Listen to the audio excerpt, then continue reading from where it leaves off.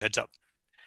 So before we begin, we acknowledge that we are meeting on lands traditionally held and cared for by the indigenous peoples. For generations, indigenous cultures have maintained deep connections to the night sky, and as astronomers, we recognize and respect that relationship. So why light pollution matters, of course, for society, or for the society, astronomy is our main focus, but we do care about the natural world as well. So through the Light Pollution Abatement Committee, RASC also works to protect access to dark skies through education, outreach, and policy support. For astronomers, light pollution means fewer stars, fewer galaxies, and fewer opportunities to inspire. When we lose the night sky, we lose a powerful gateway into science, and that loss extends well beyond astronomy. Light pollution affects all aspects of the natural world, from human health to pets, plants, animals. Light pollution at night is recent and is growing faster in evolution of affected species can keep up. We've noticed across the country, interest in dark skies is growing. Astrotourism is really booming right now. And the LPAC, Light Pollution Abatement Committee, LPAC, needs to improve communications and collaboration with our reps across the country and our centers. Municipalities are asking questions, dark sky sites are expanding, and the public is paying attention. This is the right time to coordinate our efforts in caring for the nocturnal environment.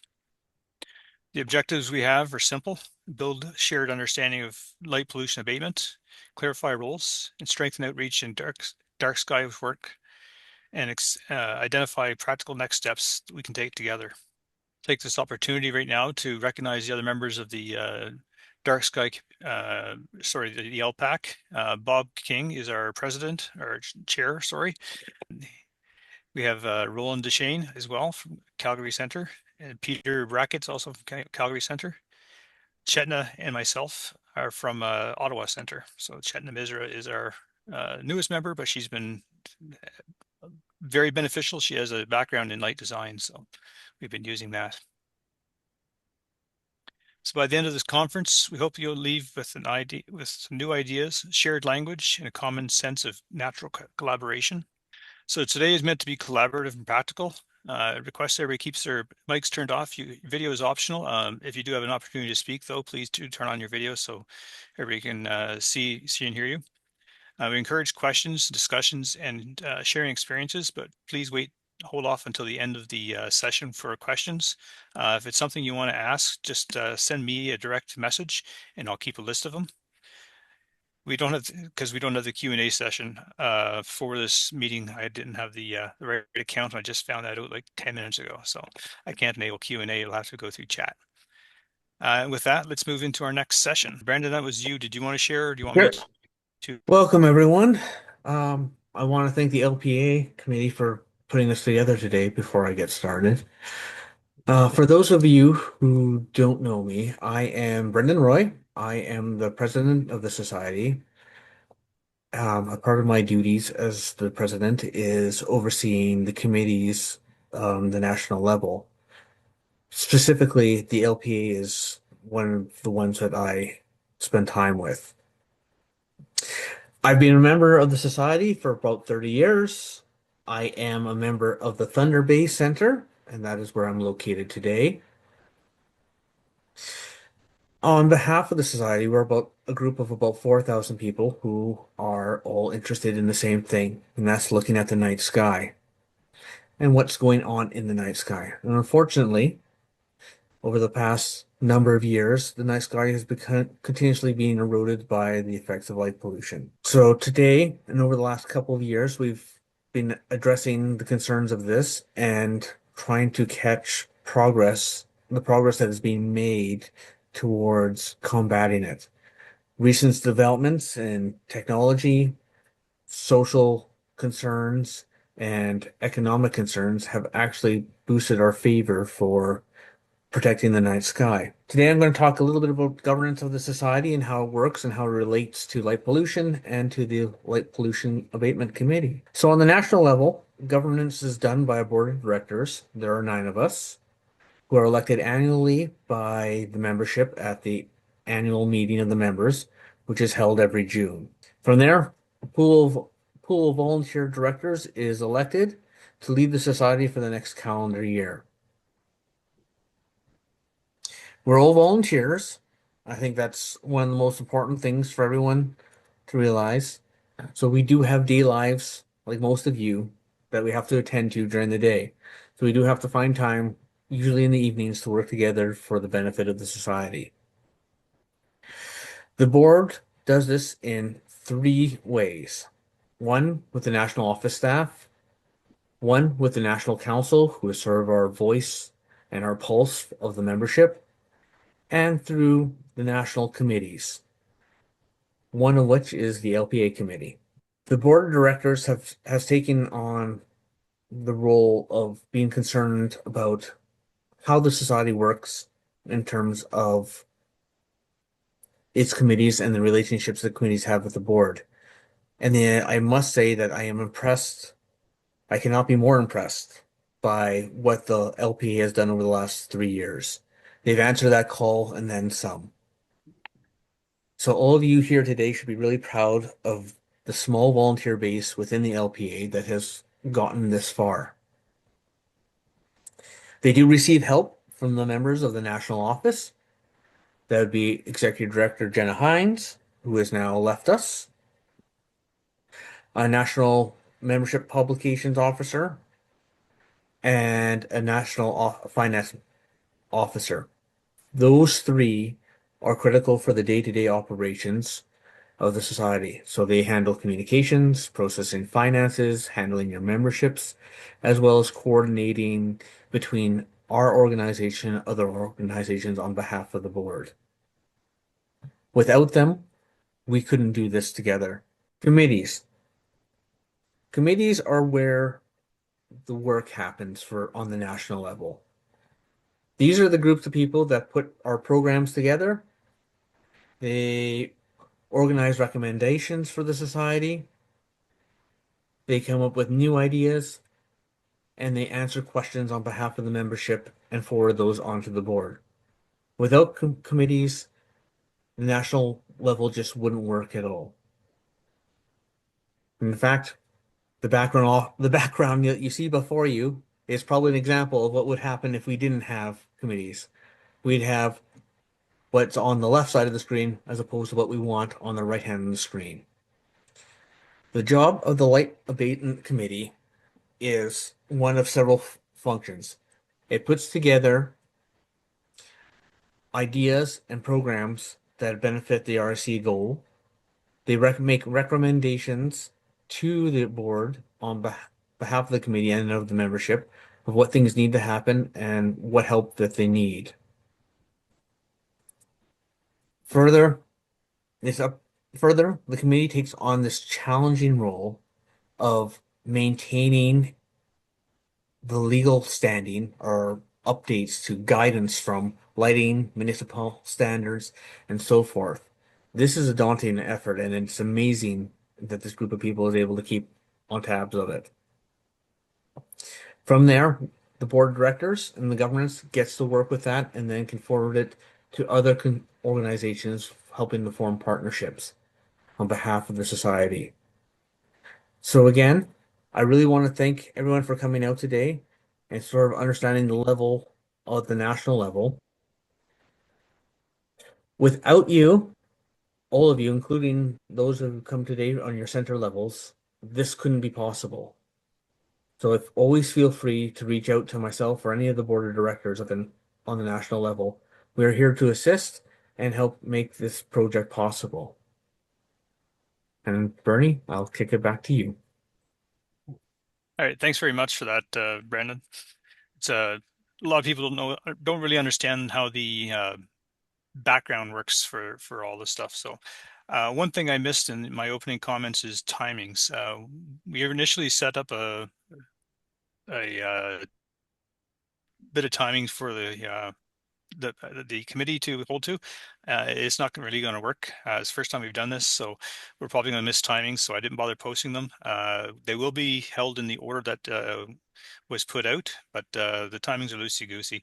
We'll do some breaks throughout the day, and we'll have a 45-minute lunch networking break at some point after the before we get into the panel discussion. All right. Without further ado, Bob King, our chair, will present on the, where to go? the history and roles of the LPAC. Go ahead, Bob. Thanks, Bernie. Good morning or good afternoon, everybody, and I'm glad you could join us here. Excuse me. What I'm gonna, well, give it like as Brendan did, I'll give you a little bit of background on myself and a bit of an introduction here. I actually joined the RASC in 1977 when I was an undergraduate astrophysics student at the University of Alberta. So I joined the Edmonton Centre and plugged away there. And after graduate school, I actually moved on to Calgary, took up a different career than astronomy, and that was 1985. Dropped away out of the society for a couple of years, and then came back and joined the Calgary Centre in 1989, 90, I don't remember the exact date there. And one of the first things that I did, committees that I joined in Calgary was the brand new Light Pollution Committee at the time. And so I was on that committee, actually became chair of that committee in 1994, and I continued through till about 2012 or 13 in that role, and work got pretty busy. Along the way, the National Light Pollution Abatement Committee was set up, and I was appointed a position on that committee in 1992 or 3, and I continued again until 2013. And then in 2020, I was invited back to become chair of the committee, and I've been there ever since there. So it's a bit about me. My background, professionally has been in research and development all along, but in the oil and gas realm. So Light Pollution Abatement Committee, even before it was formally started, we were having a bit of an impact, and I'm going to go through a bit of the history here and just touch on sort of chunks of time and sort of key events that happened during that time that kind of helped us develop into the organization that we are today.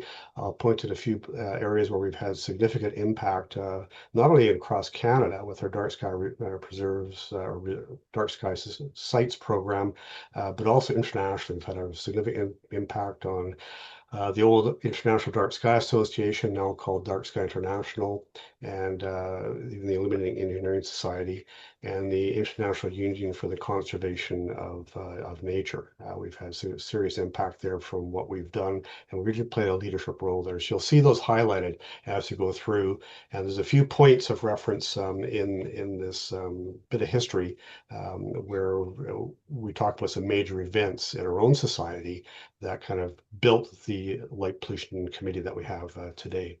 And then towards the end, I'll spend a little bit more time on what we've done in the last 5 years, kind of reassessing what we're doing, how we're doing it, and then lay a little bit of where we're going there. So with that, I will share and we can launch in.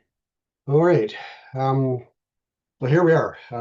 Just a little bit of our purpose, our history, and where we're going here. So its role as defined in the society documents is to coordinate the efforts of raising awareness about and mitigating the effects of light pollution. And so that's why we're here, why we exist. And I know many of you are active locally. Many of you probably sat on the national committee from time to time. I know two long-term members are present here today, Roland Deshane and Rick Huziak, and I've had a lot of dealings with them over the years too. So others of you that I don't know, you may have contributed. You've helped the story along quite a bit as well.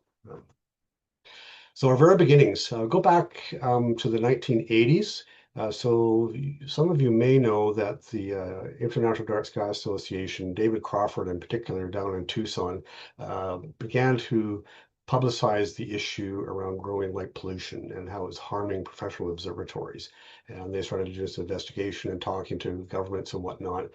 Along in parallel with that, our own National Council, under the old organizational structure of the RASC, the National Council kind of led the society.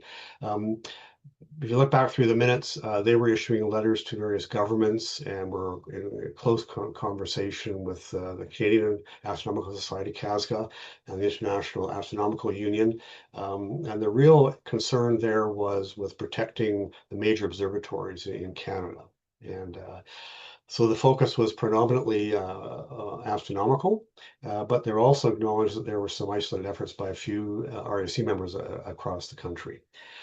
During that time period, Dark Sky International, like I said, formerly International Dark Sky Association, actually became incorporated in 1988 as a charitable organization and became more organized in its efforts in the US. So I mentioned that in the 1889-90 timeframe, the Calgary Centre established a local light pollution committee. Ruth Lewis was the chair. And we also, at that point, as one of my first projects, was working on creating the Certificate of Merit, which we were using to recognize companies like auto dealerships or stores locally here that were installing good quality lighting, which at that time basically meant full cutoff shielding lighting. But the key date for this is our national committee is May 19, 1991. And that's when the National Committee created a special committee called the Light Pollution Committee of the RASC, and it appointed Ruth Lewis and two other people as the sort of founding people within that committee. The mandate that it set up at that time was to unify the efforts dealing with light pollution from across the country, build strategies and keep track of progress and manage resources all related to light pollution. And we're also to coordinate with other international or other organizations as well. Now, the committee really got its foundations in this time frame of 92 to 93. National Committee adopted the Certificate of Merit for national use. The membership was expanded. This is when I joined in 93. Roland joined the local committee here in Calgary in 94, and we were actively developing the responsible lighting approach, which I think we've shared across the country, and it's actually been adopted now by Dark Sky International, and it sort of set a foundation for how we're viewing and organizing the effects of light pollution and approaches to it. The first web pages for our committee were developed. The name was changed formally to Light Pollution Abatement Committee in 98. And a key thing was the establishment of the Torrance Barrens Dark Sky Reserve in Ontario, up near Gravenhurst. It was the first in Canada that I'm aware of, and I believe second in the world. The first one was a state park down in Michigan. But we really kind of started the ball moving with the Dark Sky Sites reserves here. A lot of growth happened in the following period of time, 2004 to 2012. A key thing in my view, and I'm going to highlight Rick Huziak here because he was keenly or importantly involved here, is we established the Cypress Hills Dark Sky Preserves. This is an interprovincial park that straddles the Alberta-Saskatchewan border, and Fort Walsh National Historic Site is tucked in on the south side there. I was talking to Alberta Parks, and particularly the park here, about actually building an observatory for educational purposes in the province. And we approached them about doing so with Cypress Hills. But we also wanted to set up some type of protection, and the Dark Sky Reserve or Preserve idea was floated with them. And they were very excited about it. Unknown to me at that point, Rick and also from Saskatoon and folks in Regina were having a comparable conversation on the Saskatchewan side. And the Alberta Parks folks said, well, why don't we invite Saskatchewan folks to participate? So we did. And so we had three centers, Alberta Parks, Saskatchewan Environment, and we invited Parks Canada to get involved in creating the Dark Sky Preserve out there, which was very successful. But the important part here is that it really established the framework that underlies the whole Dark Sky Sites program right now. So not only do we want to protect the sky, but also the nocturnal environment. We want to teach visitors about light pollution and First Nation sky lore, and provide sites for people to take the telescopes out and enjoy. A key thing about this launch was it was announced at a conference of a national conference of parks managers from across Canada, including a few from the US, but that stimulated or initiated Parks Canada's strong interest in creating more dark sky sites. In fact, if you look at the list of all our dark sky sites, most are associated with Parks Canada parks. I was also invited at that point to write some technical lighting guides for Alberta Parks. Unfortunately, they didn't implement them, but we shared that with the national committee. We also expanded to create the urban star parks, and the Irving Nature Park in New Brunswick was the first one of its kind. We looked at the IDA's model lighting ordinance, rejected it because we thought it was a bit too loose and missed a few key points. And so we rejected adopting that, and we wrote our own. And it also marked a period, or in this period, when we started to move away from a more, I guess, a purely astronomical focus. And as to say, well, we could reach and appeal to more people by talking about the environmental, the broad environmental impact of light pollution. And so we began working on creating the Nocturnal Preserve designation. During this time, we grew from one dark sky preserve to 14, and of course the one urban star park. And it's also during this point of time, and I got this right from John Barentine, who was a former director of International Dark Sky Association. They really admired the work that our national committee was doing, and liked our dark sky sites approach. And they adopted it, virtually copied it for the dark sky or places program. So you'll find a lot of similarities between the two, and it really comes from the work that this committee has done. The next phase was a little bit of the same, but a little different. 2013 marked a change in the governance structure for the RASC as a whole. Federal regulations changed and we had to conform.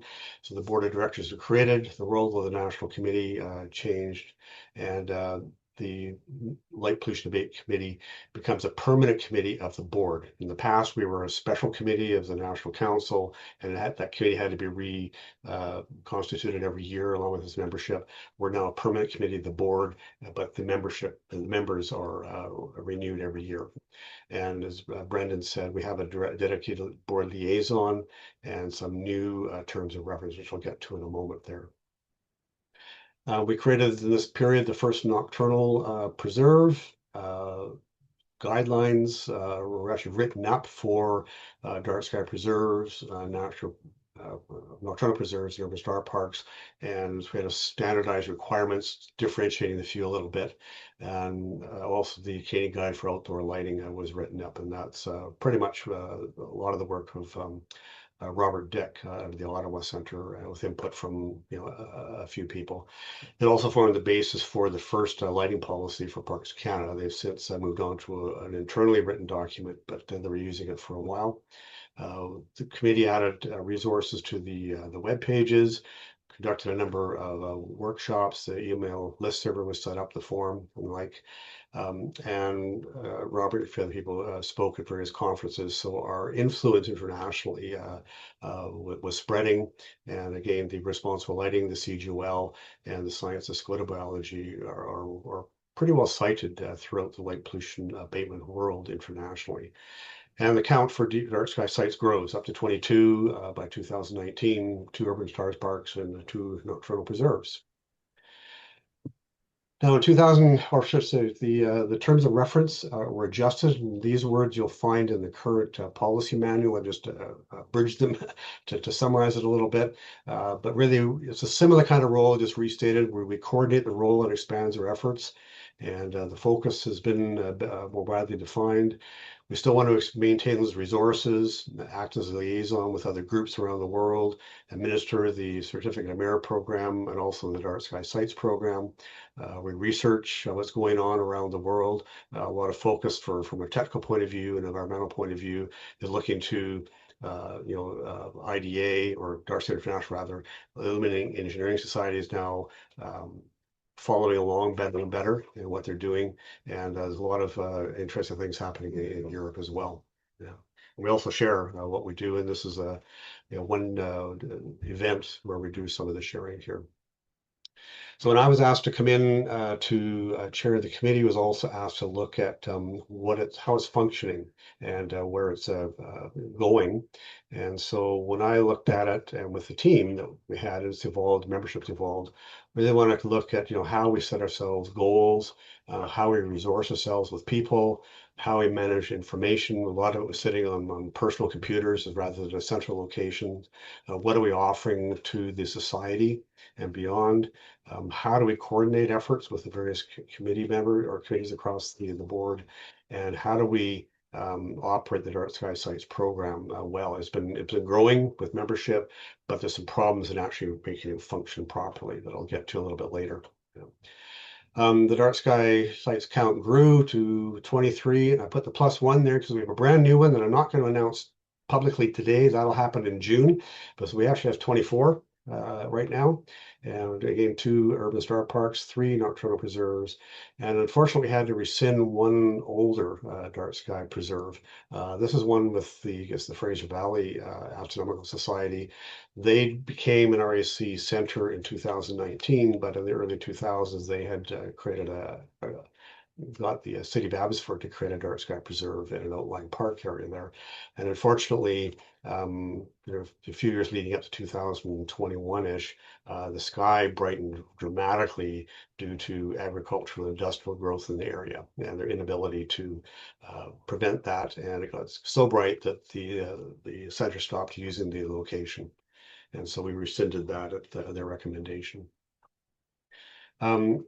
Here in Calgary, the Calgary Centre bid for and won, and I attribute a lot of the effort here to our national effort because this was really an international piece.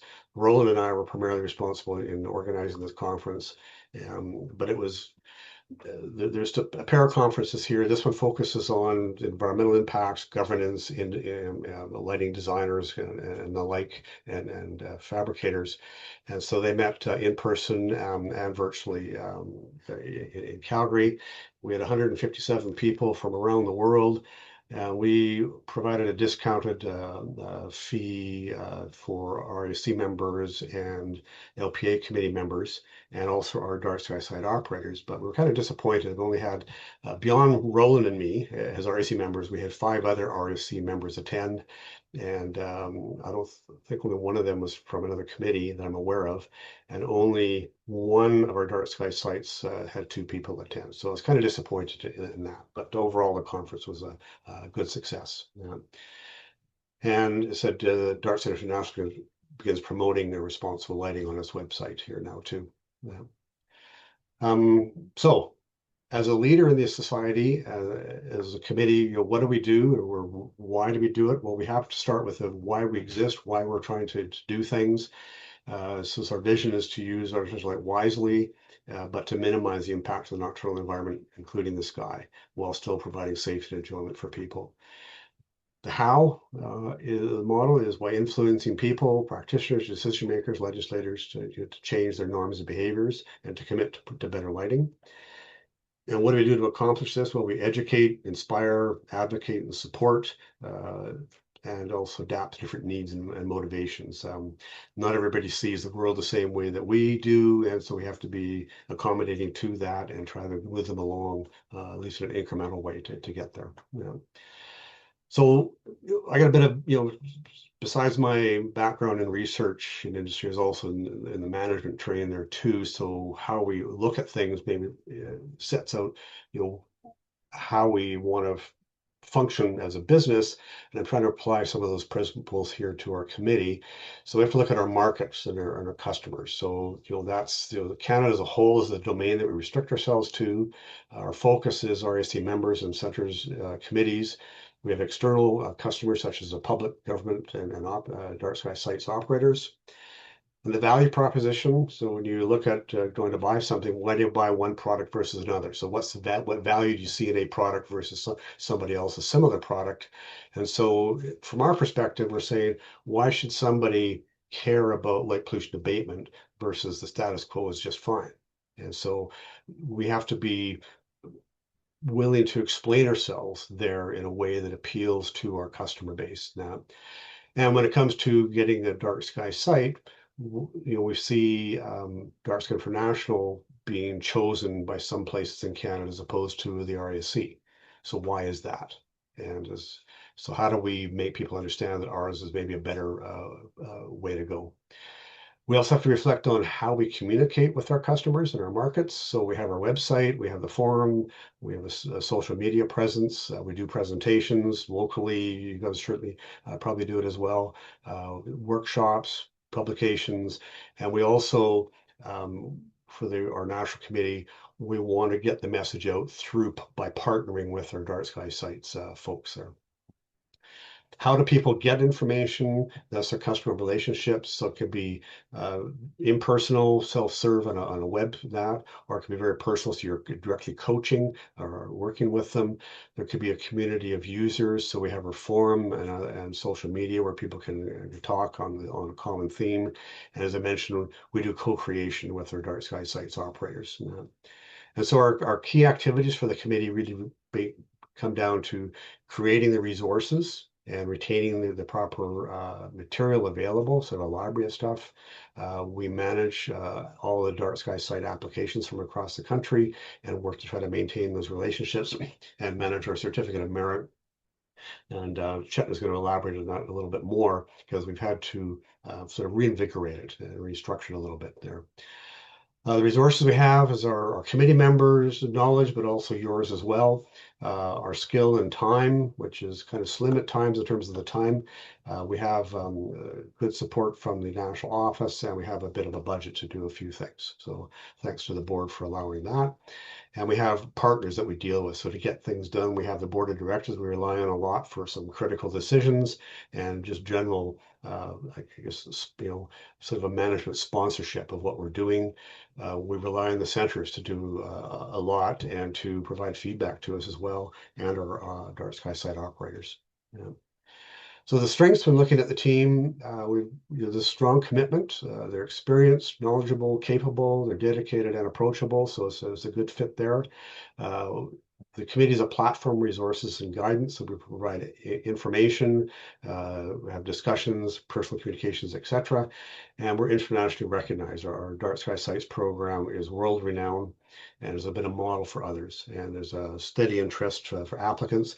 Not every inquiry results in an application, but we do get a steady stream of them coming in all the time. Yeah. But we do have our weaknesses and some threats. We're all volunteers, and we have limited time to dedicate to it. There's a few of us have been around for a long time on the committee, as I've mentioned.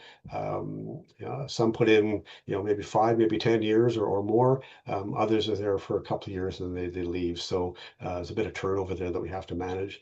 And we're also pulled in many directions. So, there's the personal life to deal with, but we've also, within the committee, spent a lot of time dealing with local fires somewhere else in the country wanted us to solve a problem for them, and we have reduced that, but we'll still provide some coaching here. There are resources that we had historically. We go back at that time point, the website was kind of hard to get to navigate. There was limited information on it. There's broken links, and a lot, said before, a lot of information was held on people's personal computers, so it was hard to find, or it was permanently lost if someone had a computer crash. Yeah. The program, the guidelines we have in place are a bit vague in places, and the CGL, the feedback that we got from our operators was the CGL was very hard to understand because most of them are lay people, have no idea what lighting is other than hang up a light because you need some light. And so they find it very difficult to work with. The application review process was a bit ad hoc. Things would come in, be bounced around the committee a little bit, and the process was slow, and I think some of the applicants really didn't understand what the processes were and why it was taking so long at times, a bit frustrating for them.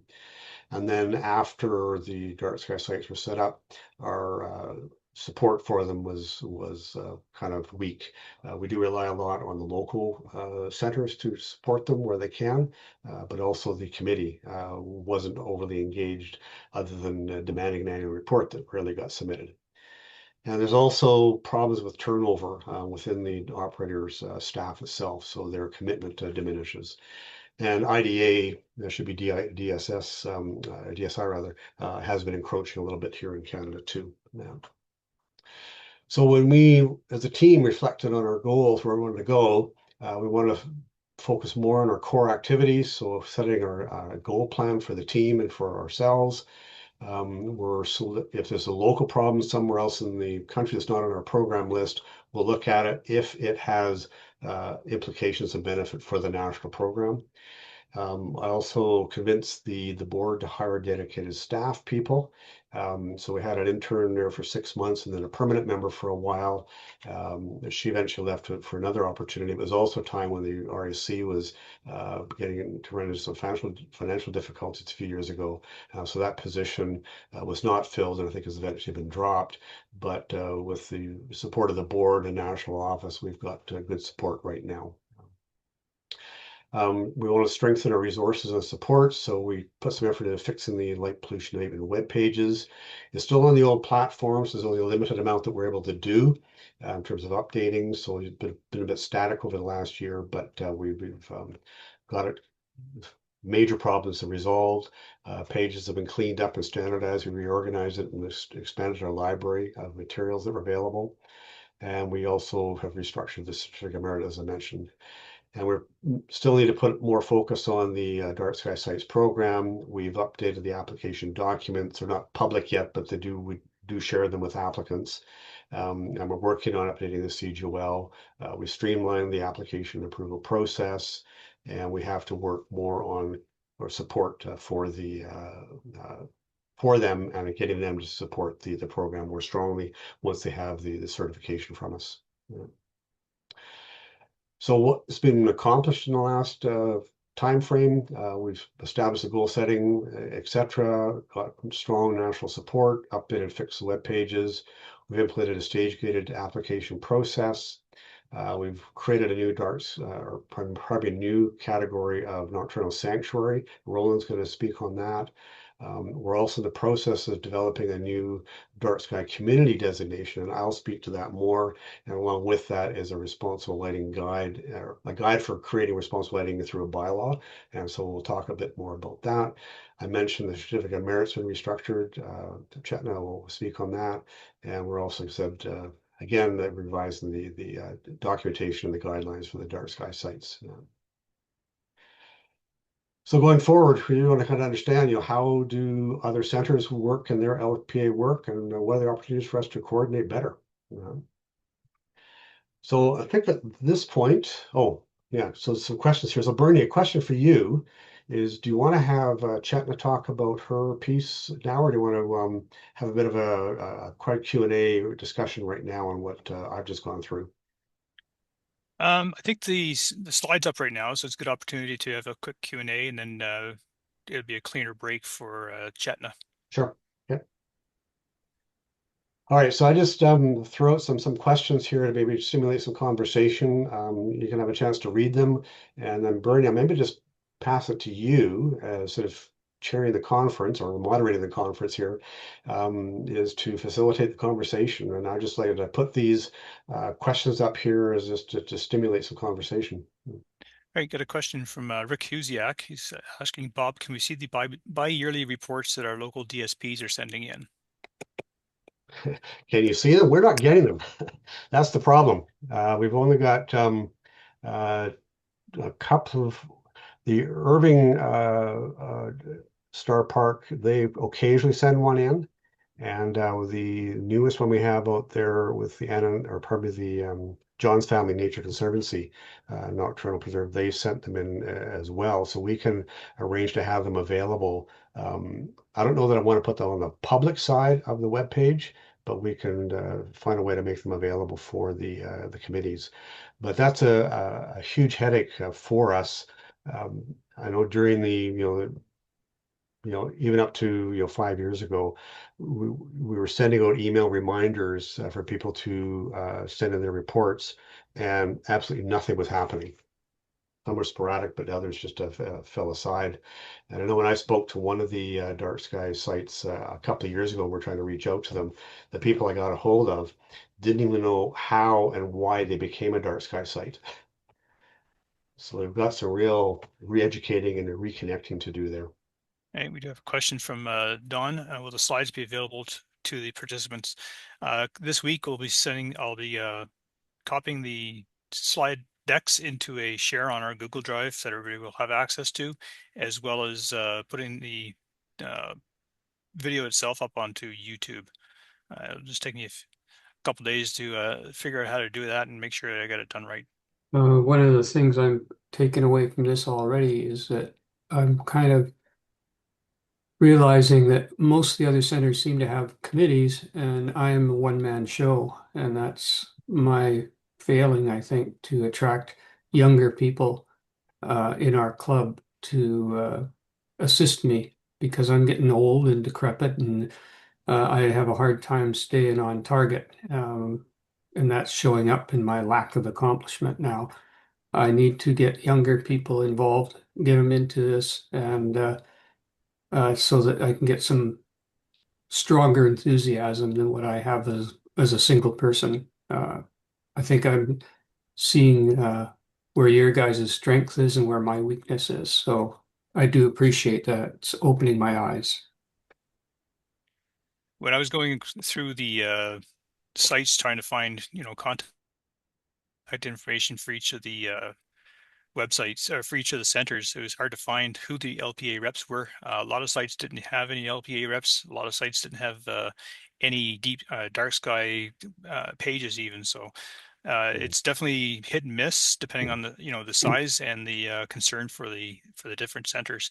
So this conference, I think we've got pretty good representation from the majority of the larger sites at least, and once those that couldn't attend because of the timings and stuff like that, we'll have an opportunity to go through our information and hopefully join in on it as we go forward. But you're not the only one, Lee, that has a smaller committee. We have here in Ottawa, there's myself and Chetna for the dark sky, and we have 400 members, and we cover a fairly large area. Whereas some of the other sites, that should have LPA probably don't have the people that have the interest or the knowledge. So that's where one of the things we're trying to solve here. Bernie, just to mention that when we had the support staff like Lauren and before that, they were accomplishing a lot because they could focus on things full time. And it's unfortunate that the financial issues that came about from national pulled that resource back, but they were accomplishing a lot. One of the challenges is there's so much information, is trying to find a concise way of presenting it to make it really useful for what we're trying to accomplish. My take on that. Yeah, I think one of the challenges the RASC as a whole, but also centers share the same thing, is that I think our focus is on members' interests. So sort of the fellowship of sharing our passion for the sky, the community that we have in doing that. And so really focused internally on what the membership wants to do. You look at your own center, there's probably a handful of people who are very active observers. You've got other people who sort of come and go. Maybe they're for a bit of fellowship, but also to be entertained and educated on some astronomy related topics. But how many of your center members are real keen on running your center, serving on local council, various committees, and then how many of those are going to want to take it up to serve on a national level? I think it's a small number, so it makes it very, very difficult to engage them. And that's where I think this committee, one of its key roles is to provide those resources that you can utilize, but it's also incumbent on the people who are taking those to have some background knowledge as well. So there's a bit of self-study in that. One of the struggles that, as a society we have in comparison to Dark Sky International is there's no way we can compete functionally. We're very influential in what we do, and we take pride in that. But they've got a multi-million-dollar budget and a permanent staff of 8 or 9 or 10 or whatever it is currently, and a board of letting professionals, national parks, people out of the U.S. who are sort of running a much bigger program there. So it's much more robust and able to do much more than we have because they got full-time staff working for them.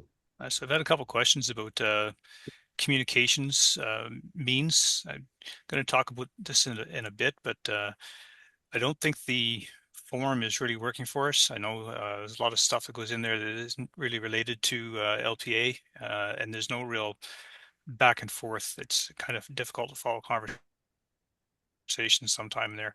So looking forward to just maybe some ideas from everybody on, do we want a separate list server for LPA reps? Just an email distribution list. We could definitely set one of those up on groups.io, or we could look into a Discord server or something along that line. Just judging from the age of the people I'm looking at right now, the Discord server may not work. It's not super difficult, but yeah, it's if you've never used it, it can be a little frustrating to get around in. We use a Discord center here for Discord in our center for various subgroups, observing photo imaging, and it does get used. It comes seasonal in the winter, hardly get anything, but then in the spring, summer, fall, it gets fairly busy, and you even have a sales department to put your equipment up for sale or buy, so it's getting used a lot. If I can use it, anybody can use it, Yeah, it's just one of those things you have on. If you have it on your phone, it's a little one thing, but if you have it on your computer only, then you have to remember to open it up and sign in and stuff like that. So it's definitely an option. It's kind of tailor made for what we're trying to do going forward, but The again, question I would ask, we'll talk about it later. yeah, so the question I would ask, just on the forum as one example, the forum is a tool. And so maybe a more fundamental question is, what are we trying to accomplish with the forum as a tool? There's an exchange of ideas, supporting each other to help problem solve, or is it just to kind of, shoot the breeze a little bit or vent? So having a Discord or the forum that we have, whatever tools out there, how is it facilitating a goal? All right, I think that's covered the questions up to now. You want to start your presentation there, Chetna? Sure. Thanks, Bernie. So hello, everyone. And as Bernie mentioned earlier, I'm the newest member of the committee. And my background is in architecture. I completed my undergrad in architecture, and I moved on to pursue architectural lighting design for a few years. And I worked in Dubai and later in Amsterdam, and before I moved to Canada. And I moved to Canada to pursue my master's degree. And that's when I came across RASC, because I was interested in joining an organization which was doing meaningful work in light pollution, given my background. And when I came across RASC, I spammed the committee, I think in the frame of 1 week or something. Can you accept me? Do you still have space in the committee for one member? And they were very kind to me despite that. And hence I became a member. I moved to Ottawa in 2024, and since then I'm also a member of Ottawa RASC. So as part of this presentation, I'm very excited to share something that I think many of us will find meaningful and useful for our local light pollution abatement work. And I'm here to officially launch the RASC's National LPAC Certificate of Merit, And today's agenda will have a little bit of history of context, where it started from and what it recognizes, and then what is the eligibility to be nominated and how the nominations really work, and then how the award is presented, and we'll also show you a snapshot of the certificate itself, the redesign of it, and we'll end with tips on getting involved with your centers. So as history, the Certificate of Merit was born in Calgary in 1990, when the Calgary Centre created it to recognize local businesses that were installing good or responsible lighting. It was a simple but a very powerful idea, which was to celebrate the people and organizations doing it right. The concept caught on very quickly, and when National LPAC was established in May 1991, the Calgary model was shared with the committee.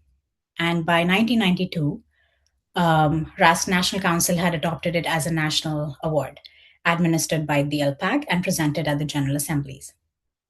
For over a decade, it recognized recipients whose responsible lighting efforts made a real difference, particularly in the province hosting that particular year's General Assembly. So by 2008, the certificate had quietly fallen into sort of a disuse where finding strong nominees, especially for a national award, took significant effort, and that labor became sort of a barrier. So in 2020, there was even a recommendation to discontinue it altogether.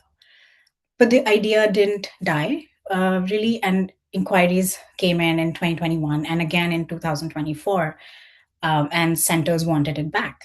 And so the LPAC got to work. And hence, in 2025, we drafted a completely revised certificate program. We consulted the centers across the country, gathered feedback, refined the design, and I'm very pleased to tell you that we have now received board's approval to move forward. What does the certificate recognizes? And how does it really work?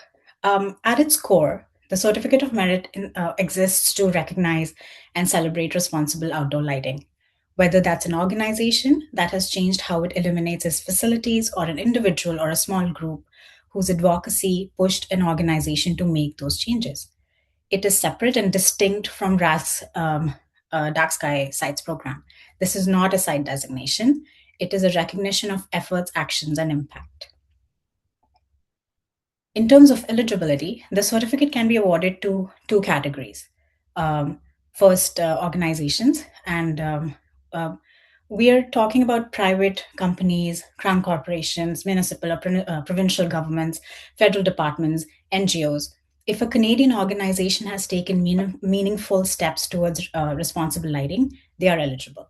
Secondly, individuals in small groups, people whose advocacy has moved an organization to act. If someone campaigned for better lighting bylaws, or pushed a company to retrofit its facility, or even efforts help us get a dark sky site certification, that's exactly who this award is designed for. In terms of nominations, the process is designed to be center-driven. Your center understands its local community best. So you're in the strongest position to identify and support meaningful light pollution abatement efforts. Any RASC center can submit nominations, and members of the national LPAC can also nominate. Each center can put forward up to 3 nominations per calendar year, and these should reflect accomplishments from that same year. All nominations are submitted using standard nomination form. There are separate forms depending on whether you're nominating an organization or an individual. The form captures key details about the nominee and their impact and why this work is deserving enough.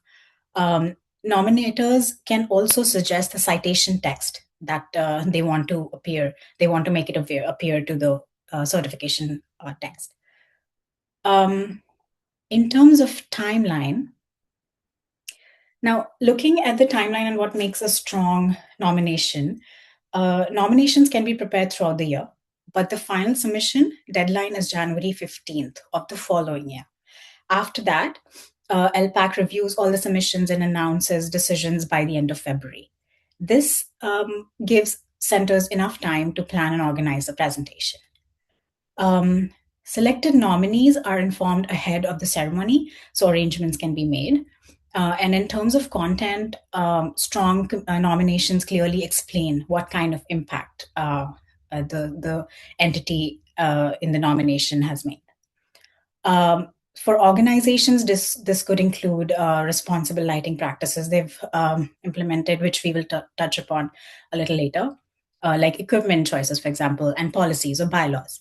And for individuals or smaller groups, focus of their advocacy efforts, and importantly, the outcomes, how their work influenced an organization or led to real changes. And these are the 5 responsible lighting principles. When we evaluate nominations, we're looking at alignment with 5 of these core principles. These are the same principles that guide good lighting design. So First is purpose. Does the lighting need to be there at all? Good lighting has a clear reasoning for existing. Is it targeted? Is it aimed where it needs to go? Shielded, down-facing luminaire? Is there no uplight? Then it's quantity. Is it as dim as it can be while doing its job? Then comes color. Is it warm enough? We are looking at 3000 Kelvin and lower, and even lower for parks and wilderness. And lastly, it should be controlled. Is it on only when it's needed? Is it on timers, dimmers, and motion sensors? For presentation of the award, once approved, how does the award gets presented? For local and regional recipients, we expect the nominating center to present the certificate at a center meeting. A community event can be enough, or wherever makes sense. We also encourage centers to use local media to celebrate the award. This is good for recipient, and it's good visibility for the work we are all doing. For recipients whose work has provincial, territorial, or national scope, the certificate is presented jointly by the LPAC and the nominating center at the General Assembly, the annual meeting, or another appropriate venue. The LPAC will provide a certificate document, which is file ready for professional printing, and we'll either print and ship it or make it available for local printing.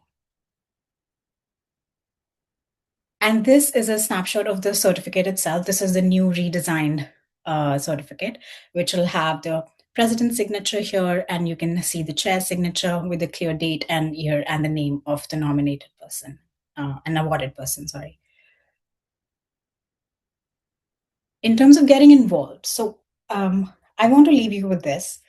Look around your community. Think about lighting projects you've seen.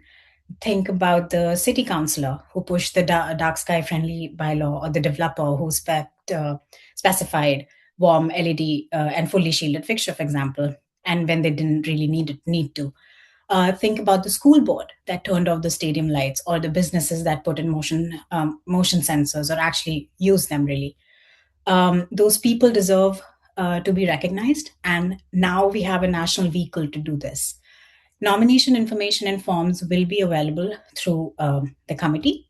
Please take this back to your centers and start conversations, and let's make sure that this award becomes the living and active program it was always supposed to be. Thank you. And yeah, thanks for that, Chetna. It was very well done. I think the award should be something that we really pride ourselves on being able to give out, and hopefully we'll get a good number of nominations this year. Hopefully not 3 from every center, because we'll spend the entire month of February volunteer, not trying to read through all of them and picking the ones that make it out. So back to you, Bob, and we're talking about the here. Maybe you just entertain if there's any questions on the certificate. Yeah, I think that's. Yeah. I'll just add that, so I think we're kind of constrained right now in our ability to put it onto the national LPA website pages, just because the current pages, they've taken a snapshot of it and using that to transfer the entire RAC site to the new platform. And so any changes we put onto the new site wouldn't be rolled over automatically into the old one to the new one. And they have some, some issues with making changes to the existing pages there. So it would be on us to put an advertisement out, maybe through, or notification out through the bulletin. And I think, Chetna, we can organize to get a copy of the relevant material about the certificate, the applications, sent out to every center here in the next little while. I see Forrest has his hand up. Go ahead, Forrest. Yeah, just a quick question. So for the certificate merit, it's more than one a year. Like you'll hand out as many as you feel are warranted, right? Up to 3%.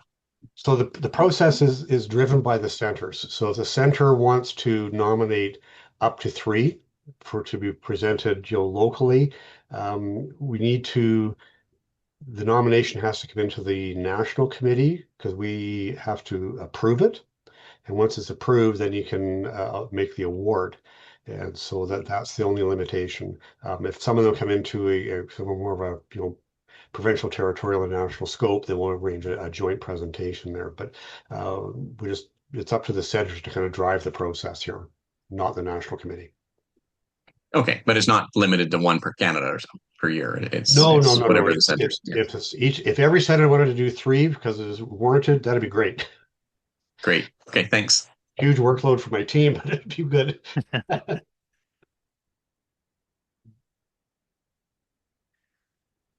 And Don had a question on when will we start. This is in effect now. The application form itself will send out, or we'll put it in the package this week.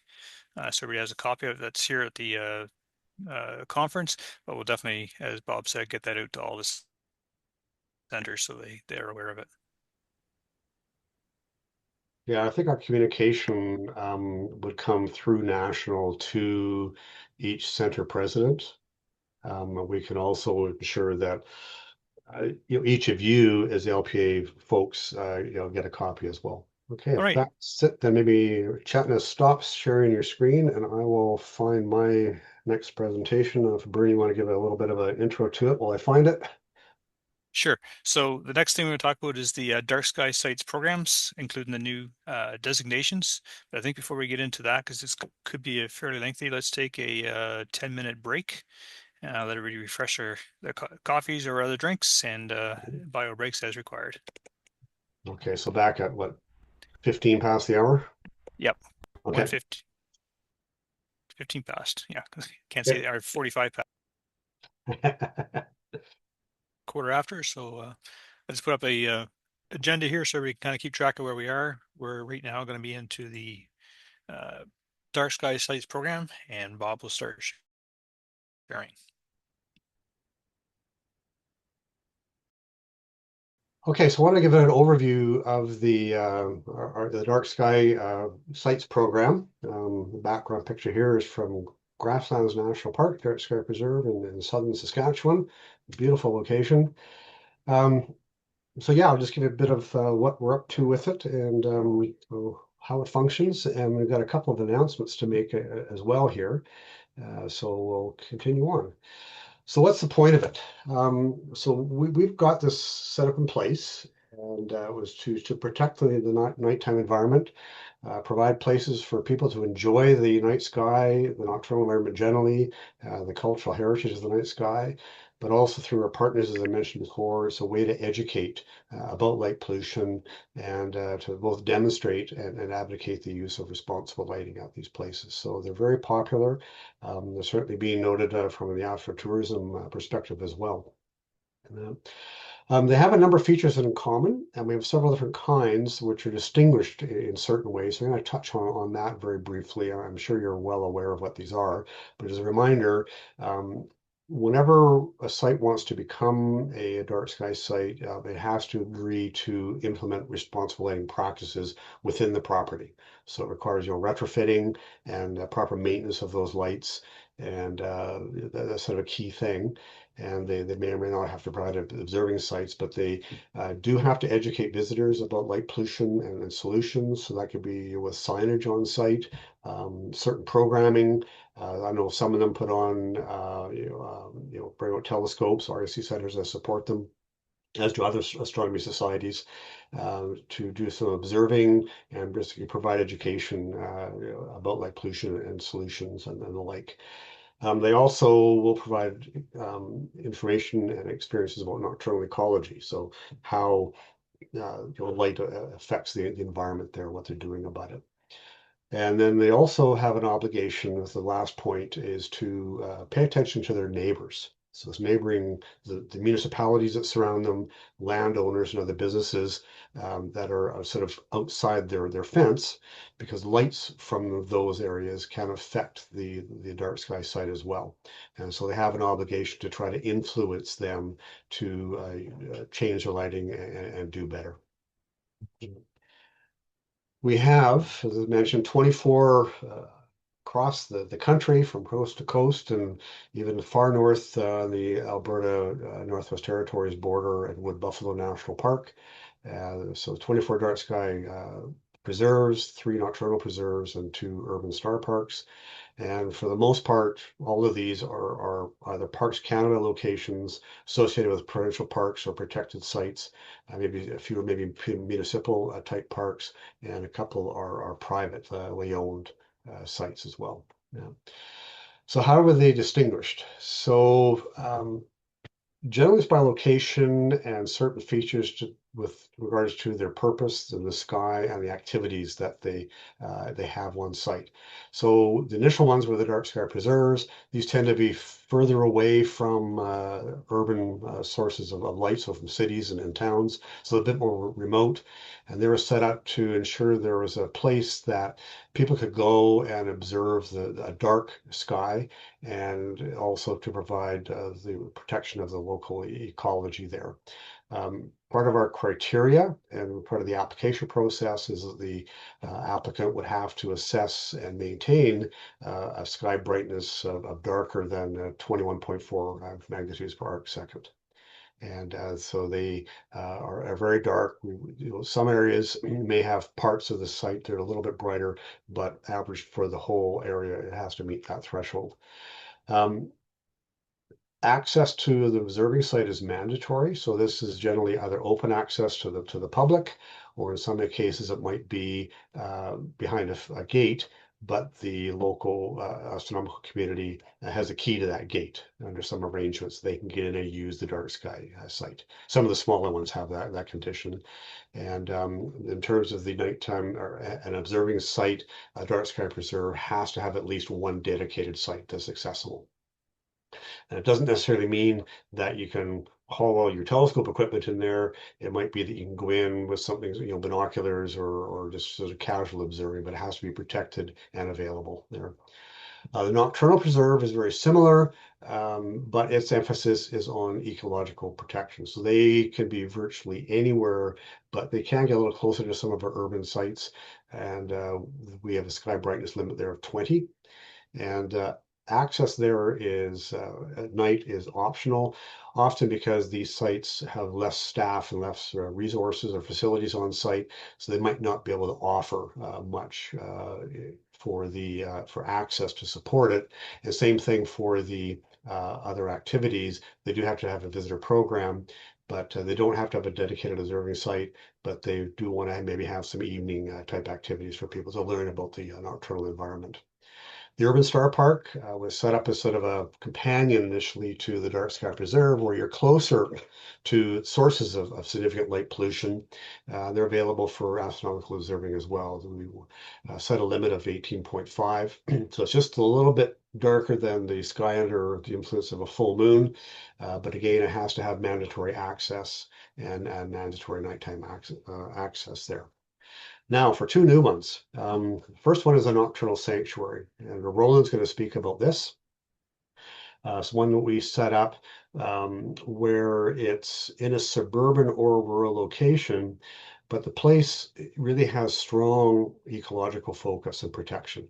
It's already recognized as having some special ecological value, and we're just using it to enhance the protection of that site. And so we can, because you might be in a suburban area, we limited it to magnitude 18, but at ground level under leaf canopy and the like, it would be very dark at ground level. And there's some other conditions that we put on place there too that we'll elaborate on. Nighttime access is optional. Most of these are likely to be closed, but they can allow it, and they're probably should not be, and that's where we say no, not even as an option, but no, there's no observing allowed there generally, just because you're trying to protect that environment. And the last one that we'll spend quite a bit more time on is a dark sky community. And so this is where our focus now is not directly on protecting nature or observing, it's the regulation of lighting itself. We want a community to commit to doing that, building bylaws, and to engage the citizens and start a bit of a change of society at their location. So this can be any urban or rural municipality, any size. First Nations communities can get it too, and other types of settlements like an unincorporated hamlet, or there might be a resort type community with a few hundred, cabins or other features there. Some of them have inquired about it as well.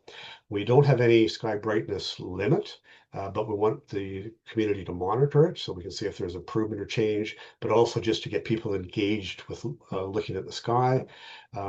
Nighttime access is irrelevant, and observing site would put down as optional because we encourage them to maybe set up maybe an urban star park in their community, or if it's a rural one, maybe they want to pursue, getting a dark sky preserve set up somewhere as well. But we can, let them have some flexibility, because the main focus there is getting some regulations in place to really start to force communities to do better at implementing light at night there. So the application management piece here is for all of these sites is that the RASC board has to approve setting up a new dark sky site, but the national LPA committee, we receive the applications, review them, and if it's strong enough, we'll make a recommendation to approve to the board. So we manage all of that on behalf of the society. I do know that various centers, have had in the past an opportunity to engage and try to encourage places to seek dark sky site status, and we want that to happen. Just ask that you engage the committee, the national committee, early on, so we can manage the process. And it's also valuable for you to stay involved, because they're going to need support from you locally for maybe assessing the sky brightness, certainly to help and support their visitor experience programs that they put together. We've focused on tightening up and clarifying the documentation for the applications here, and we're currently working on revising the CGOL. It's a bit of effort, and we're going to be setting up a separate guide and a special kind of application rubric for dark sky communities, because that's a much more complicated application and assessment process there. One of the first things that we do when we're approached is, when we sense that their interest there, is we take one of our committee members and assign them as a liaison, and they help coach the applicant. So we'll touch a bit more on how that process works, but that's a key point, to kind of is to have that coach to help steward them through the whole process and make sure that they put together a strong application. We've also implemented a stage-gated process for the applications too, to provide some structure to how they do their work and how we do our work internally here. So just to go through it very quickly, if you haven't come across stage gating before, it just organizes work into logical stages or phases. First stage ends in a formal management decision before you get an authorization to go to the next stage. A pause might be to go back and rework deficiencies, or they could stop the project if they don't want to, for example, it's going to cost too much to do retrofitting. Management might say, we can't do it right now, so put it on pause or stop for the time being. It also gets their approvals and our approvals as well. But it really works to balance the ownership of the project between the applicant and with RASC oversight here. So key points here: the applicant owns the project. We provide technical guidance, review, support, process management, and recommendation to the board, and the board has the formal approval on awarding the certification or not there. So very briefly, Bernie, I've condensed these couple slides into just two here. The stage one is this concept and feasibility. So as I mentioned, we have an initial meeting to determine what the appropriate type is. They might say want to be dark sky preserve, but we talk to them, and maybe a nocturnal preserve is a more suitable designation or something else there. So we go through that conversation and review the application requirements with them, and then they can go off and work and prepare the application, and we may coach them along the way. But really, that application provides to their management and to us their end state vision for this site. And it touches on everything, the visitor experience program, their municipal engagement program, their retrofit planning and the like. And if everything goes well and our board approves it, we let the applicant know, but at that stage, they only have conditional dark sky site status. So until the retrofits are done and other deliverables are ready to go, they really aren't a fully fledged dark sky site at that point. They then go off in stage 2 and do their detailed design and planning. So what exactly do they have to create for websites, for visitor experience programs, what has to be done for the retrofit program, and they'll often in the latter part consult with us, but it's really haven't spent much more than just human resources time, but they at that point have enough information internally for their management to decide that, yeah, we still want to proceed to do this. And then they could want to actually build in all the different deliverables. And we also work with them on developing some of that material. We do work with them to create a media release that we'll issue jointly. And there may be an optional public announcement event on site if we can get someone from our committee there or a local center representative out there, or a bit of both. There's a cost implication there, but generally it's volunteer time and pay for mileage kind of thing to get out there. But really, it's everything's ready to go, and then internally from a stage gating point of view, the applicant's management approves a formal handoff to their operations, along with an operating budget. It says people and dollars to actually sustain and operate the site as we wish. And then lastly is the stage 4 is we publish the media release. We hold the public launch event. Full status is conferred, and then from an operating budget point of view, they have to be able to sustain it and fulfill their obligations to monitor the sky and do their annual reporting, which we already discussed, falls apart. And we, as an RAC, whether it's our committee or the local centers, need to be able to provide some level of support to them. So key things to keep in mind, it's a collaborative process. The National Committee needs to be involved early to make sure it's managed through all the steps properly. Formal recognition requires that they do a substantial implementation before it's ready. One thing I will point out, the retrofitting, typically we suggest that they do that through 2 full budget cycles because it can be costly for them. And if they're close to getting done, say at least 80%, and there's money in the budget to finish it, we will allow them to do the public announcement at that point, but they're committing to get it finished up there. And then, as I mentioned, that ongoing stewardship of the site is just as important as getting the designation itself. But that's where we run into some issues here operationally. I think their engagement is enthusiastic at the start because the champion and maybe the manager are there, but maybe they leave after a couple of years, and the enthusiasm, the driver for the enthusiasm goes away, and maybe it hasn't been handed off because the duties are often handed off to a junior or even seasonal staff, so they lose knowledge from season to season on this thing. So they forget that they've got to, in the next year, write that report and send annual report and send it in, or do various things. So it often ends up with sort of a loose tribal knowledge. They do things because they did the same thing last year, but they lose sight of why they were doing it and forget about fulfilling obligations with us. So as a result, we often most cases don't get the annual reports filed. And without that, we don't know some critical things. Are they still compliant in their lighting, or have they forgotten about that and put up some bad lighting again? Has their visitor education program been successful or not? Do they have successes, new opportunities, or even threats to the site that we might help them with or help them celebrate? We don't know that. And we also don't know if any centers are supporting them. Whether it's an RASC center or another astronomy society or whatever, they're certainly open to getting that type of support. We don't hear it from our centers what they're doing, and we don't hear it from the operators of what support they're getting. So we can't intervene to help facilitate an improvement in that area.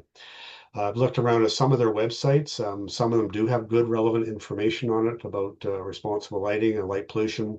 Some don't mention it. Some don't mention that they're a dark sky site.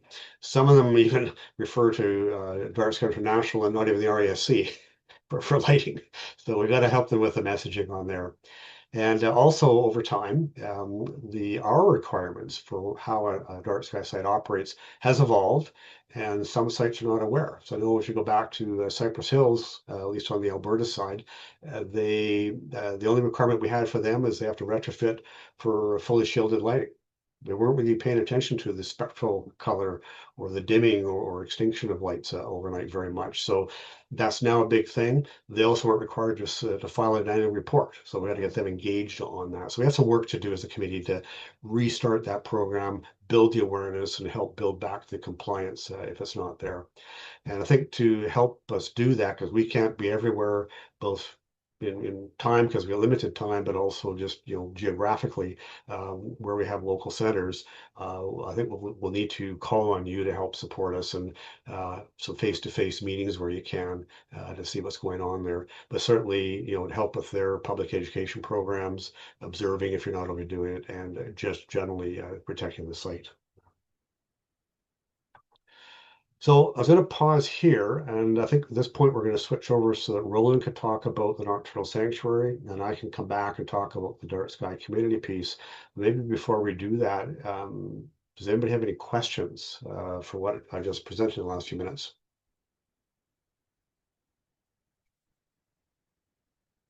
And Bernie, I rely on you to kind of pick up show of hands and whatnot. Yeah, we just had a question on what the sky quality meter reading is equivalent to. I was just going to put up a quick slide with the Bortle scales, but I can just go over it as well. Okay.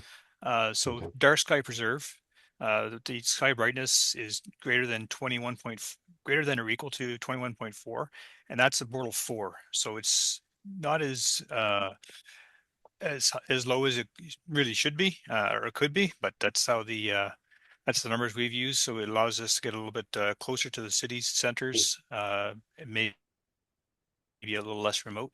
Not many of our Maybe I'll just add a bit to that, Bernie. The part of the rationale is if you look at the darkest possible sky, so you get in the order of say 22, magnitude 22.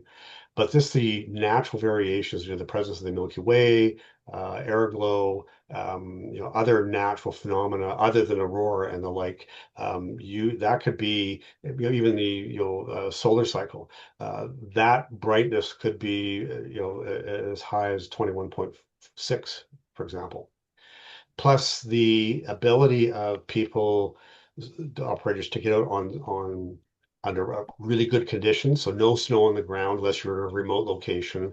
Having to work between clouds and moon in the sky and phases, a limited time, and so the quality of the measures we get from them, and also the uncertainty of the sky meter quality meter itself, of 0.1 or 0.2, we just set this threshold that makes for allowance for natural variations, and as you said, also allows us to be a little bit closer to an urban center. Right. So next on the list was the Nocturnal Preserve at greater than or equal to 20, and that's a Bortle 5. Urban Star Parks, greater than 18.5, that's a 7. And for the Nocturnal Sanctuary, greater than or equal to 18, that's a 7 or 8.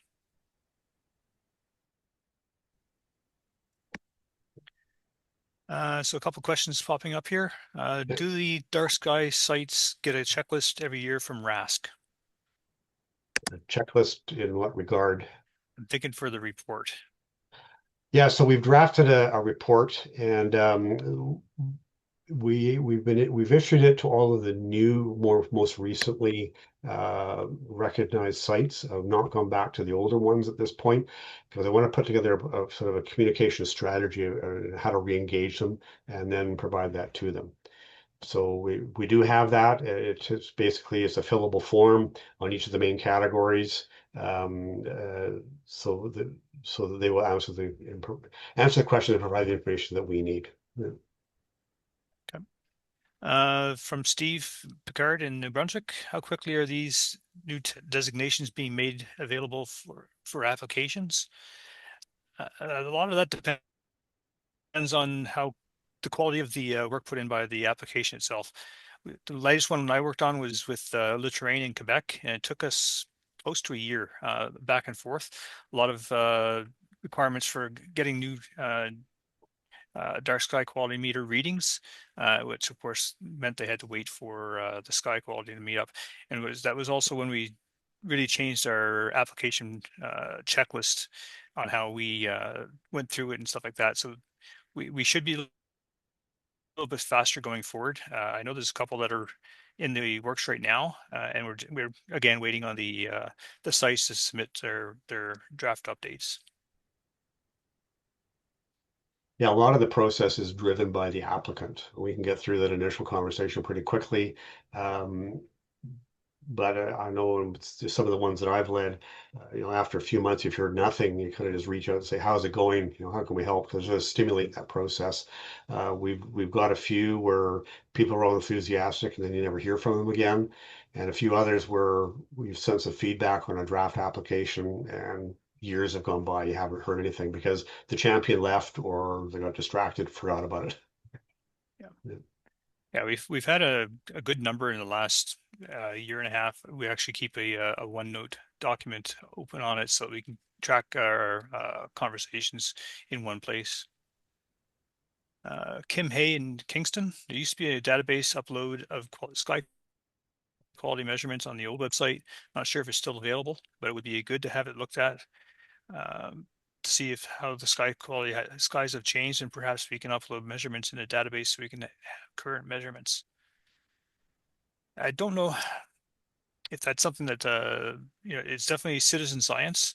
I don't know if Globe at Night takes care of that, would take care of that in a better way, be better accessible to everybody, but not necessarily for our dark sky sites.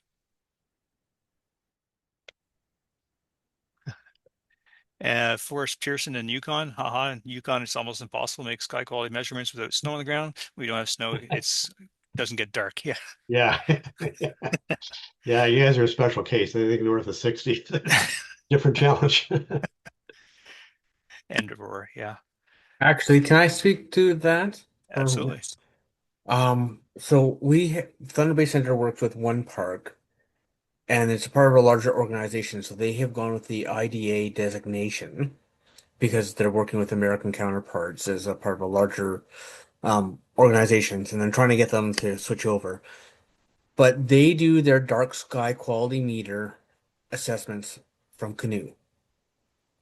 They actively canoe through the park and take their dark sky readings from canoe. So there's different ways to do it, and some of them are kind of cool. That's good. From Nada in Mississauga, is this fillable form on paper or digital? So the form itself, I don't know if Bob, you want to share that at some point later on, maybe? Yeah, it's fillable I made it in Microsoft Word. The challenge I have is that all of the RAC works in the Google world workspace, and their equivalent for documents, I think it's called Docs, doesn't have the same functionality as Microsoft Word. So to set up the fillable forms and that is just not as robust. So right now we email that form out to people.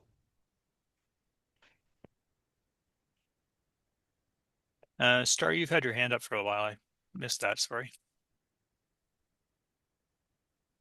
You're on mute. Unmute. Okay. On the report from, like, we do Parks Canada, Point Pelee, is the report something that you sent to the park to fill out or to the center? To the park. To So the one of park. the new requirements we have with the applicants, that's one thing I got to work on with the sites, is who is the park superintendent? It tends to be the senior manager, and they Yeah. stick around a little longer. In the past, our contact was whoever was the last person doing any programming, and they come and go. and so we lose contact. So having the park manager, we want to be able to send the reminder out to them with the form, and they can delegate it as they want. But it's really Is that some, the park that should be filling it out. yeah. So I should probably let them know they may receive a questionnaire on that. So does that have indications of the dark sky quality and readings and stuff like that? Question? Yep, yeah, there's a place to fill in those data as well as to describe their visitor experience program, any engagement they had with outside stakeholders, so their landowners or municipalities, their discussion of any threats or opportunities that they see that they want some support on, and a page to fill out for the sky quality measurements. I've got another document that we've also written for them, but we're going to go back and rework it a bit. Is sort of when and how to take a sky quality measurement, because we've got most really like crappy data coming in for a while. most likely they don't have a dark sky meter. I don't have one right now. Right. If you're gonna ask So, that question, they're gonna wonder. They'll probably ask me. yeah, what so this is that's where about. a center can come in and help out. Others are a bit too remote to get some direct support from a center, and so we do recommend that they purchase one. And just for everybody's information, it's the SQML that we're recommending because it's got that small 20-degree field of view, and so we're wanting to get the zenith sky quality, not a large scale average in that, because the wide field of view of the old SQ and the original is like 80 degrees. And So this is a narrow view. this is a narrow Yeah. view. Yeah. 10 degrees off zenith, so 20 degree wide field. I have one that works with a computer, so it's a Okay. recording one. I guess you can use that with a laptop, right? Yep, that can work. Yeah. I haven't been using it.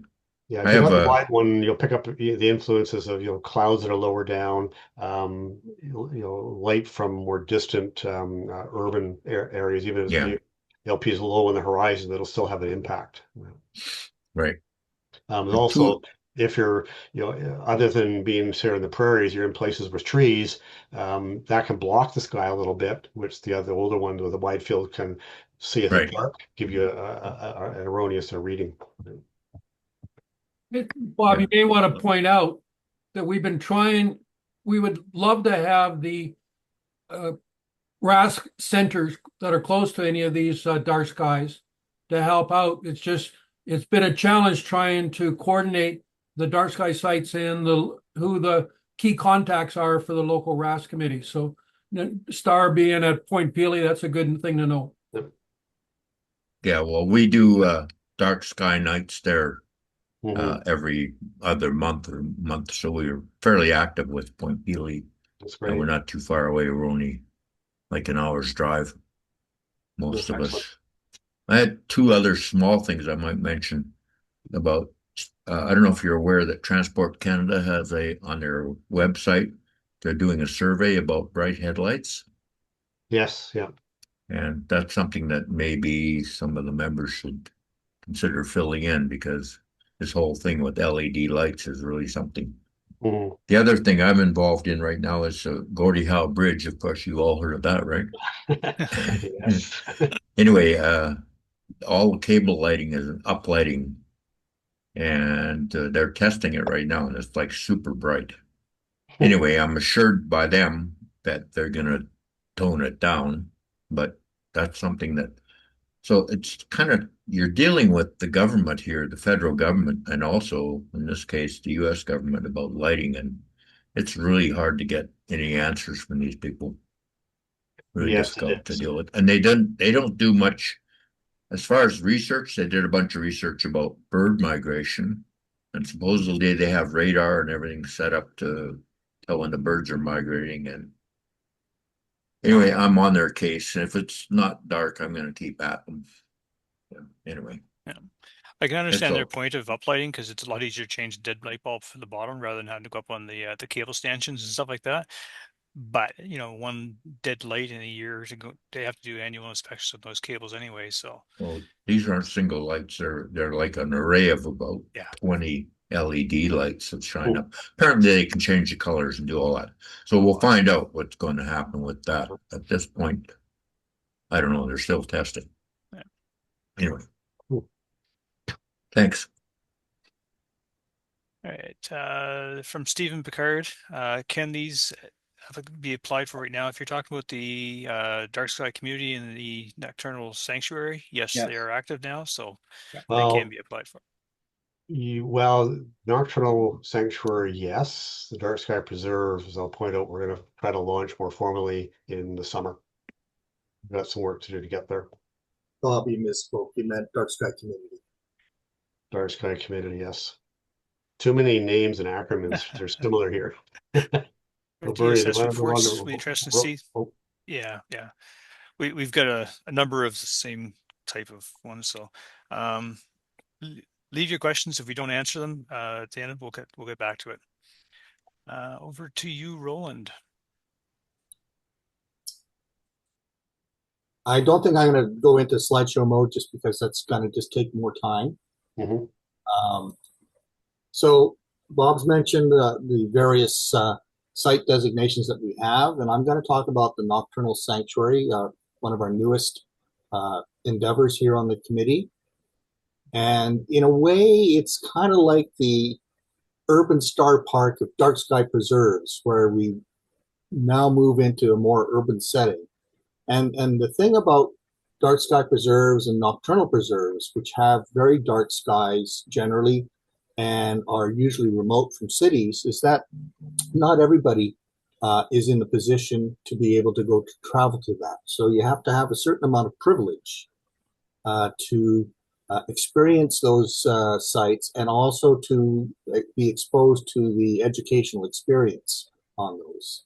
And the Urban Star Park was a way to kind of bring the light pollution abatement messaging into a more urban setting.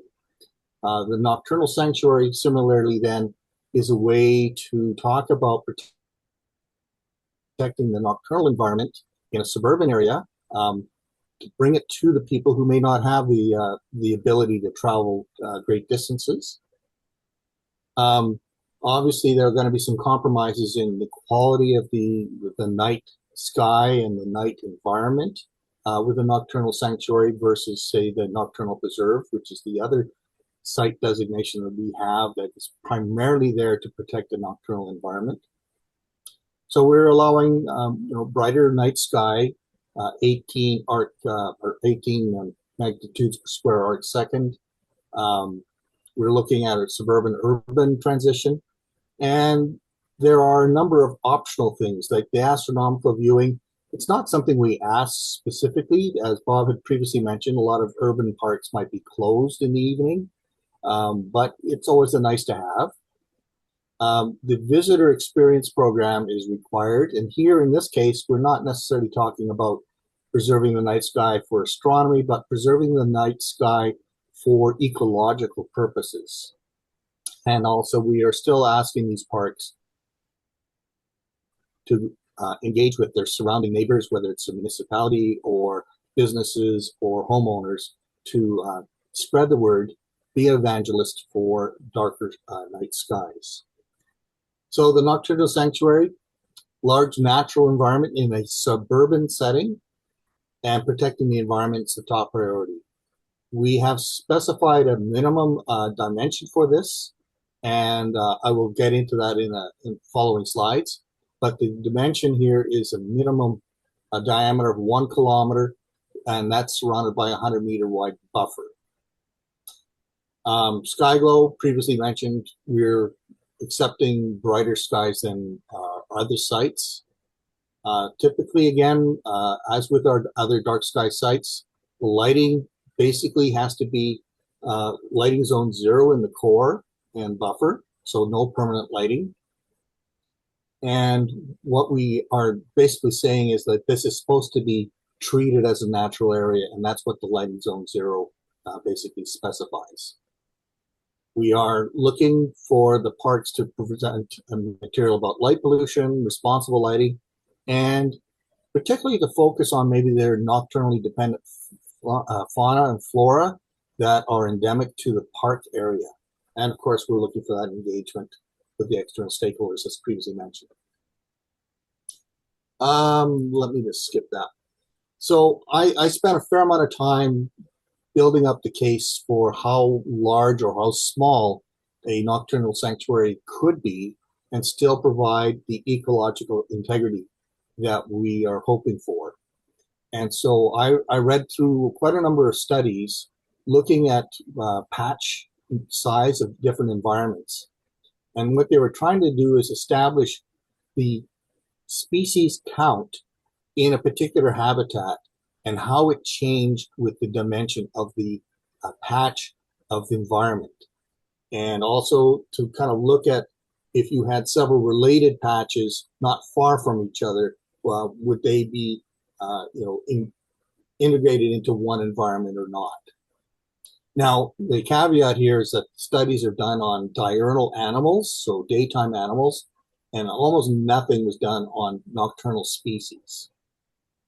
So with that big caveat out there, what we were able to result, or what we resulted from there was the plot sizes that were 50 to 60 hectares in size will provide a functional habitat for about 50% of the animal species. Now that includes some of the larger animals, whether they be coyotes or bears or moose or something like that, and some of the larger avian predators.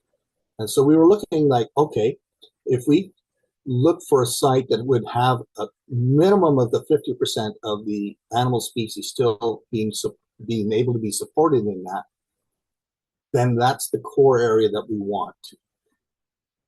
Because we're looking for darkness, the core needs to be shielded from adjacent lighting. And so we then have to find what's kind of a reasonable buffer size to minimize those edge effects of the lighting in the surrounding environment. And so we ended up with this kilometer diameter circle protected by 100 meters, and that gives you this 1.2 diameter size. So for example, here would be, if that's a kilometer in size, that circle in the middle, even though the whole park might not satisfy that, we have a core area in this park that would meet that criterion with the 100-meter external buffer. And so this would be, hypothetically, a park that would qualify for the nocturnal sanctuary status. Now, we are working with one park in the Calgary area. Ironically, or maybe not so much, the person behind that initial push was also the person who was working at the Anne and Sandy Cross Conservation Area, where they wanted to become a dark sky site, but couldn't support astronomical observation, kind of unfettered.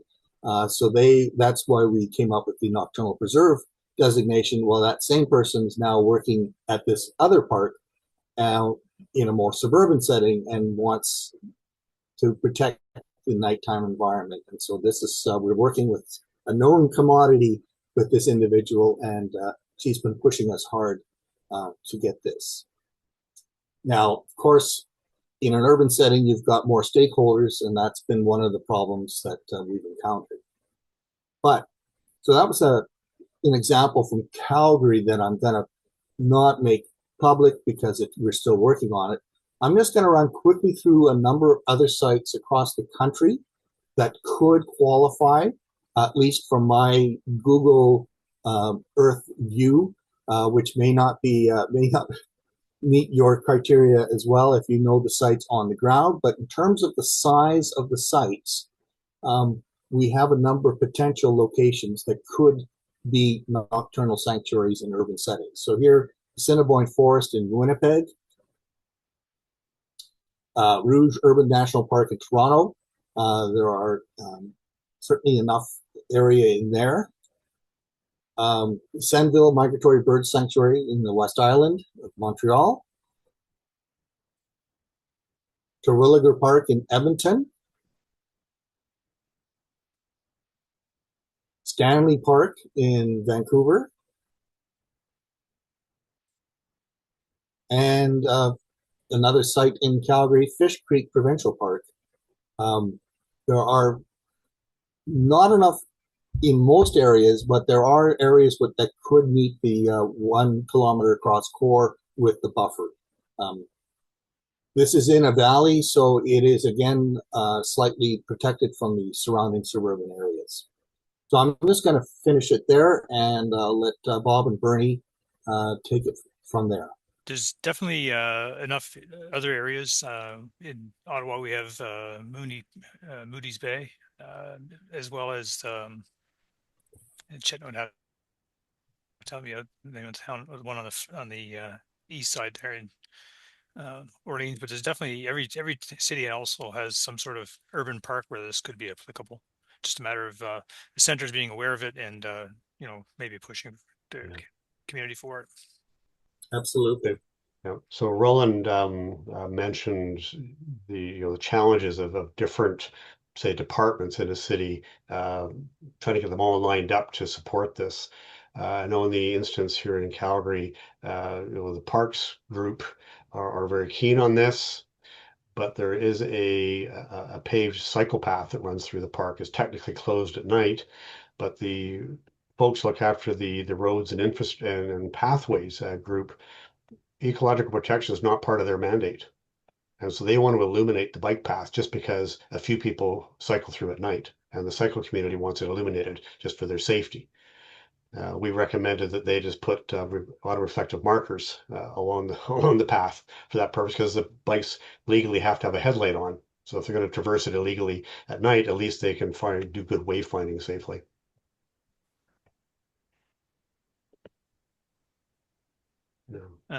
Forrest, I see your hands up.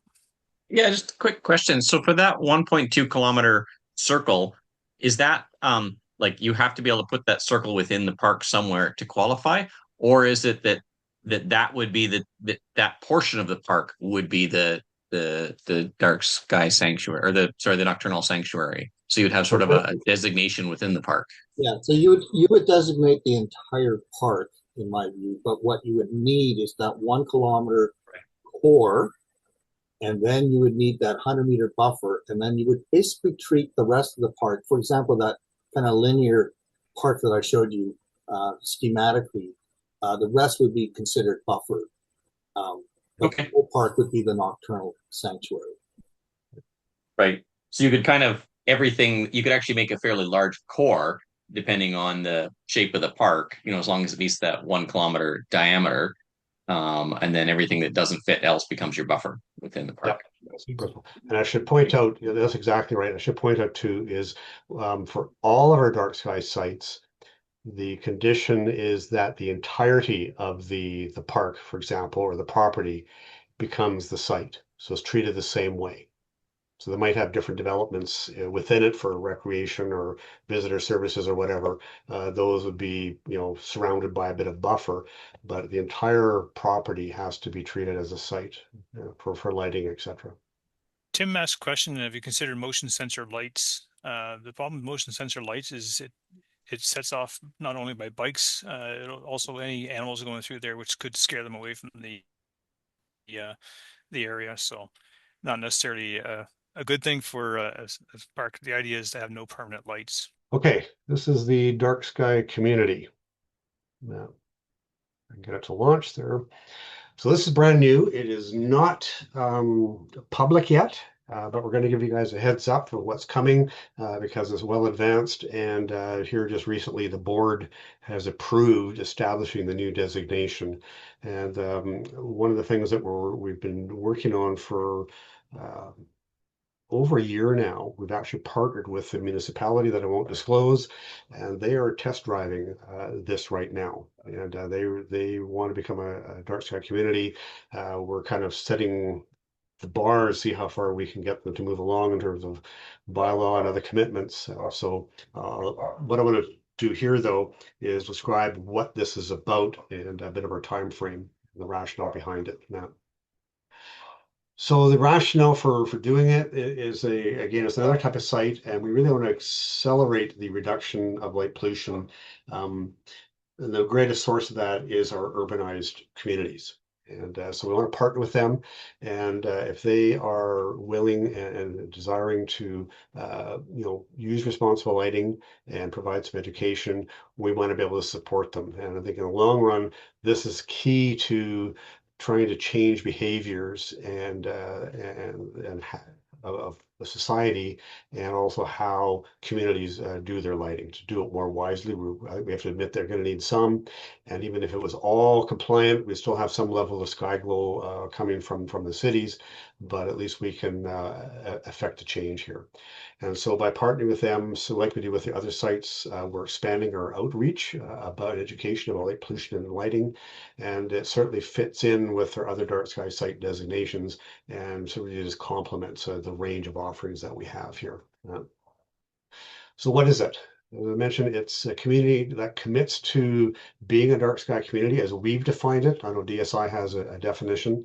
The key thing is we want them to regulate outdoor lighting on all public and private property within the community, and helps to build that community commitment. So all the citizens, the private landowners, the businesses, et cetera, the community as a whole is committed to doing this. And it's going to be a transition that'll take several decades to be in place, but we get the ball moving around there. It applies to any municipality and even other types of governed communities, and I'll get to a little bit later. And they also might include, other mentioned, other dark sky site types within the boundaries. So be an urban star park, a dark sky preserve, and a rural one, whatever. It's very flexible and inclusive here. Who's eligible? So it's really any municipality, and I'll get to how that's defined here shortly, or an equivalent as determined by provincial, territorial, or federal legislation. And therefore, it includes Indigenous lands and other types of settlements that may be unincorporated, such as hamlets or cottage and other seasonal settlements. And they can be any type, whether it be urban, rural, or some mixture. It doesn't really matter. We're trying to make this work for any possibility here. So the first thing is they have to have the legal authority to regulate lighting within their boundary. So that's an absolute must. And they must be willing to implement bylaws or an equivalent legal instrument to make it happen. And they also have to have or willing to build in supporting administrative and permitting processes, because they're going to go right down to development and building permitting to really make things happen. And it has to have the correct administrative practices in place and policies to guide the implementation of that. We also are asking that they create an advisory responsible lighting team. So this would be people from the municipality itself, some of the staff, but also partnering with, say, for example, some of you folks, if you're on a light pollution committee and have some insights, is to build this team.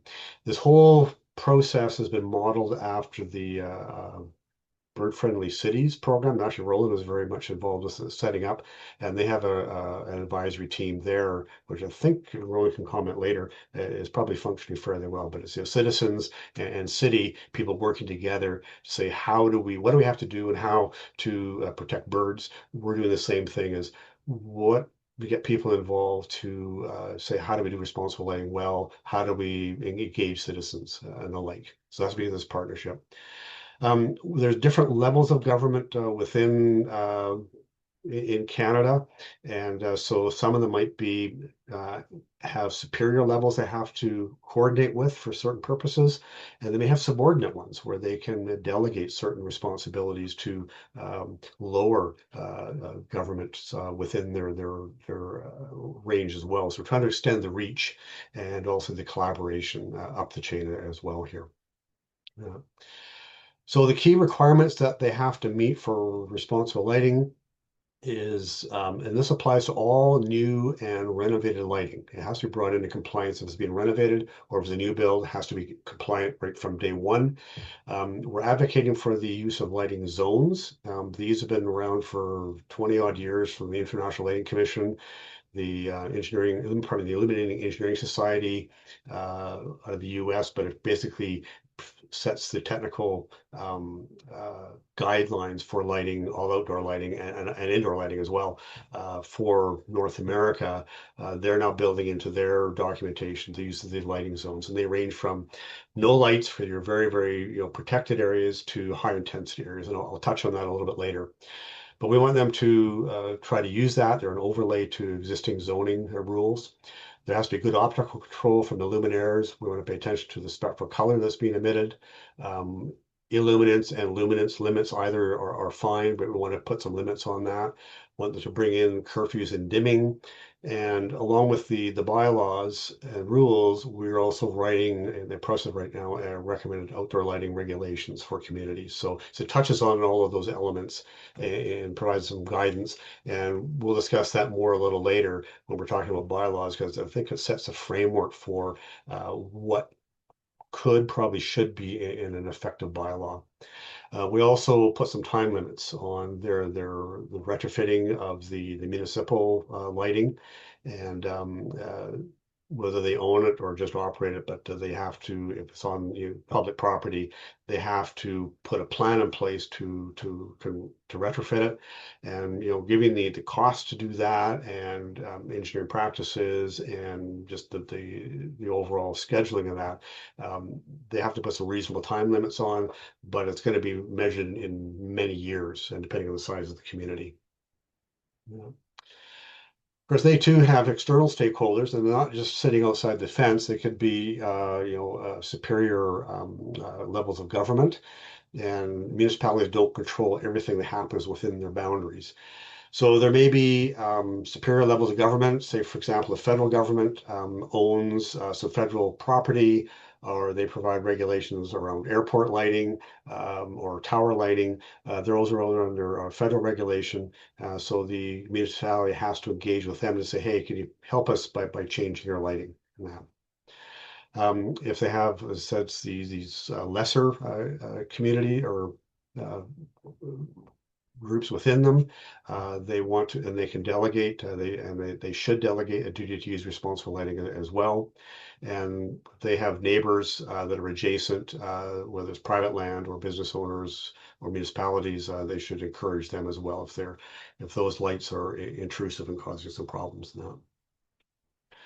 Education engagement is another big thing here, because they can do it, but do you want to get the community to back it up?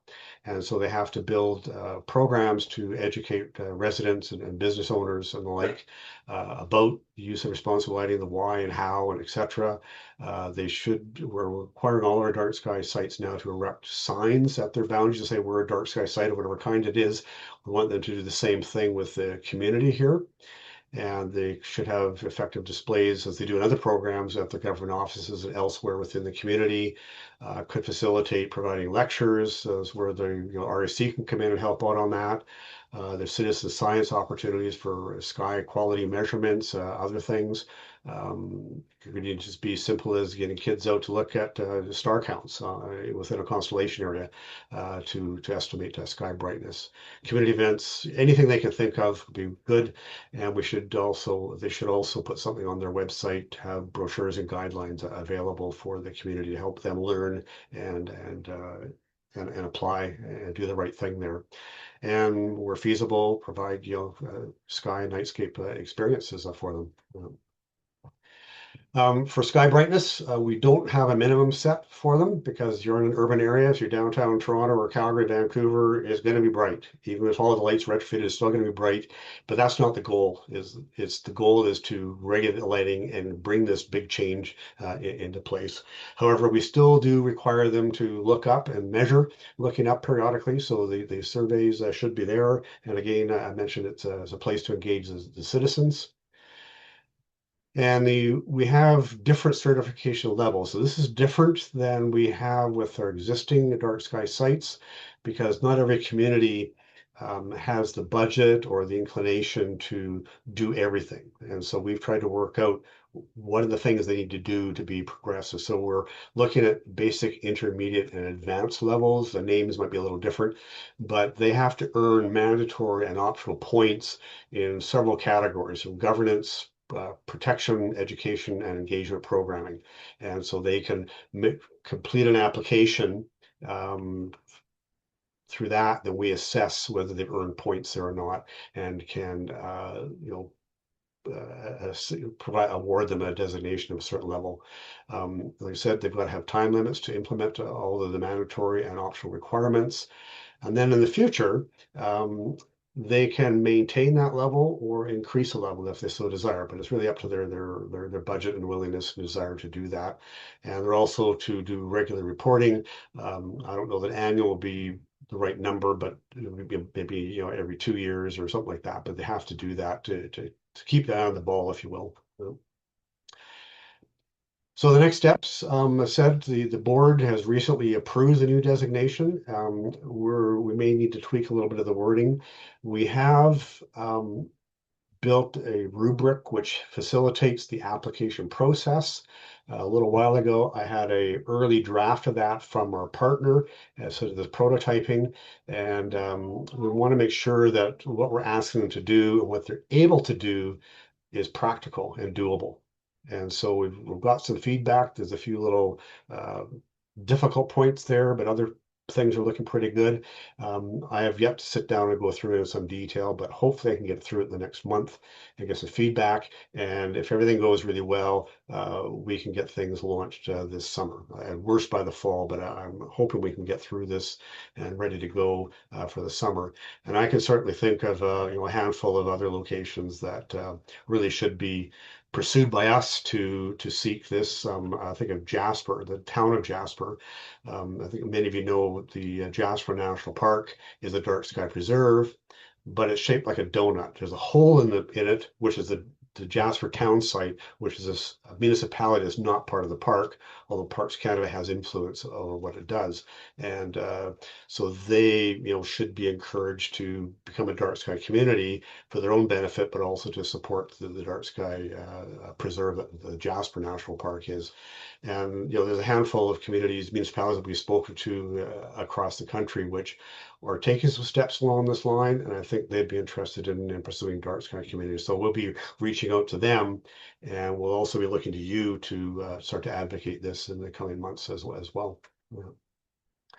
So there it is. We're encouraging you, once we've launched this thing formally, to start to work with your local community to seek certification. And probably initially it may need some support from our team here to help educate the municipalities about the dark sky community designation. But you certainly can take the documentation and learn for yourself and then work with them to learn.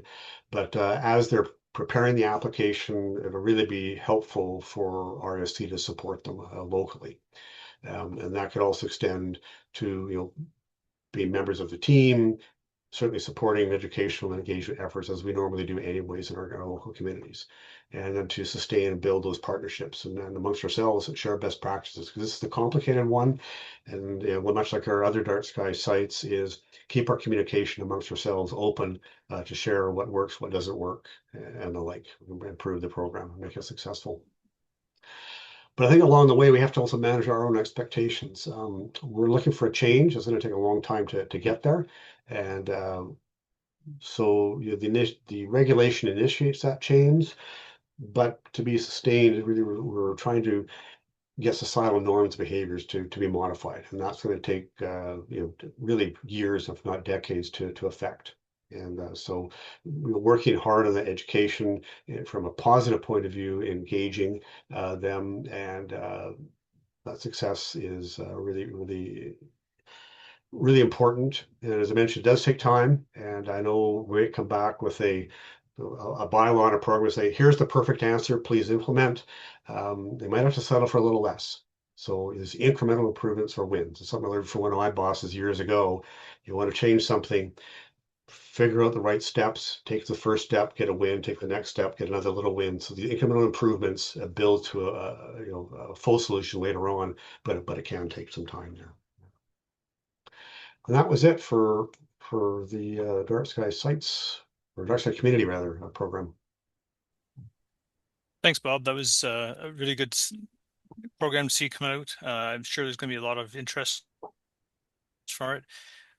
We had a question from Stefan down in New Brunswick asking about what is the grace period for sites, municipalities, et cetera, to implement lighting changes to meet requirements? DSI, if they were to. Say that So again. looking for the grace periods for sites, municipalities, et cetera, to implement lighting changes to meet the requirements, with DSI being upwards of 5 years. Yeah, I think I don't remember offhand what the numbers are, but it's on the order, it ranges based on population size because there's a whole budget thing and whatnot and getting alignment. But it does range from like 3 to about 8 years, depending on the population size. I don't recall exactly offhand. I looked at it in a few months actually. Yeah. That detail. Yeah, some of this can be pretty expensive.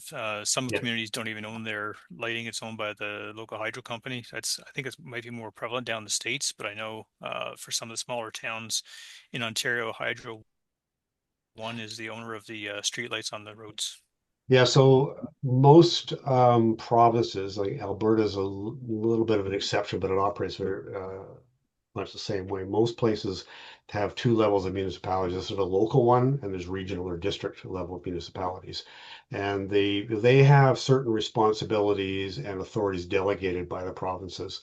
So they may provide services like street lighting, to communities that can't otherwise do it, or it's just more efficient for one district or one regional body to manage it. And so if a community wants to become a dark sky community, but the regional municipality controls the lighting, then they've got to have a negotiation to get that done. And that's the hard part for some of these. Yeah. Yep. A couple hands up. Forrest, go ahead. Yeah, thanks for this, Bob. The timing of this couldn't be better. Our sort of light pollution abatement community just took off in the last year. It's amazing. I've been poking at it for 10 years, and all of a sudden it took off because people are just fed up. And interestingly, I'm the only one that comes from an astronomy background. Everyone else are non-astronomers. So it's just regular people who are just tired of the waste. Um, and the stated goal of that group, what they said they wanted to do is they wanted to get the city of Whitehorse, Yukon, a dark sky certification. And of course, the only one we knew of at the time was the American one. So this is great to see. I guess my one ask would be, the bar be the barrier to entry be quite low. And I think your concept of incremental improvement is really what we want to do, is like get them in the pool and then slowly, teach them how to swim. Yeah. Yeah, and that was one of the real struggles we had in setting up these different levels is where do you put the bar? If it's low and it's in the lighting side, well, you're talking about, optical control, spectral color, controls, and like, which of those do you set aside for sort of basic entry? So it's prioritizing those requirements, I personally found very hard to think through. But I think with the optical control and the color is something you can do hand in hand because luminaires come well designed and with the appropriate colors there now, so they can be a minimum. The control, I think that's where we got some option. It's becoming common in Europe and many places now to dim the LED lights, by 50 to 80%, or in residential is turn them off altogether after some curfew. That might be psychologically hard for North American communities to do right away. And so we've set that as a more sort of higher level commitment. I think one of the hardest things too would be the politics of getting a bylaw passed, because there'll be all the NIMBYs coming out. You can't control my light in my backyard type of thing. So yes, and I know one of the challenges was the comment I had from a councillor here in Calgary 20 years ago when we were talking to them about putting in some bylaws here. He says, yeah, this all looks really good, but he says democracy is going to get in the way because they've got to address interest from across the board, businesses, other residents, and some don't want any change, some want more light, some want less. How do they balance this and do the make the decisions and do the messaging? So it's a tough balancing act for them. hey, Timothy, your hand was up next. Yeah. So just to kind of give you an update quickly here, this is a great program that you've started. I'm like I'm excited for it. I'm hoping that it will start to encourage other people and communities to sort of take action. So just to kind of give you an update, so I'm in Argyll in Nova Scotia. We've been a dark sky accredited place now since 2014 through the Starlight Foundation from Spain. And we have been trying endlessly to try to get bylaws in place. So what we did is we started with the land use bylaw and municipal planning strategy. And so now we have that in place. Any new businesses coming in, any kind of new, lighting is required to sort of follow dark sky friendly practices. Now, the biggest thing, one of the mistakes that, and what we've been teaching, dark sky friendliness, through schools, public and all that. But one of the mistakes that the municipality did, so we came up with a draft bylaw based on the template from RASC and modifying it to our own kind of needs. It went through a sort of a first reading, but they redacted it. It was too complicated, I guess. People were trying to... The biggest issue is that people were not educated in the communities well enough by the municipality first. They basically just threw it out there and kind of just said, just assumed that everybody was going to understand what was going on. It actually came back and to bite them and us in the face pretty bad. And it's now the municipality has kind of said, okay, let's go back to the drawing board. Talk to the businesses and see, what's their concerns? How do we get around, is it okay for my light? They had a whole bunch of questions. Is it okay for my light to be shielded, but can it be on all night? What if it's not shielded? If it's on a motion sensor and only comes on certain times, is that okay? So there was a lot of questions. So there's the municipal planning person from our municipality is now tasked with going to the different businesses. There's not a ton of them, but there's a fair amount, and asking them, what their concerns are, what certifications do they have that require that they have this kind of lighting, because there are certain businesses that actually have lighting, and certain companies won't do business with them unless they have lighting on their boundary of their property. So the biggest thing is to get the education piece out there as early as possible when doing like a program like this, I guess, is my kind of takeout of this whole thing. Yeah, you're exactly right, Tim, and this is very similar to our experience here in Calgary. That educational piece is an absolute must, and I know the municipality that we partnered with, they've done a lot of that. And actually, there's a local RASC Centre that's been very helpful in initiating all of that as well. Mm-hmm. The discussions that we had a very similar conversation here in Calgary about 20 years ago, and that we took the path, and I'm going to elaborate more on this sort of a little bit later today, is going through the land use, or what we maybe call other places land zoning bylaw, is the correct approach, because that ties right into development administrative processes and approvals and permitting. And so you can put specifications in there that builders have to meet.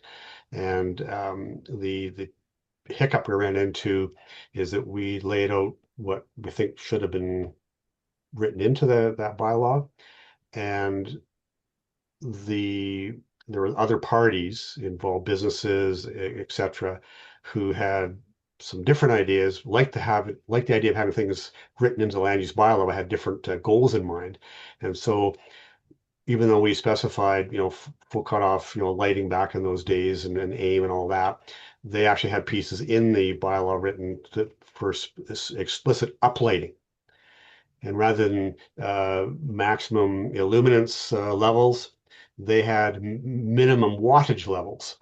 So it didn't matter what kind of light, you get more or less light depending on the type of light in place. So there's a bunch of stupid things, in my opinion, that went into it.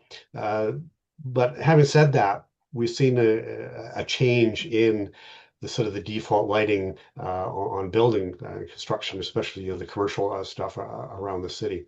But the educational piece is absolutely foundational to make it acceptable and make the community stand behind it. And I think, to be honest, when it comes to a bylaw, the municipality is even kind of considering, well, do we even need a bylaw? There's the trick is, I think, is to be able to show the community, what they have to do, but yet the bylaw, it has to be simple enough, but yet it has to have enough teeth in it to be able to, let's say you're dealing with, a situation where you have neighbor that shines a light where, it doesn't need to be, or, whatever it happens to be. And you've always got those folks that are, don't care and just want to do it anyway. In Nova Scotia, lighting is not part of, sort of the nuisance part of it. So there's sort of two parts, but the nuisance part of it, right? So the Municipal Governance Act for municipalities in Nova Scotia doesn't mention light specifically as a nuisance. When it comes to it, it mentions sound and pollutants and all that kind of thing. But it does allow for municipalities to build up on light pollution bylaws. Now, I'm presenting to the Nova Scotia the Nova Scotia Federation of Municipalities at the end of the month as part of their meeting, because it's actually being held in Yarmouth, which is pretty cool. But one of the things is that I'm going to request that they put the word lighting as part of nuisance, to make things simpler for municipalities as well, not to have to kind of go through that whole thing. I don't know how it's going to go, but we're also meeting. We're actually meeting with the other the Chamber of Commerce at the end of April as well, to try to get support from local businesses and show them not just how to do their lighting, but actually to show how it can benefit them. Yeah, that's great. That's great. Anyway, yeah. So I'm addressing some of those points in a subsequent presentation here. I'll just talk about the legal framework. You're well ahead, and we need to partner a bit more on this. One of the discussions I had when we were doing the work in Calgary is, and not only did I speak to various aldermen, I also had a chance to meet with the head of bylaw services at the time, as well as the law department in Calgary, to talk about strategies. And so our initial foray into this was sort of a standalone bylaw perspective. And the advice from legal was that going that route is that standalone bylaw is, because it's not explicitly stated in the Municipal Governance Act here, is going to be subject to law of tort. And so it could easily be challenged. Yeah. So we put in some more general wording to address, you can't shine your light into your neighbor's living room window or bedroom window sort of things. It keeps it lower down to address that. But the advice was then to go to the land use bylaw, because that's, again, attached to the development permitting. It's something that ensures some level of compliance from day one. The downside is that with going that route for an enforcement point of view, is this an administrative process. So it takes time to authorize and pursue, versus a standalone bylaw. If the bylaw officer can walk out and do it, the downside there, they can issue a ticket or whatever. Problem is, they go home at 5 o'clock with everybody else. That's So the biggest problem we've had as well. And so in the absence of bylaw, even for noise, it's deferred to the police. And they look at it as, well, it's a low priority because it's a break-in or an assault or something happening. It's a low priority, it never gets dealt with properly. Yeah. So it's a hole in the enforcement side there. But let's move that on to the bylaw discussion a little later on. Okay, sure thing. Which is actually up next. We're running a bit behind schedule here, folks. So if you could keep these brief. Rick, you had your hand up. Yeah, Forrest came up with a bit of a dilemma that we all have, in that in modern day, with us promoting light pollution awareness, that a lot of the light pollution issues are now being brought up by the community as a whole. And us keeping this within the RASC as kind of a closed community, I think, is really counterproductive. I think we have to go after um, partners outside of the RASC that can benefit us. Like in Saskatchewan, I'm working with only 2 people that are RASC members and 5 different organizations that are all working on types of light pollution issues. So, getting back to an earlier discussion, us taking the light pollution discussion group that we had and taking it in-house in the LPA forum doesn't help our goals in any way. We need to reach the wider community and be supported by people that may have skills that this group of 33 of us don't have. And we can basically use them as assets. Yeah, for sure. So Rick, can you share what organizations you're working with or suggest we work with? Well, with a couple of RMs, we're working on a couple of dark sky communities, working with bird-friendly cities, with a local group called the Swale Watchers, which would be basically equivalent with the discussion you're having about the Nocturnal Sanctuary. Yeah, so all these groups are working towards better lighting in the community, but none of them are RAC members, and none of them are going to pay $100 to get onto a discussion group. I'm just going to jump in here. Rick keyed up things very nicely for me. I was going to make the case that if you have a bird-friendly city team in your neighborhood, or if you don't, maybe reach out and see if you can create one. I'm a founding member of the Calgary Bird-Friendly City team. Its Bird-Friendly City initiative is through Nature Canada. Not my music. It's through Nature Canada, and I feel that I have a whole army at my side.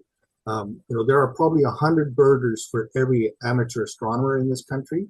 Yeah. And when you are bringing on these teams, and with the Bird Friendly City team here in Calgary, for the last few years, we've had both spring and fall migration lights out campaigns, and we've gotten great media coverage for that.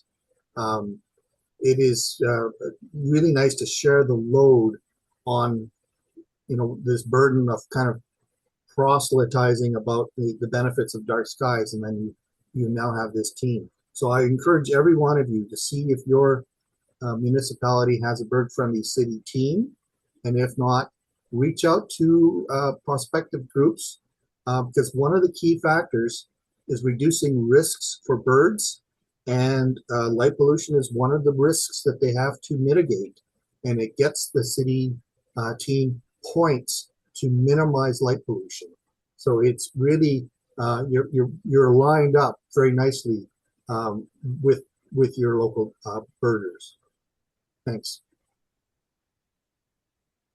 Oh, I dropped a link to the talk I gave to Nature Canada and the bird friendly teams. It's in the chat. There's a link there for a YouTube video. All right, thanks. All right, next up we had municipal bylaw templates. I think we'll cover that with myself and Bob, and then we'll take our lunch break. Okay.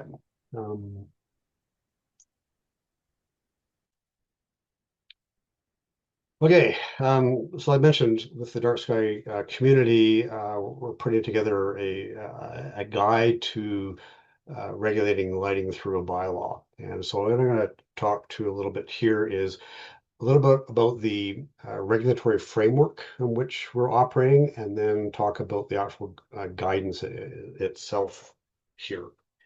So there's a hierarchy of law in Canada. And so we really need to touch on the statutes, the regulations that come out under them, bylaws, and policies, because they have been proposed in different times as tools to use, but they have different purposes and effectiveness in here. So as a whole, legislation is just refers to written laws that are enacted by a legislature, and that could be federal, provincial, and the like. But the legislation as a whole includes both the statutes, so the acts, and the subordinate legislation under it. and they're created directly by legislatures or under their delegated authority. And that's what forms a legal framework for everything that we do for governance and enforcement in the country now. And there's a bit of a hierarchy here. So the statutes are at the top, followed by regulations, and then through statutes in other municipalities, you can get the bylaws as well. But each level must align with the level above it. There can't be contradictions going back. And the authority flows downward from the statutes, ultimately to the municipalities and even to an organization like the RASC would fall into this with our own bylaws now. Policies are a different beast. Some people have proposed using those alone to bring in responsible lighting in a community, but they're only in internal directives. They operate at every level in legislature, but they provide the strategic direction, sort of, which might evolve into a new law or a bylaw, or once that's in place, it's guidance for management on how to implement and interpret the law and apply it. And they have no legal force at all. So at the top, we have statutes. They're the highest form. They're passed by Parliament, provincial or territorial legislatures. They provide the broad legal principles and authority that is often delegated to some type of agency to create a regulation. And they actually do the legwork of making it function. And contraventions to those are pursued through criminal or civil courts. And just a note, within Canada, the way our federation works, the provinces and the federal government are equals under the Constitution, but we have separate jurisdictions or domains of authority and ability to implement laws. A lot of squabbling here is, where's the boundary, and no, it's my domain, no, it's your domain, and the like. And very surprisingly, if you go back to the old British North America Act, one element that was not included was protection of the environment. Wasn't even a consideration back then, and it's still not. It's a shared responsibility, so it's actually one of the more effective ones in the sense that the provinces and feds tend to cooperate a little bit more in that realm, but it's squabbled elsewhere. So under statutes come regulations, so they're subordinate to it. These provide the detailed rules and procedures that make the law, that bring the law into effect, and so they have the same force as law. They allow this flexibility without changing it, although they may have to tweak it to make sure it complies, and the courts will have to step in and help out with that process. And the enforcement there is through various government agencies and administrative tools that they have. The territorial governments, they're under federal authority, but they are delegated certain authorities, so they actually in many ways function like a province from a regulatory and legal point of view. And they can also create municipalities within the territories. Those municipalities can enact bylaws, and there too, policies act as an administrative guide, but are not law. First Nations communities are also under federal jurisdiction. A lot of decisions are still made in Ottawa on behalf of First Nations, but there are a lot of changes, but also treaties and other agreements come into play here.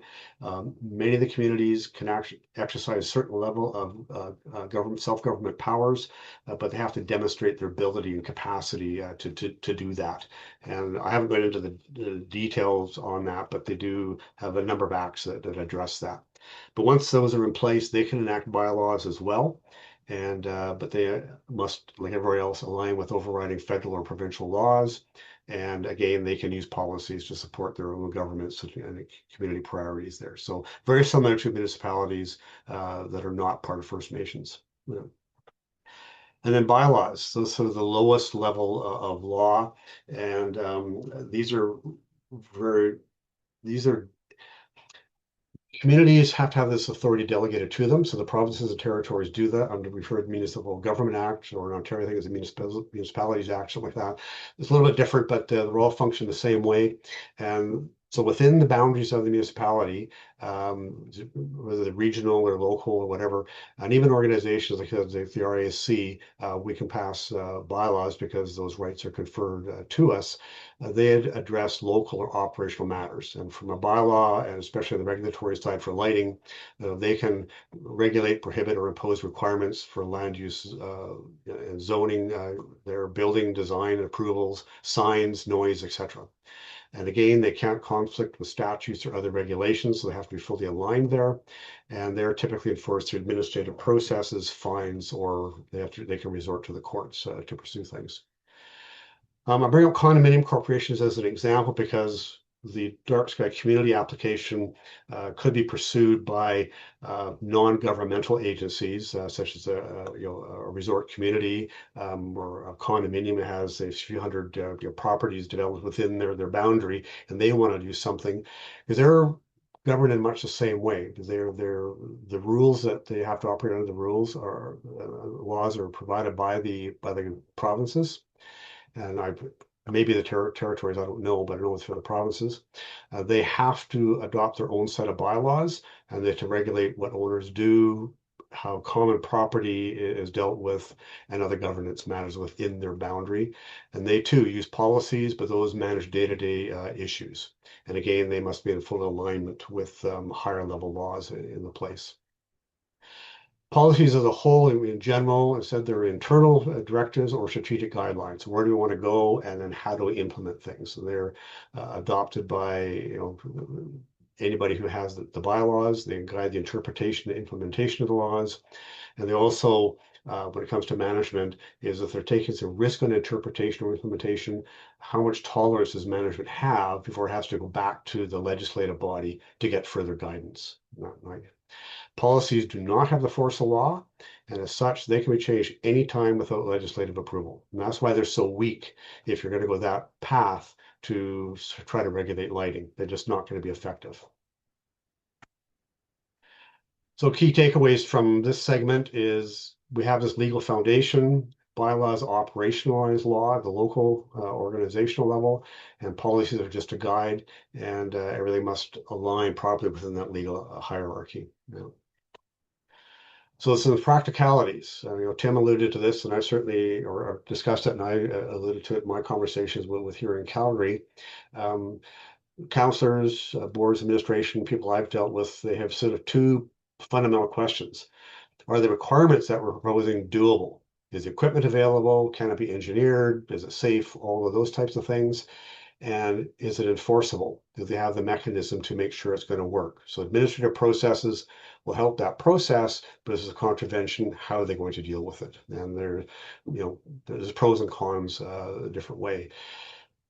So, from perspective of in my experience, and Tim's seen this, and the others of you may have as well, going through the land use or zoning bylaws is better. So for building, that's where lighting comes in.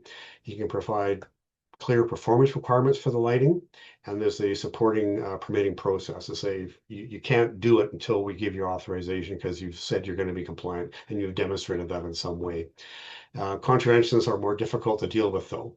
It's an administrative process, may require management approval to pursue, and it can take a longer period of time to deal with. Standalone bylaws, they're complete base enforcement. So they're going to put something in rule, but the city is not going to act on it until somebody complains about it. The noise and that party down the streets, bothering me, deal with it. Somebody's lights bothering me, deal with it. And so that complaint would trigger an enforcement process. An officer can walk out there, assess something, issue a ticket, or provide some education, and maybe follow up with a ticket a little bit later. The downside is that most places bylaw officers work during the day, not at night, and so anything that comes up at night, noise is typical, light would be an issue, is the police look after it locally, but it's a very, very low priority for them. So it may be difficult to manage. I don't know what the right solution is, and in my discussions with the city of Calgary, which again is like 20 years ago or 15 years ago, they didn't have a good solution for it either.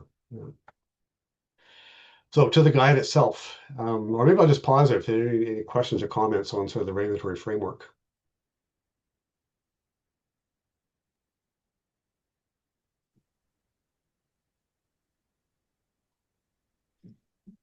Go ahead there, Stefan.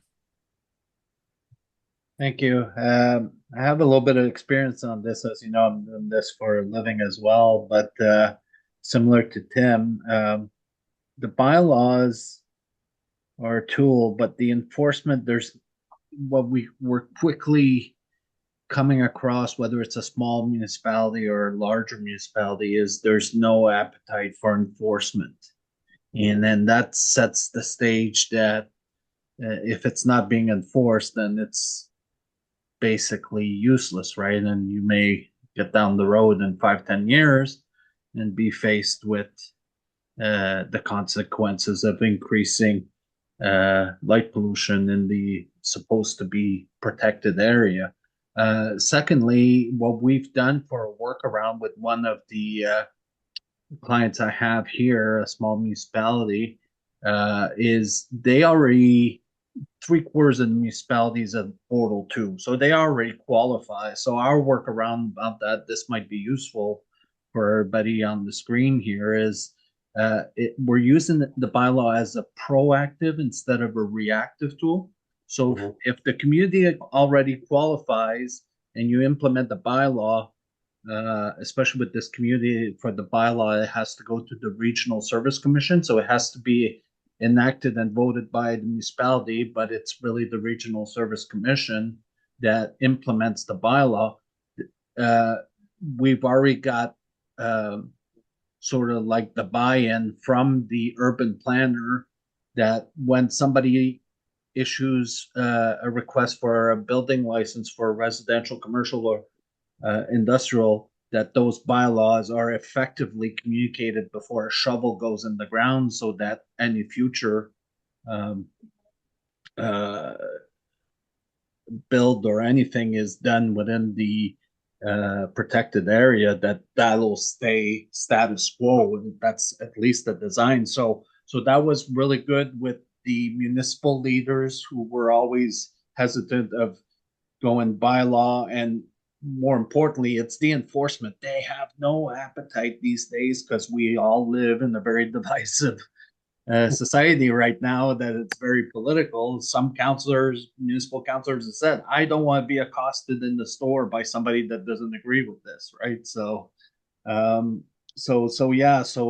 that could be a helpful hint of, especially if you're getting a community to apply for this, if they already have great conditions, it's not the whip, it's the let's get it in place, and then going forward, if it's properly supported and enforced for giving the requirements are for lighting before any construction happens, then that should be sufficient to do that. So anyways, there's a slew of other things, but I'm excited that RASC is finally taking this on. I've got 11 clients right now across Canada who are looking at accreditation. The only other thing I want to say is 9 out of those 11 clients are being driven by the tourism department of either that municipality and all that. So yeah, they're in arm with the governing, but we gotta understand what their goals are, because they are totally different what we want from potentially an astronomy society standpoint. So that has, anyways, I know we're very limited for time, but there is so much I'd love to expand on this, but I'm glad to see that these 2 new designations are coming at play, and more options for whoever I deal with in the day-to-day status. So sorry, I didn't want to use too much time. No, that's good input, and I think it'd be valuable to see your perspective in the documents when we're ready to share them, and the experience that could help us a lot. All right, Forrest, you're up next. Sure. Yeah. Thanks. Would just a couple of strategies that we're looking at. I mean, I echo what Stefan has said. Like, we have had bylaw, but there's been zero enforcement, and so we're starting to escalate that, and hoping it becomes more common to actually do enforcement just through awareness. But a couple of strategies that we're looking at to help that is, one, we've been working with the building the zoning, like we've got zoning bylaw changes, working with the building department, that we're going to be this summer preparing like a one-page guideline to help how to comply with it. So that's something we've offered to do as a society for the city, and they've been welcoming of that.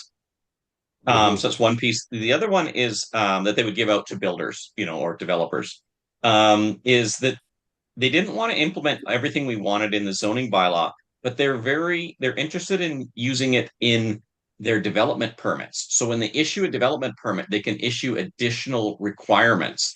And so we're looking forward to that as another opportunity. You didn't mention, Bob, but if you're connected well with the authority, you can influence what goes into those development permits.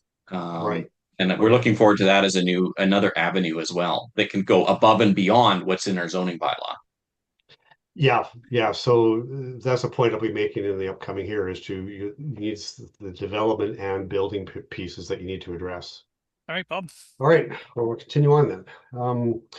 So this guide, like I say, it's a first attempt at that, and I'm getting a sense that it'd be wise to just send it out to the broader community here to get some feedback on some practicalities. But I'll walk through what we have so far here. So it's basically built as a guide for them to help them figure out how to create their bylaws and the supporting regulatory processes there. And we sort of broken down the guidance into two different parts. There's the general lighting for everything, but then the low density residential lighting, where you have the trespass issues, porch lights, that's a different beast. And so our thoughts are to approach it in two different ways here, which I'll outline. So in part one, general, so it applies to all public and private property, including multifamily developments and signage, etc. And we're trying to piggyback onto established development approval and permitting processes there. So just additional work, but nothing really new. And I know one of the concerns that the few municipalities have dealt with is do we have the expertise to judge if the lighting is designed properly or not?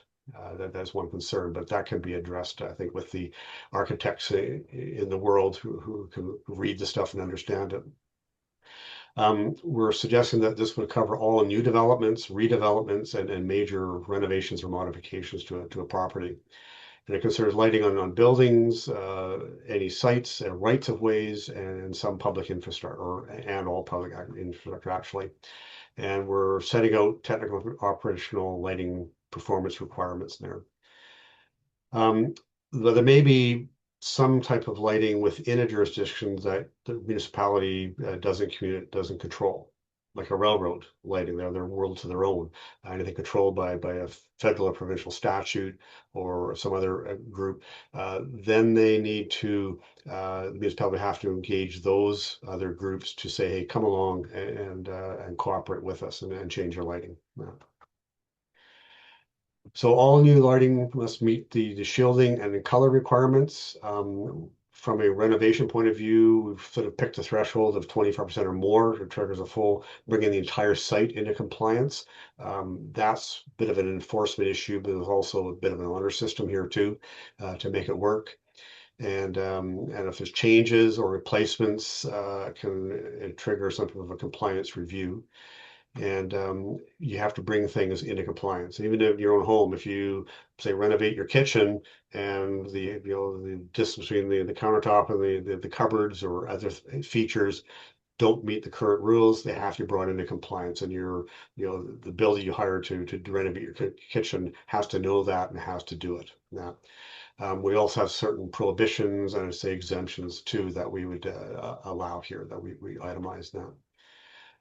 So we integrated into the development of building permit process because that addresses most of the problems or most requirements right from day zero to get it right the first time. Managing unapproved changes later on becomes the problems. If we're using the lighting zones, those govern a little more detail around the kind and quantity and duration of lighting that you can use. But if they bring that as an overlay, that would help the process.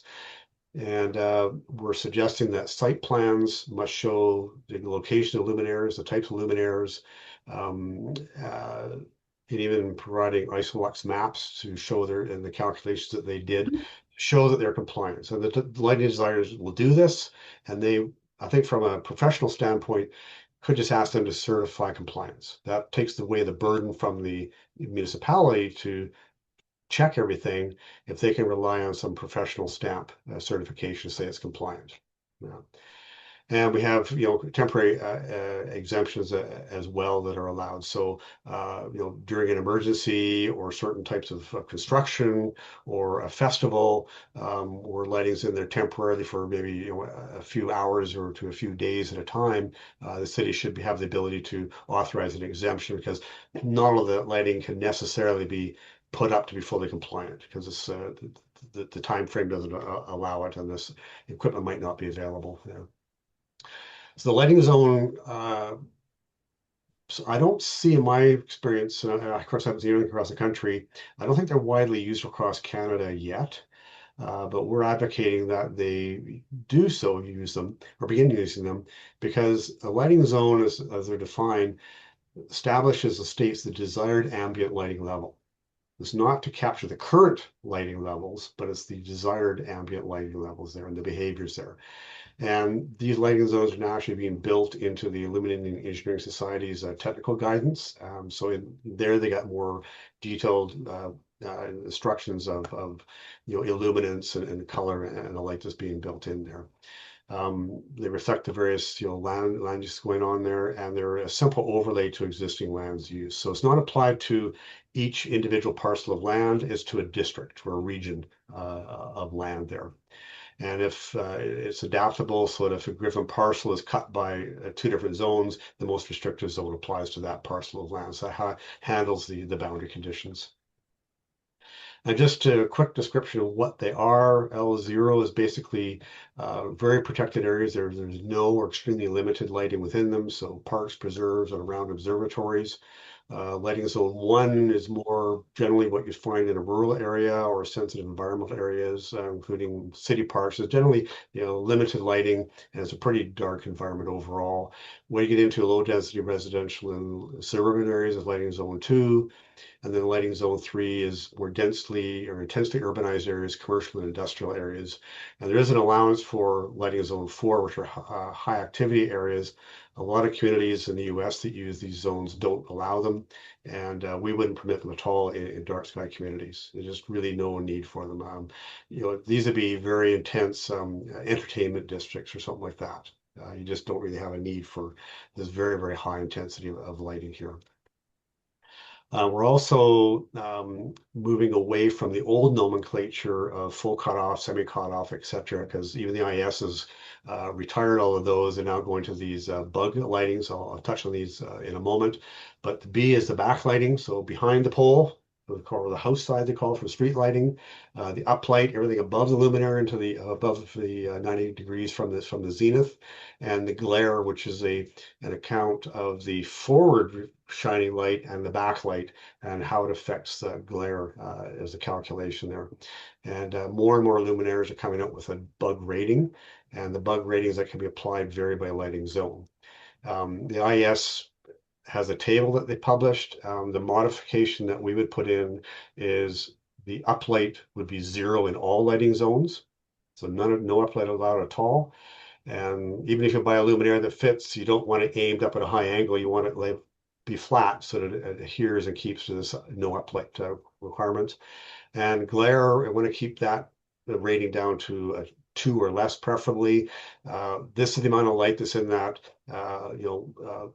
80 to 90 degrees, and that's the part that causes glare for people and also contributes more to the intensity of light that trespasses where it's there. So we want to keep those limited.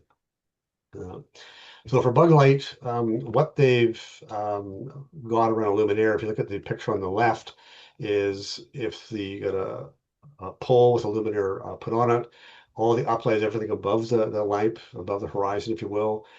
The light that's behind the pole is called the backlight, and the portion in front where it's supposed to be more effective is the forward lighting.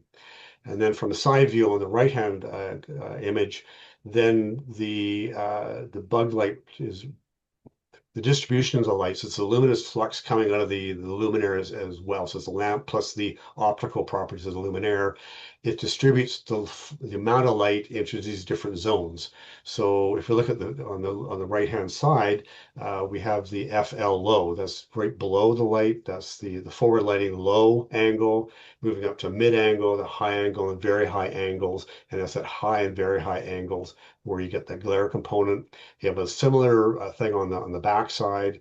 And then for the uplight, there's the high uplight and the very high uplight. And so when the luminaire is designed and constructed and measured, they'll measure the amount of light flowing into each of these zones, and the highest quantity of light in each of these zones determines the bug rating for the luminaire. And so these are specified on the manufacturer's websites now, at least for most commercial style lighting. It's not really used that I've seen for residential style lighting. We also want to control the color spectrum of light. With the LEDs coming in, we know there's more blue in the environment, and that has greater ecological health and night sky impacts. Generally, we want to keep that less than 15% of the radiant light. So we have to distinguish between the light that the lamp produces versus the amount that humans can detect. And so what we detect is the luminous amount, but there are portions that are beyond that. And the corrected color temperature of 2,700 degrees is a rough proxy. It's not that great, but it's a commonly used tool. And so we're suggesting that most lighting should be the 2,700 Kelvin or lower in an outdoor application.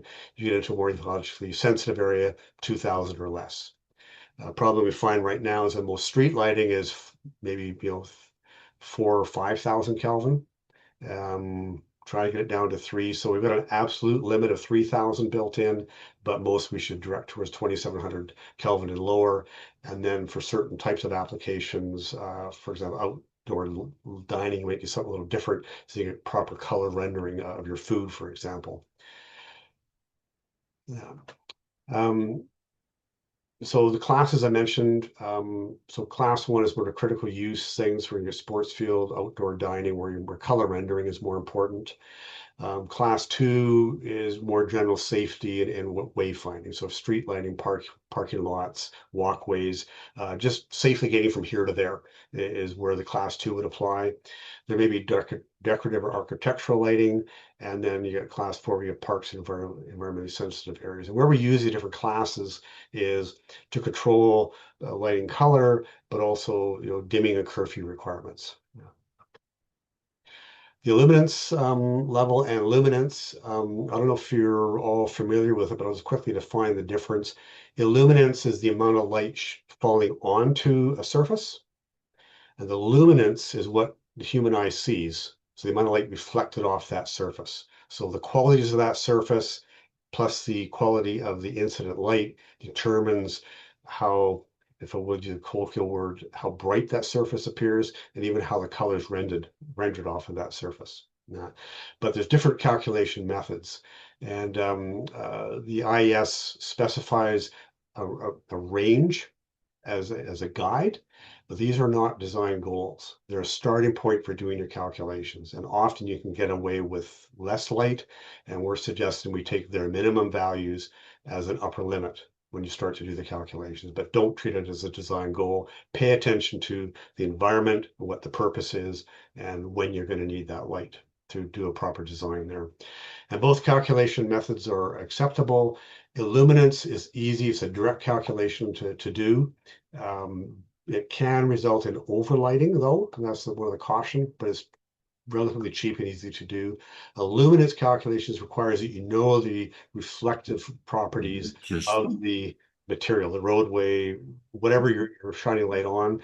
And it's an iterative process to get a proper solution, more costly. You should probably use that in, say, roadway design, lighting design. But I think from a common practice and from a practical point of view, we have to allow the illuminance method to be used. We've also asked that in most places that with the Isolex diagrams and the like, that they can demonstrate that the design has minimized light trespass. It's a little less critical in non-residential areas, but I think as a general rule, try to keep your light on your property. And the luminaire bug ratings are designed to assist with that. If you have to have some lighting on the perimeter, you want to have a very low B value so that you're only maybe heavy illuminating 1 or 2 meters behind the pole if you're close to your property line. We're going to try to move towards dimming and curfews. We certainly have this in our other dark sky sites, and but it's a key tool that we have because overnight most places don't need to be illuminated. I mean, despite fears of crime and the like, really there's no data that would suggest you have to have lighting for that. So we're looking at by class adjusting the lighting. So class 1 and 3 be closed off, turned off rather after close of business or some curfew. Street and pedestrian lighting can be dimmed during low activity hours. And in fact, when you look in Europe, with their lighting now with LEDs, they're dimming by 50 to 80%. There's an efficiency problem that comes in when you dim lower, but they're even in residential areas turning lights off altogether. So there's a huge cost saving on energy and environmental pollution just from that dimming. There's actually a direct correlation up to some limit on the energy consumption reduction by dimming as well. So that's a tool or an argument we can make to the municipalities here. But there has to be societal acceptance for that. I don't think we're quite there yet. I've heard there's a few communities in North America that are starting to do this. So good start. Sensitive areas might require different curfews, and even smart lighting controls can allow control for dynamic conditions. So if you have a fog come in, you want to change the lighting intensity, or as we all know, you have snow on the ground, the amount, fresh snow can reflect 90% of the light upward. So is it feasible to dim the output of the lights to get down to an acceptable luminance level and for safe navigation, but reduce the intensity of the light? So dynamically, there's a possibility to change those lighting as well. And how do they control it? Well, you have timers, astronomical timers, dimmers, and all kinds of tools available for it. Many applications could use motion sensors with reduced or limited on time. And all of these will reduce your energy consumption and turn off unnecessary illumination. These areas not needed. So residential is a different problem. I think from what I've seen, the number of products available, especially in Canada where I've looked, there's limited choice. You usually get a porch light stuck on. People can run down to their local hardware store and buy a floodlight to put up. It's easy to do. It's very difficult to control and enforce. And so we're trying to put some guides in place that a standalone bylaw addressing low density residential lighting can utilize, and it would focus on shielding, lumen limits for the lamp, the color, and lighting curfews for certain types of lighting here. So we would encourage the use of fully shielded lights or recessed luminaires where we can. We want to prohibit certain things like a unshielded light bulb or these globe type things, or these jam jars as they're called, sort of not permit those. And we could quantify, the total amount of light that a home could have on the property. There's one tool to kind of limit it, and we would restrict uplighting of trees, walls, landscape features, and the like. And so, is it possible? We could certainly try to put in residential lighting being turned off, say after some curfew, say for example 11 p.m. But you got to consider the practicalities. Maybe porch lights and entry lights you have to allow them to be on. So people go to the bar, they don't come home until 1 a.m. They may need or want to have a porch light on to be able to get to the front, get into their home safely, and put the key in the lock. So there has to be some allowance for them in leaving some of these lights on. But I think decorative lighting, landscape lighting should be turned off, and floodlights for sure have to be aimed down so they don't cross the property line, or to minimize that, and be motion controlled or other type of control on them. Compliance becomes a problem. We've talked about that. I think having clear standards could help avoid some of these disputes. So but you also have to educate people to know what's expected and why. So some type of a community standard educational program, I think, would be foundational. Any transgressions or issues, there's issues of complaint, and that would then bring in enforcement. Education is usually sort of the first approach to say, hey, you're contrary to the law. Here's why. Here's what you can do to fix it. And hopefully the owner of the light will do that. But there should be a way that there's some penalties or other compliance tools available if the compliance can't be achieved by suggestion and education. So I think the benefit for the community is we can protect the sky and the natural environment. It can improves comfort, visual safety around the community, reduces energy costs, and creates consistent lighting expectations of where you're going to be. So if you're going to go into a park, it's going to be a little dimmer. If you're going to a commercial area, you can see something a little different. Around your home, a different environment yet again. And then with the guide, then with the community going in for a dark sky community, or even if they don't want to pursue that, like I said, we're trying to set up performance goals, and they can adapt the language to suit their local authority, how they want to approach things. We suggest use the lighting zones to guide that, and to integrate lighting review and approval into the approvals process, and support it with strong public education and build engagement in the community, both from just the citizens, the business owners, and the like around there. So if we're successful, we provide that framework, we protect the sky, we reduce overlighting, glare, trespass, minimize the environmental impact, and reduce energy consumption.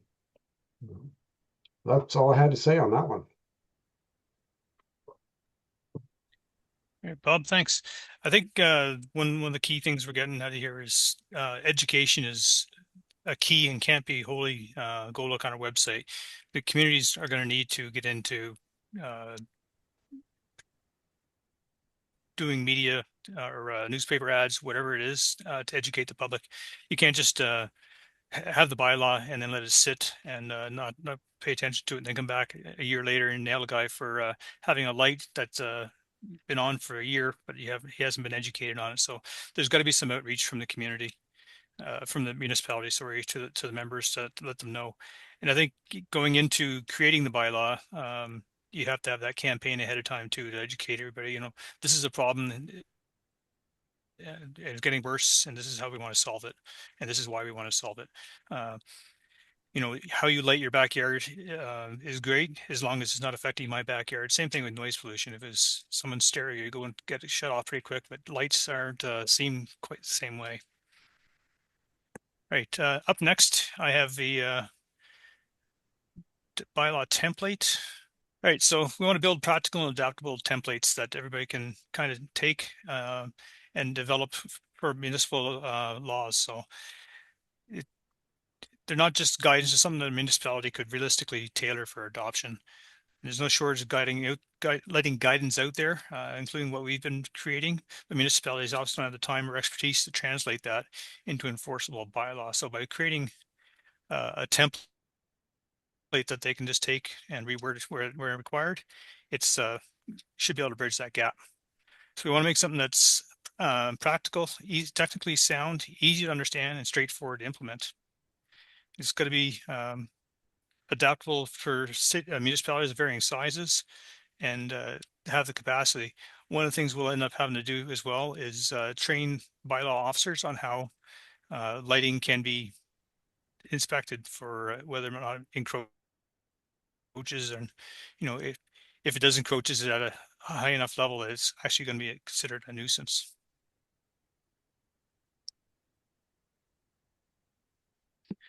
So work underway.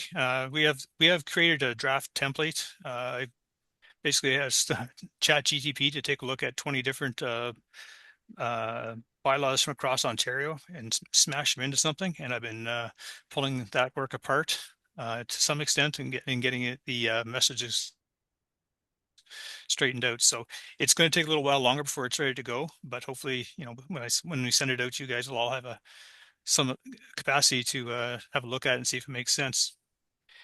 The initial sections are going to include definitions and scope. fixture standards, and we'll have some background information to go along with that.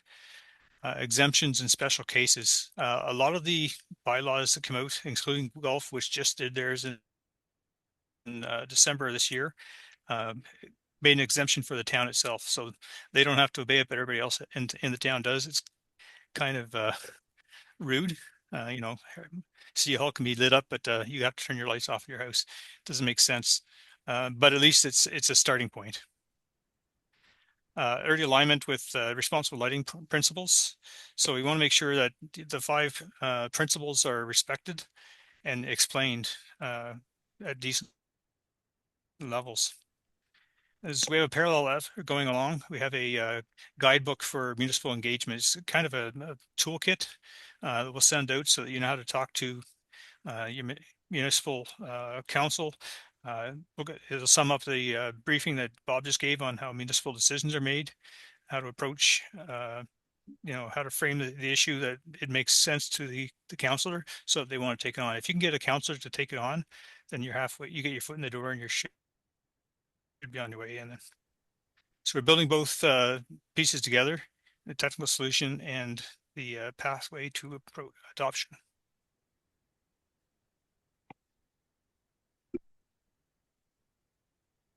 But we're just volunteers. We don't have the legal background, and we haven't run a council in a town, so we don't know the politics going on. So we will need some legal review if anybody has some expertise in that.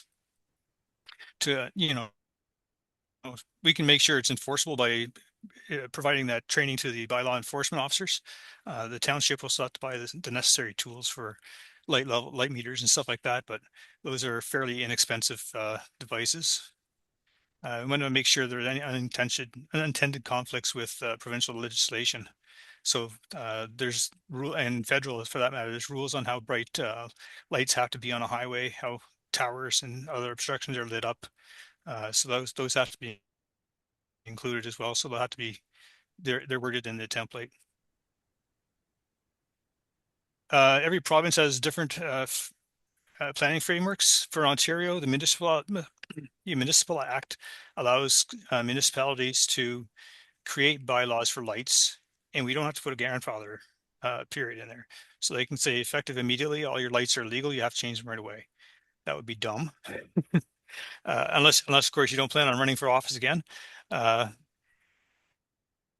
So it's something that it is there, but a lot of communities are going to go with the new, and any new lights and any renovated lights have to come into the bylaw compliance. Need to clarify the enforcement mechanisms. What the fines are, how long you have to remediate your stuff like that. A lot of that will be driven directly by the township, what they feel comfortable with and how often they want to have the bylaw go out and be annoying. And we need to refine our technical specifications for clarity and usability. We talked about bug light. Bob did a really good briefing there on it. I haven't heard it explained so well before, so that was good. But we need to put that in writing so people can read it. So again, access to legal experts at the municipal and planning law. Coordinate for, make sure it's consistent across the province, or enough consistency that we don't have to have a separate one for every province. We can, strike this text out if you're in Quebec, so I could strike it out if you're in New Brunswick or whatever. Validation against Canadian standards, kind of the same thing I just said there. Make sure we're shaping the national consistency message across the country, and that's a large part of this conference was to do that. And support in developing a polished, publishable toolkit, which again, we're working at the national level, but we'll send that out to everybody, have a quick look at it. So how you all can contribute is to identify pilot municipalities. If you know a township like Argyle in Nova Scotia is close to it, or already had something, we're up in Whitehorse as well, then you definitely be good pilots for this. We can test your templates in those real world discussion with the councils and staff and see how they take it. We want to get some feedback on if it's clear enough. Political feasibility. Are we getting a lot of pushback from council, or is in anticipation of what the public is going to say, or have we got enough public backing that that the politicians are hearing the message that this is something that the township wants, and again the public perception of this. So when we push it out, we want to use the guidebook as much as you can, so that we can find out if there's errors in it before we push it out to national, and act as advocates and case study generators. Some concept to impact draft is in progress. Next, we'll do the review, test with some pilots. We'll adapt and overcome, and then we'll scale it up to the national level. Are there any questions? Go ahead, Forrest. Yeah, we've already, our bylaw changes have already gone through, so it's a little too late for us, but I'm pretty happy with what we got. But, having gone through that experience, I'd be happy to participate in the review or process, just seeing, I saw how they maneuvered, like what could they get through their bureaucracy, what could they not, what did they have appetite for? So I could at least maybe share perspectives on that in the review, as far as what made it through and what didn't, and why. Perfect. All right. Well, if there's no more questions, let's pause Oh, here. sorry. Go ahead. Go ahead, Lee. Sorry, I couldn't get my hands up thingy to work here, so I had to just cut in. I'm also interested, have we ever shown any interest? Because it seems like to really make a difference would be to get legislation done provincially. Is there any helpful guidelines to approach ministers in charge and try to get the ball rolling in that direction of provincial-wide building standards, etc.? Getting it at the provincial might be a bit more political involvement than any politicians really going to want to take on. I know I've heard from down in the States, Maine just had a lighting bylaw or lighting act put in place, but they cut it down so much that it basically says your lights have to be nice. It really isn't well done. It was just in the last light pollution news podcast, and they kind of laughed at it a bit. Same with Palo Alto. They put a nice spin on things, but then they had neighborhoods being cut out because they didn't think it addressed their security levels enough. Yeah. So it definitely would help if we get the provinces on, and there is nothing like that out there for Canada. What is the guidelines for lighting? I know there's Quebec has one, but it hasn't been translated to English, so we can't really use it as it is. But it's something we want to get in the future to have bought on by the ministries, and have them perhaps go ahead and make those provincial laws.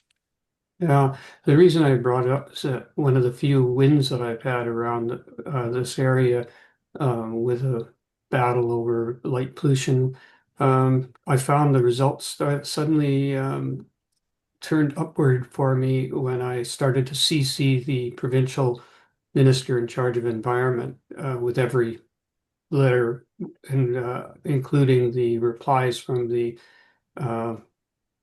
it was a provincial park, actually. But here in BC, we might be unique in this, but we have private.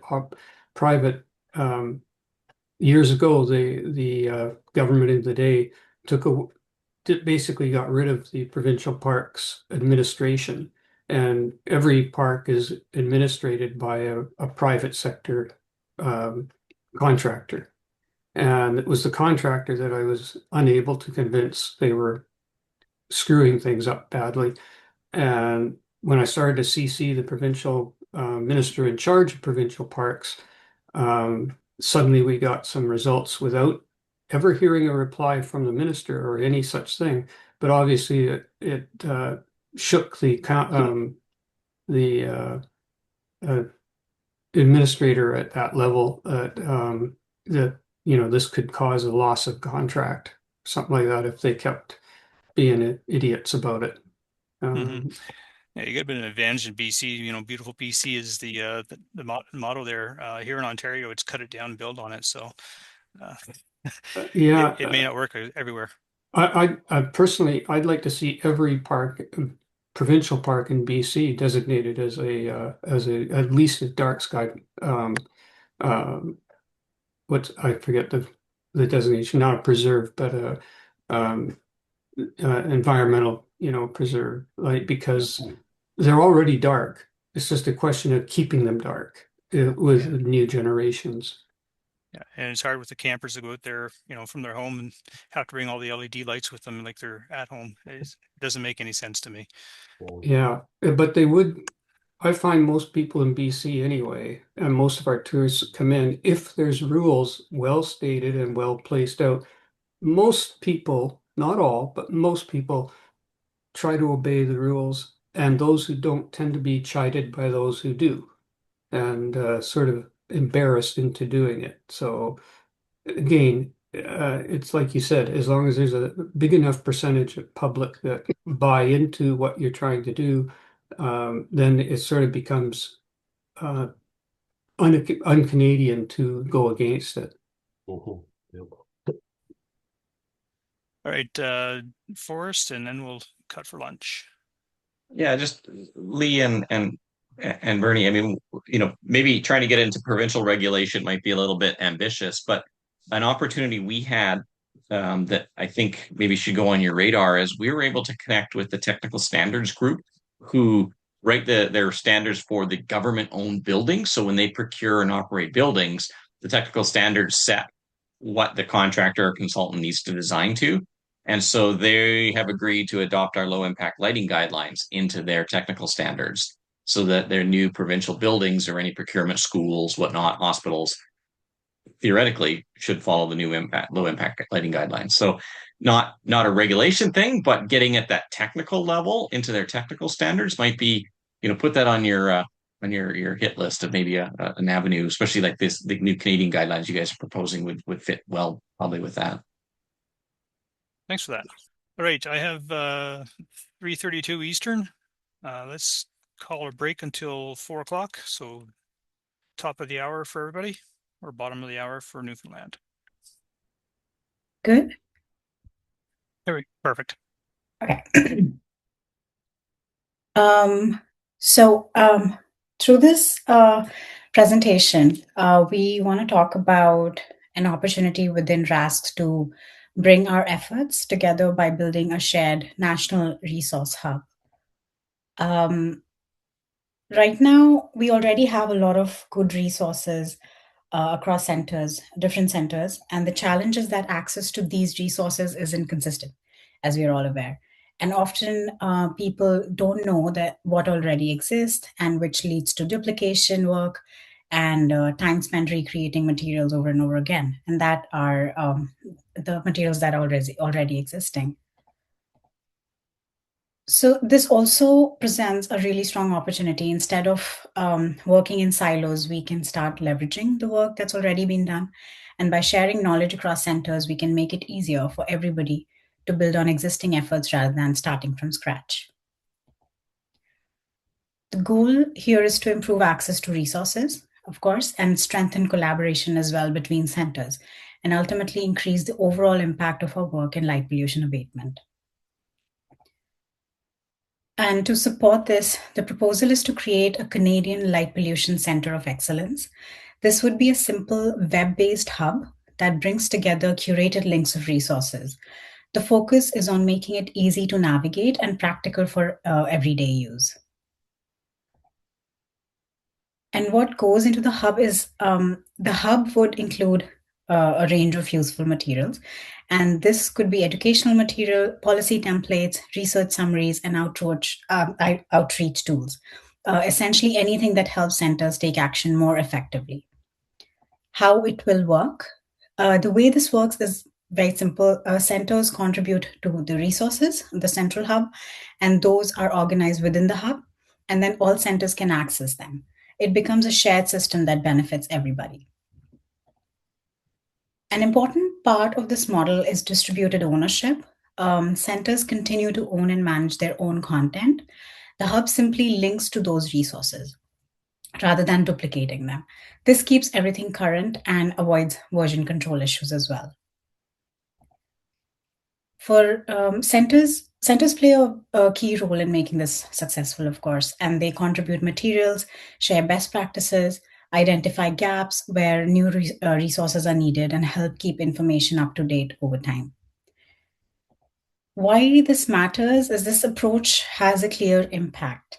It reduces duplicated effort, improves consistency in how we approach the light pollution abatement and mitigation, and allows us to move faster. Most importantly, it strengthens coordination across the networks.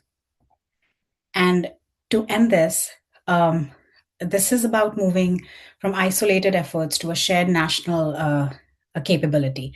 By connecting our knowledge and resources across centers, we can operate on one shared network with a much stronger collective impact. Thank you.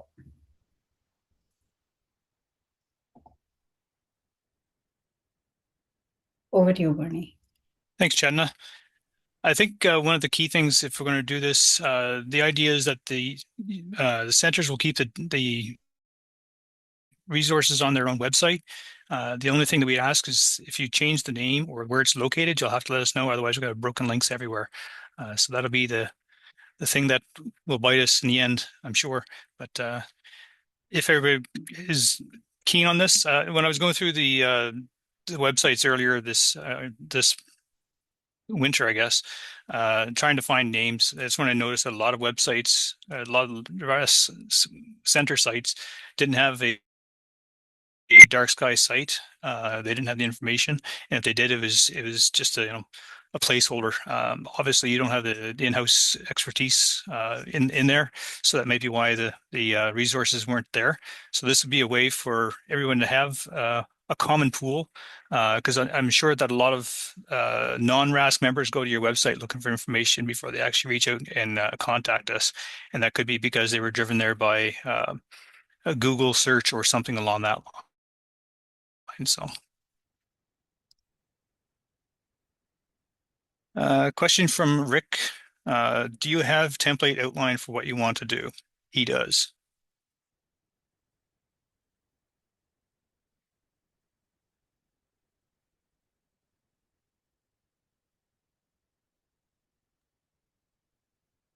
Is that question for me? I think so, yeah. What's the question? I'm sorry. Sorry. What's the question again? Yeah, go ahead there, Rick.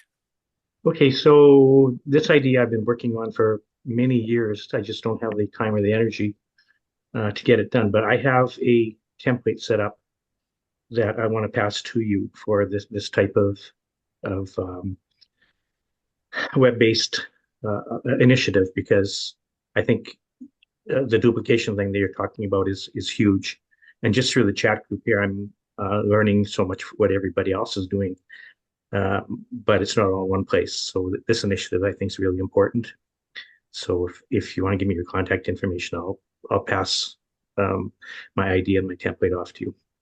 That'll be perfect. Thank you so much. Yeah, this is a work in progress, and we are evolving this as we speak. And it'd be great to have any kind of input. And even more than that, if you think, and not just you, everybody here, if you think that any efforts, you see a blind spot here that we can, fill and make this process more efficient, because the goal, like I mentioned, is to create a shared resource. So any ideas are welcome. And I will. Thank you, Rick. All right. Thanks, Chetna. Going on along with that line of thought, the next one was to create some ready-to-go outreach packages. What we want to introduce here is a very practical idea, making outreach easier for centers to actually do, not just to plan. Across the country, we've got a lot of interest in light pollution, dark sky protection, but capacity and knowledge in some centers may be very lacking. So they may not have the expertise to develop their own presentations for outreach, or there may be some information in there that's not altogether fully known because they're going off what they know. So we're talking about lowering the barrier so more Canadians can get engaged consistently. So we're looking for our slide decks, handouts, short videos, and ready-made social media content. We do have a couple Facebook pages or groups that are out there for sharing information, but having something for local centers to put up on their own site, if we develop a slide a month or something like that, have it up for RASC Ottawa, for RASC Belleville, or where the case may be, pass the information along that way. So the idea is to have stuff that's pretty much tailor-made, or custom templated, but can be tailor-made and developed. The consistent quality and easy to access. Think of it as an outreach toolkit rather than a curriculum. This will reduce workload for volunteers. It allows consistent messaging and faster outreach deployment. So if someone says, can you come out on Friday night and speak to the local Lions Club or something like that? You can say, yeah, I'll just grab the package, make sure they've got a slide projector or something like that, and away you go. Slide projector. I'm dating myself. And it supports centers again with that limited capacity. So again, scalable. We put this on our shared resource thing we just talked about with Chetna. Gives us consistent public engagement messaging, aligns centers messaging, and allows us to build stronger partnerships with those other communities, service communities, or other stakeholders for light pollution.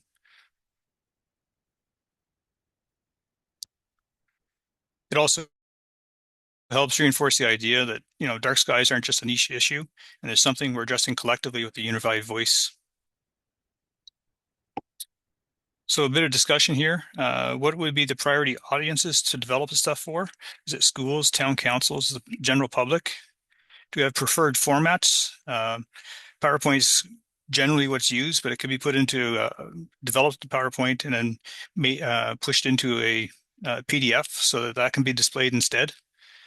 A lot of the community centers we go to may not have the Microsoft Office products on their computers or a way to display them. Again, the centralized versus customizable content, maybe make it so that most of the slide is general, and then leave space on the slide with suggestions to put in for the local community effort. Subcommittee to develop the masters. I know there's a lot of stuff out there already. It's just a matter of maybe picking the best of the best and having a subcommittee go through it and say, yeah, this is good, this could be tweaked, or these two could be jammed together, sort of thing. And then following that, we'll do a pilot outreach approach, or pilot rollout, sorry, and find someone who may not have the in-depth knowledge but wants to take this stuff for a ride. Coming up in the following months, hopefully before July, we're going to do a light pollution abatement beginner course for all the centers to follow, so that everybody has some basic knowledge of what light pollution is. So when they're asked questions, they can, they have a way to respond quickly and with some knowledge. So I'll leave it open for anybody to throw up their hand and ask questions.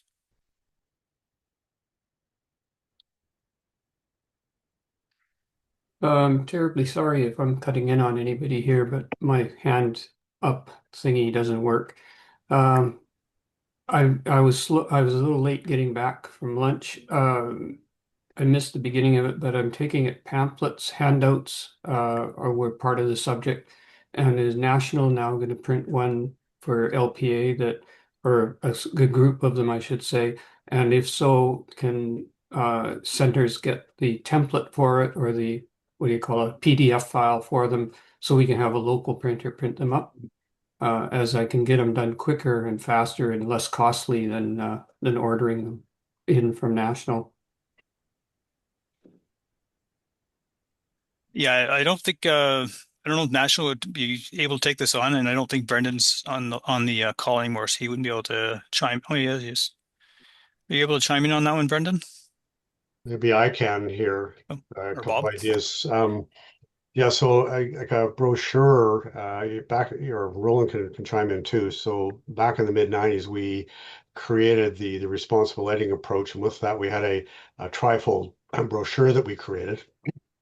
And we, as a center, printed tens of thousands of these things and handed them out at various speaking opportunities and that. So, and we later posted that on the LPA website. As it needs to be updated for sure, but I think there's a good start point there. And whatever, with Lay or anybody else has got something similar, we could certainly, build something that would fit national. And the idea there is exactly to provide that as a print-ready document. You can take it to your local printer.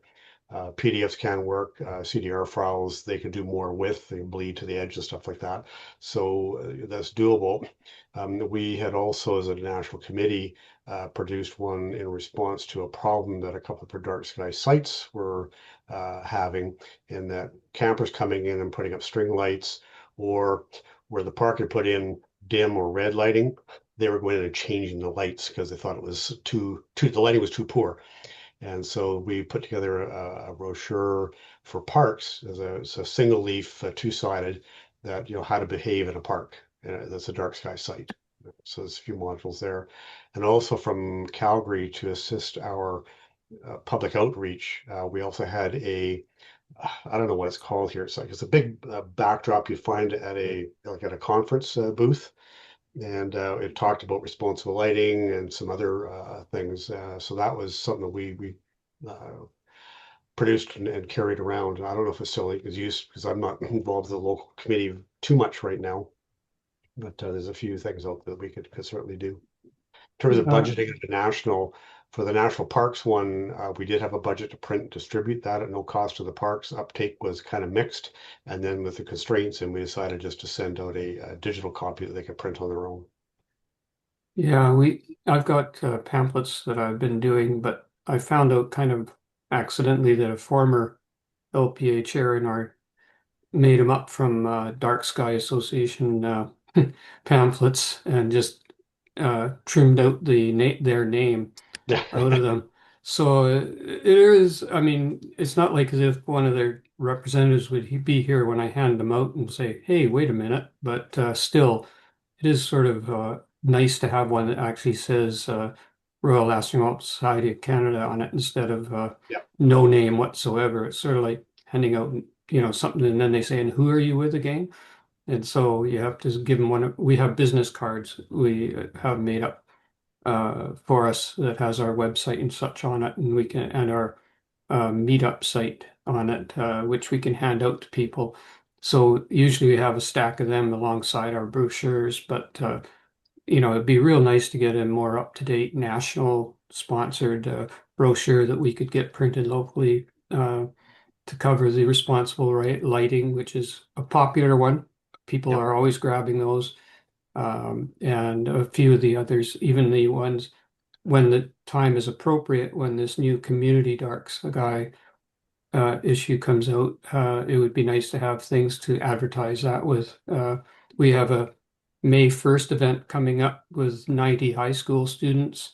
Be really great if we had something to hand out there on May 1st at our observatory. And then we also have every year we've been participating in Maple Ridge's Canada Day celebration, where we have a booth and we have a lot of turnout, and we usually get stripped naked of all of our paperwork and handouts and everything. So, and we usually have provincial MPs or LPAs and different different government people that are trying to get their face out there, so we get a chance to yak head on with them and stuff. Excellent. Sorry, I didn't mean to take up that much time. No, there's a couple of good ideas. And I liked your suggestion about having a guide like for the dark sky communities. I think something like the responsible lighting guide or something like it would be useful. Something maybe a little booklet type thing, a couple pages, might be even more helpful in a dark sky community. There's a little more specific. You do this, don't do that kind of thing. Yeah. Our pamphlets are threefold ones that fit in a tray, like things. Yeah. I think it'd be good if we could find a internal resource for graphic design, because we keep reusing the same stock images, and eventually someone's going to come back and say you copyrighted this. So, of course, I can't even draw a straight line. So, my slides are That's obviously something I Microsoft think background. my boss is sitting online here, Brendan, but I think there's something that if we had something that we developed conceptually that we were satisfied with as a committee, and maybe suggest nationally that we think would work. I wouldn't hesitate to ask the board for some money to hire an artist, a few $1,000s. I don't know what it would take to do something for us, because it's kind of a one-off.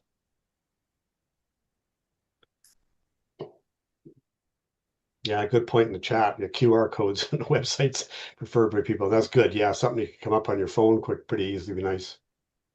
Exactly. And I think, we're talking about park signage and stuff like that. That could be something we discuss putting in there, putting a QR code rather than trying to have everybody here's a sign you can read in the dark. No, you got to turn your phone lights and you're automatically wrecking things. So Actually, I think on that brochure we made for parks, the Dark Sky sites had a QR code on it that would take people to our LPA website.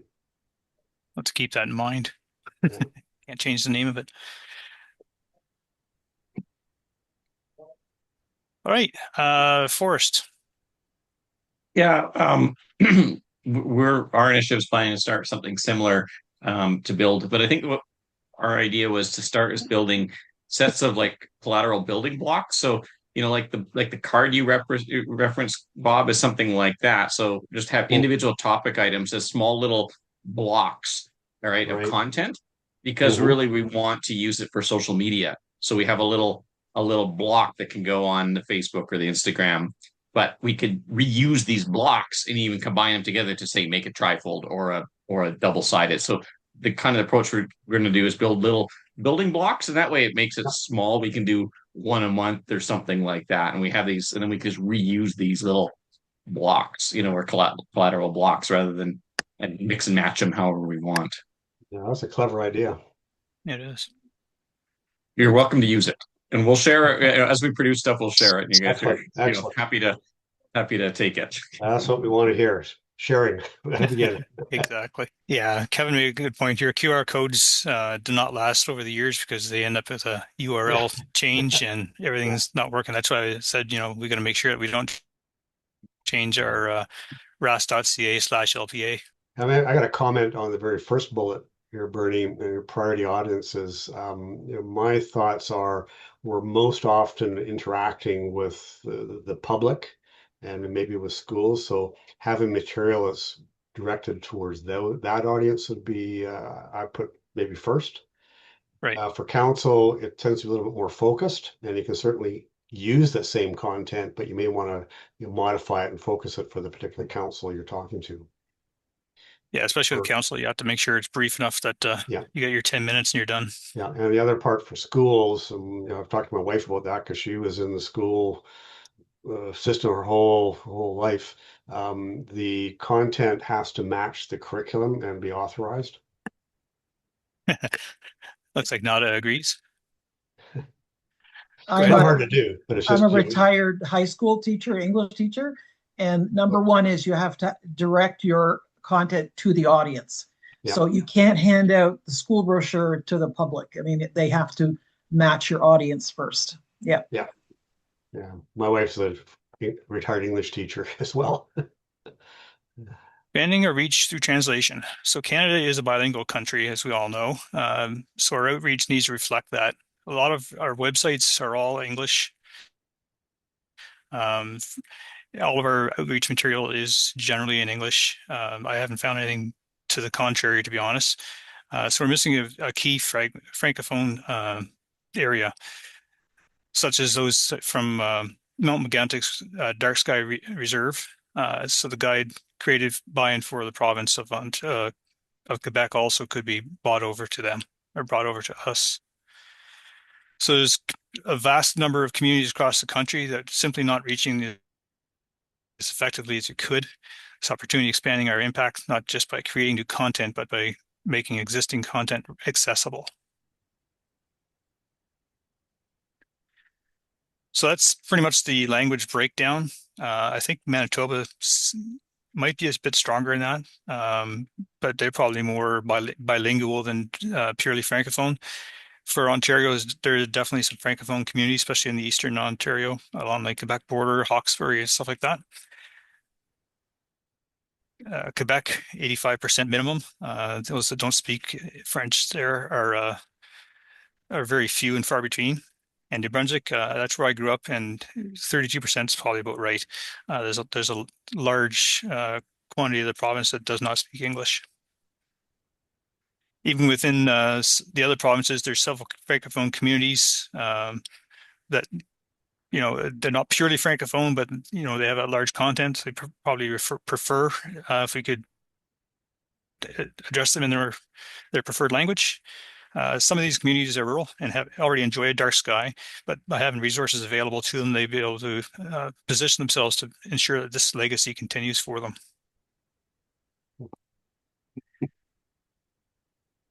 So again, the challenge, most of our material is English only, which limits our access to French, or to the Francophone communities. There's inconsistent translation across centers where the information is found, because again, we don't have the common language sorted out yet. We're getting there.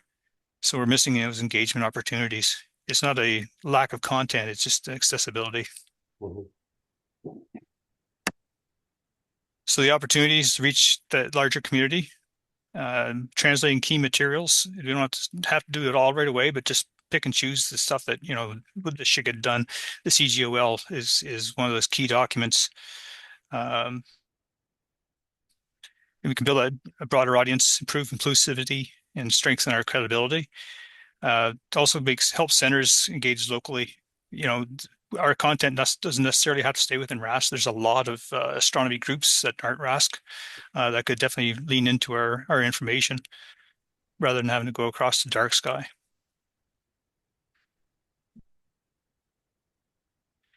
So again, my proposal is to identify priority materials, centralize the translation effort. We could have ChatGPT or something like that do the translation, but we need a Francophone or someone to go through it and make sure that translation is actually on the money. We can't afford to go send these out for official translation. They're 50 cents a word for most documents, so it's on the ridiculous side, to say the least. We need that consistency in terminology and messaging, and integrate it into our websites.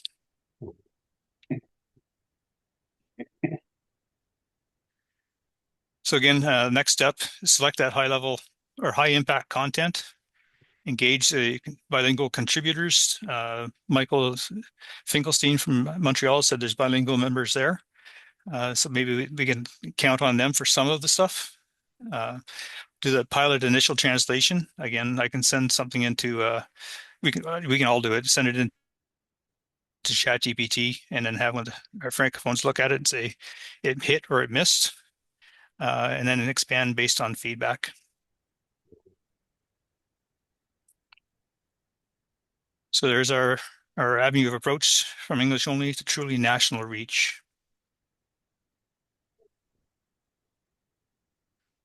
Comments and questions? Yeah, just one comment I'll make in terms of material. Anything that we have for a Dark Sky Sites program that goes to any Parks Canada site must be bilingual that they're going to use. They may take content, produce their own in bilingual, but anything we provide to them, like that brochure I mentioned a little while ago, has to be in either English and French or a bilingual document. And anything in New Brunswick. Yeah. Yeah. No, that makes sense. I mean, by law, you know, if we were a national organization within the government, we would have to do the translation. Mm-hmm. But to reach into those national organizations, it behooves us to get into the ability to provide that information in their language. There's websites and there's website technology now that you can actually just plug in your website, and it will translate to any language live on the fly. Mm-hmm. Same with your Yeah, materials and all that. Just thought I'd throw that out yeah, there. yeah. It's whether or not the quality of translation is there. I've used ChatGPT and was the other one I Yeah. used to No. do it from French to English, and it was all over the place. It was missing, some of in the technical jargon, it really misses.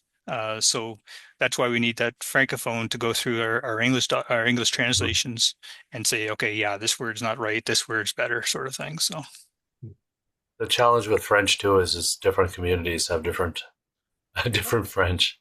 Our community translates a little differently, Acadian French. absolutely. Oh yeah, So, but yeah. in the Togo. Mhm. Yeah.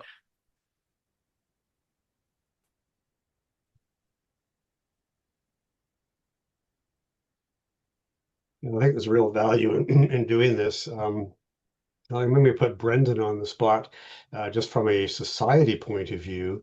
I know there's been debate over the decades about English content and the fact that we have francophone centers and the need for some bilingual content in places.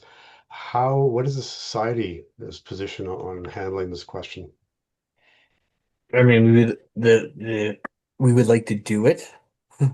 We just lack the volunteers to make the proper translations. There's very few volunteers that want to do what that amount of work. Um, so yeah, we would love to do it. I think the answer is officially that we lean towards the FAAQ to help handle the French stuff. Mhm. That being said, if we end up with a new executive director, that person might speak French, so there might be an opportunity to actually make a switch over to French. Mhm. I might just add to my comment in the chat, like I'm also a member of the Inclusivity and Diversity Committee of the RASC. And a few years back, we had a very detailed discussion on this. And we had some people who thought they would have the time to do this work. And in the end, nothing happened because, in fact, again, it comes down to volunteers and their priorities were elsewhere, and even within the society. So it was not a very simple thing. It seems like it should be easy to do. In reality, it was very difficult. And so nothing came of that at the time. Yeah, it's easy to commit to something before you open up the document and say, oh, this is going to take a little longer than I thought, and then it gets pushed off and off and off, and it's hard to hold a volunteer's feet to the fire and expect them to get anywhere with it. Yeah. And you need someone who has at least a modicum of knowledge on the topic. Mhm. If you take a neophyte who speaks both languages perfectly, they're not going to translate this technical jargon in the way that's probably most appropriate. Yeah. Yeah. Yeah, they'll miss the nuances the same way the AI does. So, yeah.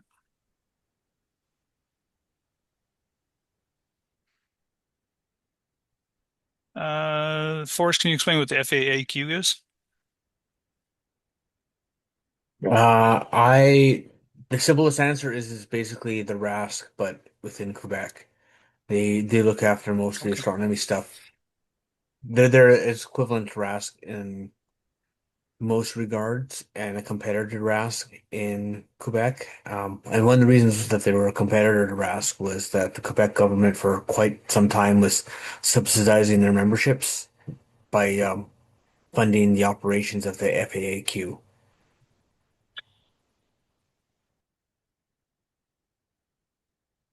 I mean, partnerships make sense. That's a large group. I know there's also the Canadian Astronomical Society, and they won't want to get involved with us. They're a little bit higher level than us. They're all professional astronomers. So, but you never know. We're actually working to engage the Casca this year and try to close that gap. There's been a few olive branches extended in the last few months to try and get us a little bit closer like we used to be with Casca, between awards, the law hog lecture, an upcoming conference. There's a few things that we're trying to work on to kind of close that gap that shouldn't be there. All right. So the next phase was our panel discussion. This is open questions on any subject that we've talked about, we haven't talked about. Basically, how can we support you, and have you got anything that we could use to move our agenda forward? So use hand raising if you can, and then we'll cover there. I want to explain who the panel is, Bernie. Yes.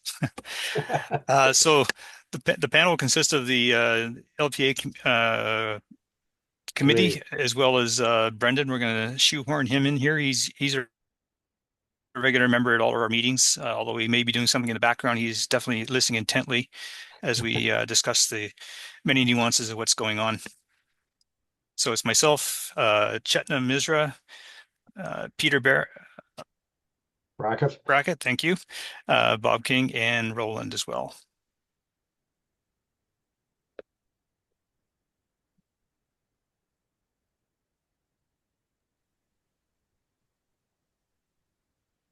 Go ahead. Hey, Kevin. Wow. Thanks a lot for doing this. It's been a long time coming. Some general comments.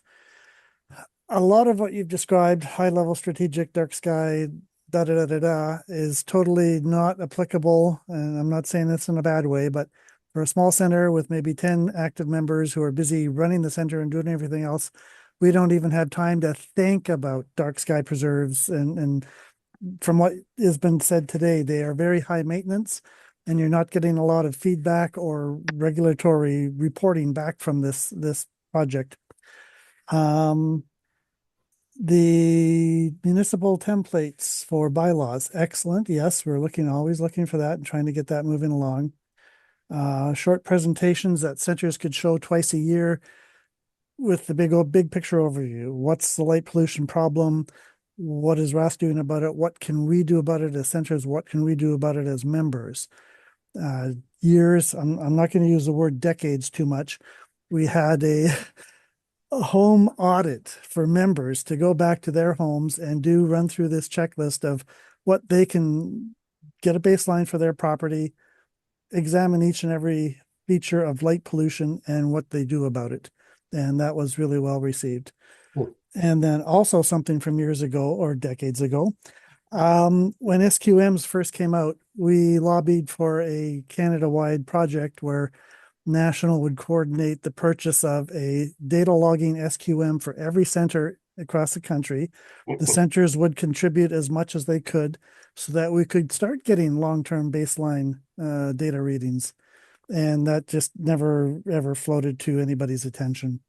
Well, actually, if I can comment there, it was in the LPA committee's budget a few years ago. Yeah. But with the priorities that we had and then the cutbacks, we had to delete it from the budget.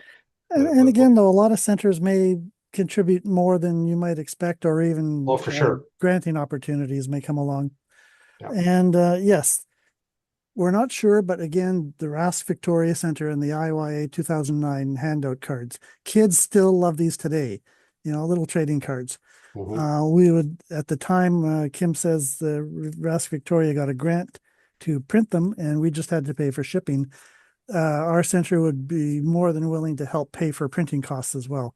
Because I don't know if the rest of you have noticed, but printing has also gone through the roof. We are looking at 20 cents a page for black and white images, printouts. And wow, maybe a national print, and we would pay shipping would still be cheaper than us trying to reproduce paper. It's so expensive. That's all I got. Yeah, that's good. Good comments. Thanks, Kevin. And for Kevin in Belleville, I'm actually living in Charlotte Lake, so if you need someone to come down and do a briefing, I'm not. You're the guy. I'm actually closer. That's me. No, there is another guy in Charlotte Lake, Gary or Jerry.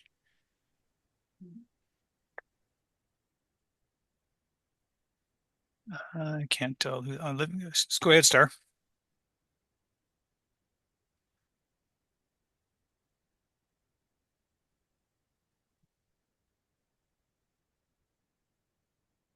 Star, trying to get unmuted. There we go. Okay.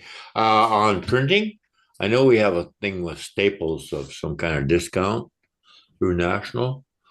But what I found for any bulk printing Canada copy has been really good for us. We've had brochures printed up through them. And it's very reasonable. Yeah, light pollution brochure. I'd be interested in something from national if we could come up with that, because basically I had to make up my own stuff basically. But yeah, if national could come up with a brochure that we could download and print, I mean, I'm fine with getting us, to spend the money for printing locally. Anyway, Canada copy, check it out. Very good. Thanks. Thanks. I know my wife's been using Vistaprint for her business cards and banners Oh, super expensive. are pretty Right. cheap. No, Wow, not really. found them No. fairly cheap. We were going to get calendars printed for our local center here, and they were going to cost us, our own calendar is going to cost us like $25 a piece.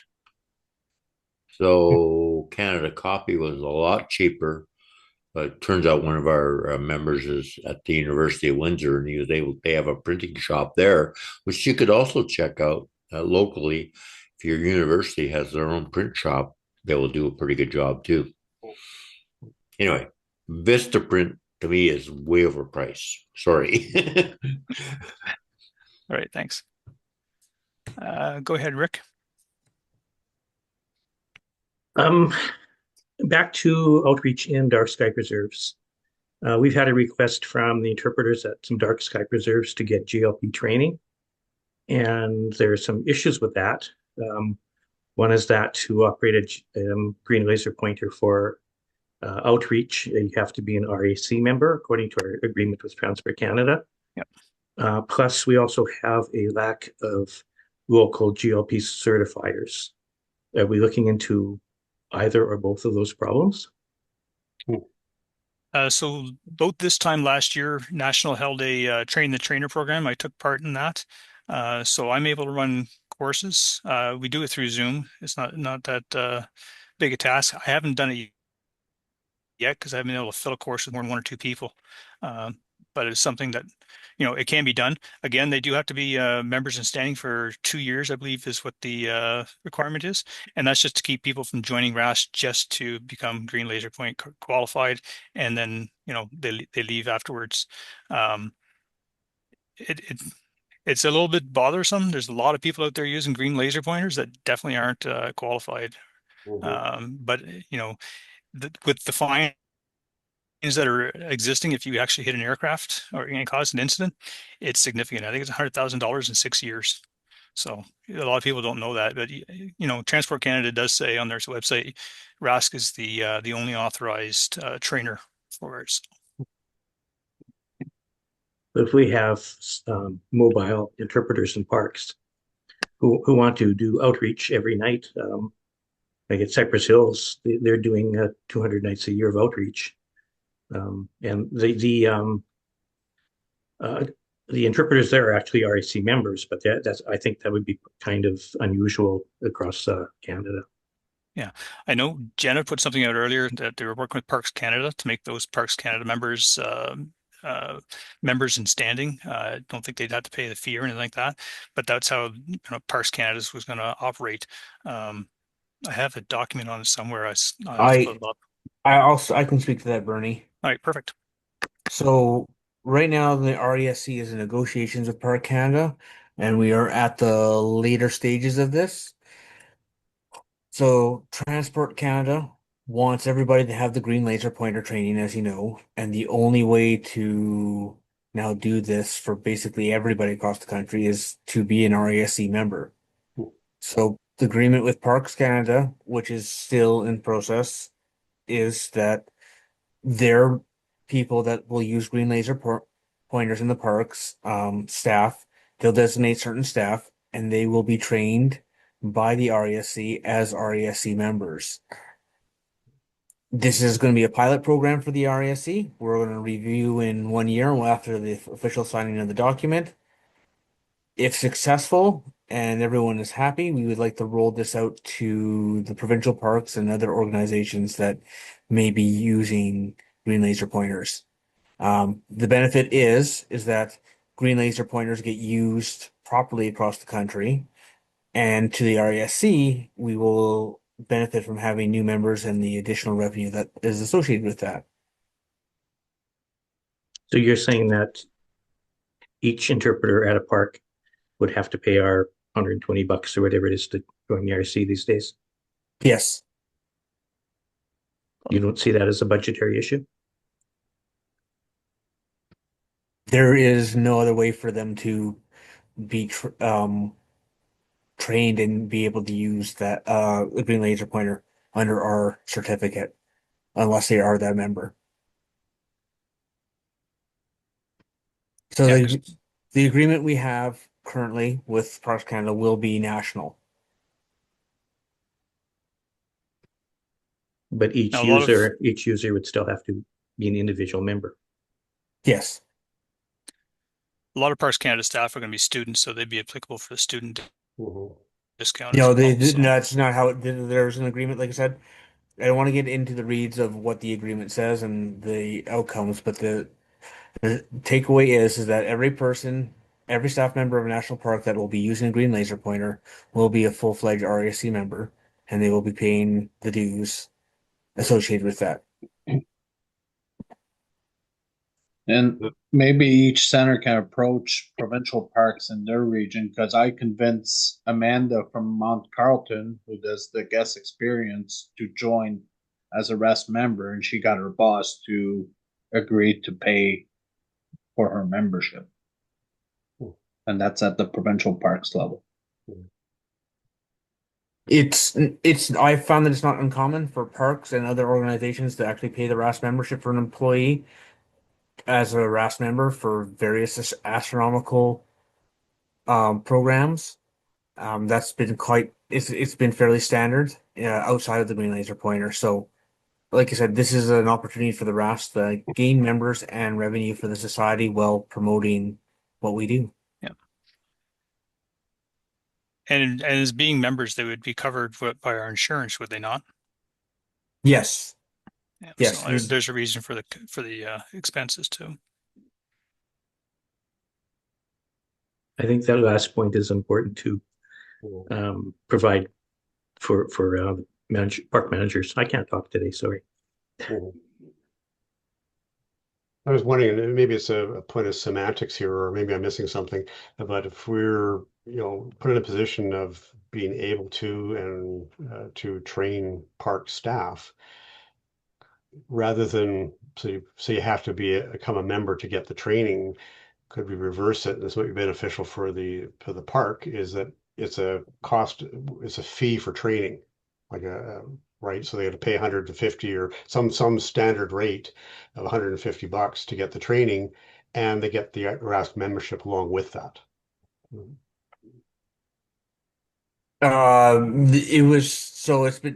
So again, without getting into the reads, it's the simplest and most effective way to do this is to make them RASC members.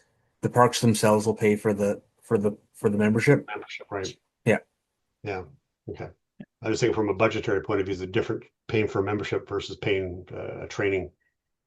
But again, so the issue is that if the parks or any organization wants to use a green laser across the country, the federal government has issued this regulation, which is strict about what happens if you are not properly trained or even transporting a green laser pointer. So the cost of an RAC member is cheap compared to the consequences of being on the wrong side of this bylaw.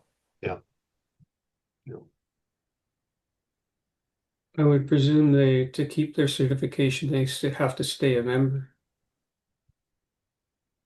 Yes. Yes. So again, the RAC membership would be like ours. It would be 1 year membership. So they'd be good for a year, and then they'd have to renew after a year. Yeah, and the certification needs to be done every 3 years. So, all right, Wayne, you had your hand up next. So I'm from Niagara Centre, and until today, I had no understanding of what LPAC was doing. I've been at this for many, many years, and so it's great to see this, but I have to say your work, much appreciated, has been essentially invisible for some years. There used to be reports, so I'm still not clear after today what your priorities are, your plans and strategies to accomplish those. So at some point in the future, it might be useful to send that out to the LPA membership. And so I'm going to make some heretical comments here. A couple little semantic things. We refer to dark sky all the time, but I think we need to transition away from that. I've talked to a lot of people over the years. People, let's face it, are afraid of the dark. So we have talked about education and reaching the masses. Here we're preaching to the choir. So what we need to do, I think, is change the word to natural skies. And if you pay attention, say, to the food industry, you'll understand the power of the word natural, even though the result between dark skies and natural skies is the same, it has a different meaning to people. And we should maybe consider also referring, instead of to responsible lighting, to respectful lighting. It has a little bit different connotation, so people might understand that. Looking at the focus, has been a lot about the dark sky sites. So while I understand why, and I appreciate that they're there and so on, they've eaten up a huge amount of RASC time and effort. I think we need to shift our focus a little bit there.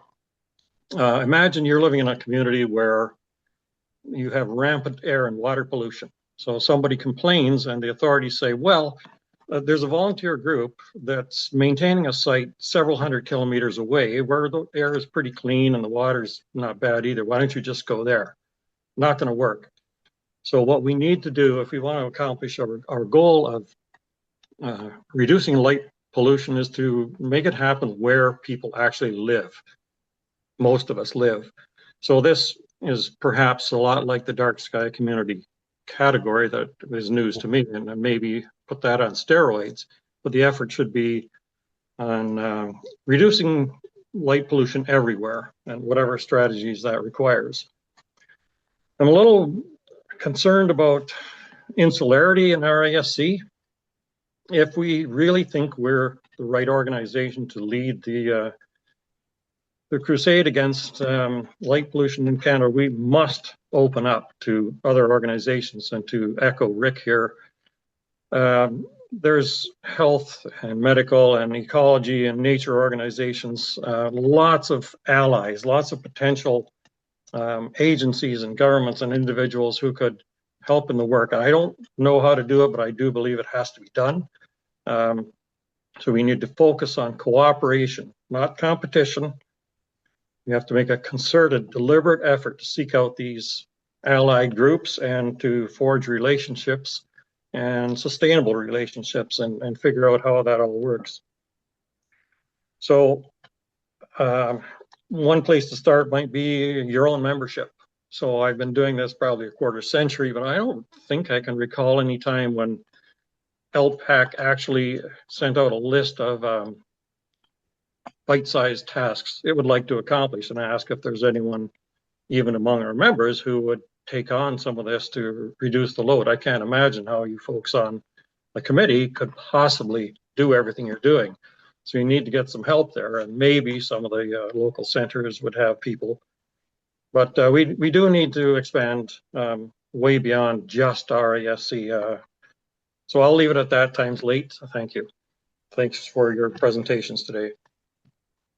Thanks, Wayne. A lot of messages in there for us to take away, and that's part of the reason that I wanted to have this conference in the first place. Is we have a lot of stuff we want to accomplish, and 5 people to do it with, and it just wasn't making sense. It was, we get together and we push the yardstick forward, a couple inches, and that was all we would do month to month, because we're time limited and knowledge limited. So definitely need to get into those partnerships with other organizations, and but it'll be inroads to make for sure. Yeah. I'll just maybe add to that. It's definitely been a concern of the committee And we do have a list of things we'd like to do. You've heard about a number of them that we're working on or intend to work on here, and we'll pursue that. But as Bernie pointed out, it gets back to how many volunteer hours are available. And we're all volunteers, and if you look at an organization like Dark International, they've got an annual $3 million a year budget and a handful of permanent staff. And so they have the time to focus on it, and they are partnering with various things. And we have reached out to a few. We offer to collaborate, but again, it's just a limitation on time with the way we're currently funded and organized. Can I jump in on what you just said there, Bob? Yep. I was invited in December by Dark Sky International because of what I do with Cliff Valley Astronomy to be sort of like a part of a feedback group because they're redoing all their dark sky accreditation program. Mm-hmm. And one of the biggest piece of information there is traditionally they've only charged $250 US for an application. Now it's going to be new fees and renewal annual fees. Mm-hmm. So their budget is even going to get even more robust because they're seeing the gain. They're seeing that there's an explosion in demand for dark sky sites purposely driven by astrotourism. And when you look at it from an astrotourism standpoint, this is no longer creating a safe dark sky site for astronomers and people to enjoy the night sky. It is becoming a business, and it is becoming business driven. So they're seeing the writing on the wall. And anyways, I just wanted to share because I was about 30 people that were invited from around the world to sit in and give them some feedback on this. And quickly, people were quick to jump on them about the fees and all that, but I'm telling you now that some applications will be in the thousands of dollars. Yeah. So yeah, I'd heard that, and actually just recently had an inquiry. And one of the first questions they asked, because they were trying to decide whether to go RASC or Dark Sky International, one of the questions they had was, "What's your fee or our fee?" I said, "Well, it's free. It's volunteer." So they're going with us. Yeah. Well, and that's great. I unfortunately, I'm going to wear my Cliff Valley Astronomy hat. I am put in front of clients right now. Most of them are destination marketing organizations or tourism boards and all this and that. And I have to present them all the options. I push RASC, I have to give them the option for Dark Sky International. But when it comes to if it's driven by a tourism entity or recreational where their biggest goal is attracting more people, the appeal of the Dark Sky International is that it is international. They're seeing the on ramps of more people from around the world finding them if they go this route. Yeah, they've definitely done the marketing and they've gone international, whereas we're constrained to just Canada. Yeah, and I feel so conflicted, right? Because I'm a RASC member, but at the end of the day, for me, for my livelihood, I offered them the option. Once they make that decision, I have to go with it, right? Yeah. Anyways, I just wanted to comment that because I think that is the greater challenge our organization faces moving forward. I love that there's new levels that opens up the door for more opportunities, but also I'm also 30 years of marketing experience. I tell you exactly if I were in their shoes, which way I would kind of lean, right? From a marketing standpoint, not from an astronomer standpoint. Yeah. Hear ya. Yeah. So, anyways.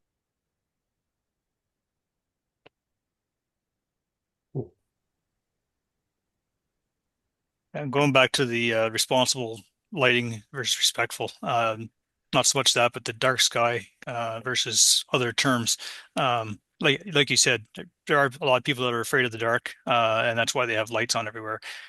Police communities are telling people you need to have your lights on if you want to stop crime, which is BS. We all know that, but that's because they don't keep stats on it. I asked the OPP, I said, what's your stats on how many people have lights on when they're robbed at night? And we don't know. Right. So if they don't have the stats, then how can you say turning on the lights is stopping crime? Crime happens during the day as much as at night. It's not a limitation of light. Personally, I think if I had someone walking around with flashlights outside of a dark home, I'd be more noticing. But if someone's walking around a house that's all lit up during the day or lit up at night, I don't know if it's a homeowner or someone's visiting them or it could be anything. Nobody pays attention to that. And the same thing with the car dealership lots. If I was to walk on the car dealership lot at 3 o'clock in the morning, who's going to see me? They don't have cameras that are going to pick you out. And if you are seen, it's going to be a cop, and they're going to arrest you for being on the parking lot trespassing.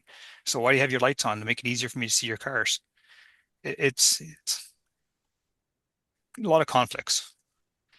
Go ahead, Keith. Yeah, thank you very much for the chance to chat. I first would like to express my thankfulness to all of the organizers for bringing us all together. Magnificent task, and the effort is certainly appreciated. I'm coming from the Mississauga Center of the RASC. I'm been for the most part here. Two of my colleagues, Nada and Fred, are along. Just a couple of quick comments. One is that, again, there's been some discussion of semantics, and we've gotten away from thinking about abatement, light pollution abatement, to almost light pollution awareness. And some of that reflects where we come from. We're in Mississauga, part of the Greater Toronto Area. The only options we have for anything that, well, in fact, when we do our dark sky observing, we travel an hour away and we call it darkish sky observing because we all know that it's not dark in the way that we would all like to prefer. So a lot of what we do, we have a regular outreach that we do with a local park. It's a great relationship and mutually beneficial that we've built up. The Riverwood Conservancy is the name of that. And so a lot of what we endeavor then to do is public education. In that regard, a really high quality brochure. We were looking at doing one ourselves for the upcoming year. And if nothing else replaces it, we are still committed to doing that. But to have some centralized and consistent messaging would obviously be very useful from our standpoint. Very much what we do is education. The counterpoint to that is that we haven't looked at legislation at all. And to some extent, maybe we've just given up on that fight. Being adjacent to the GTA, I can't convince my own neighbors next door to turn their lights down, let alone, the 401 and all of the complexities that come with provincial jurisdiction, municipal jurisdiction, and people choosing their right to do whatever they want on their own property. So unfortunately, that's a battle that it's a much longer term battle measured perhaps over decades more than anything else. So again, the brochure would be very handy, education. I did want to give a quick update. We did a fairly significant effort to try and extend our relationship with Riverwood and put in some installations, a red light, star walk, those sorts of things.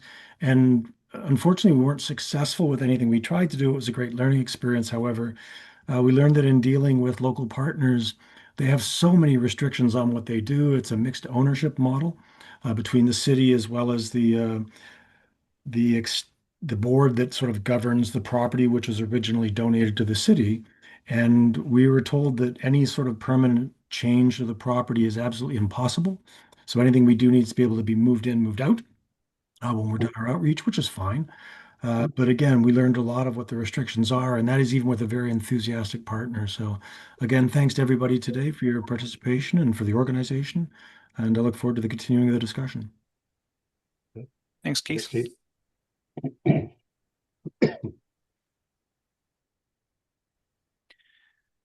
So one of the things we talked about was improving communication, and we kind of batted around a couple ideas earlier. Does anyone have any thoughts on that? Do we do quarterly get-togethers more often? Do you want a newsletter where everybody has a chance to send in some comments ahead of a deadline? Then we send that out to all the different centers on a quarterly, monthly basis. Open to ideas on that as well.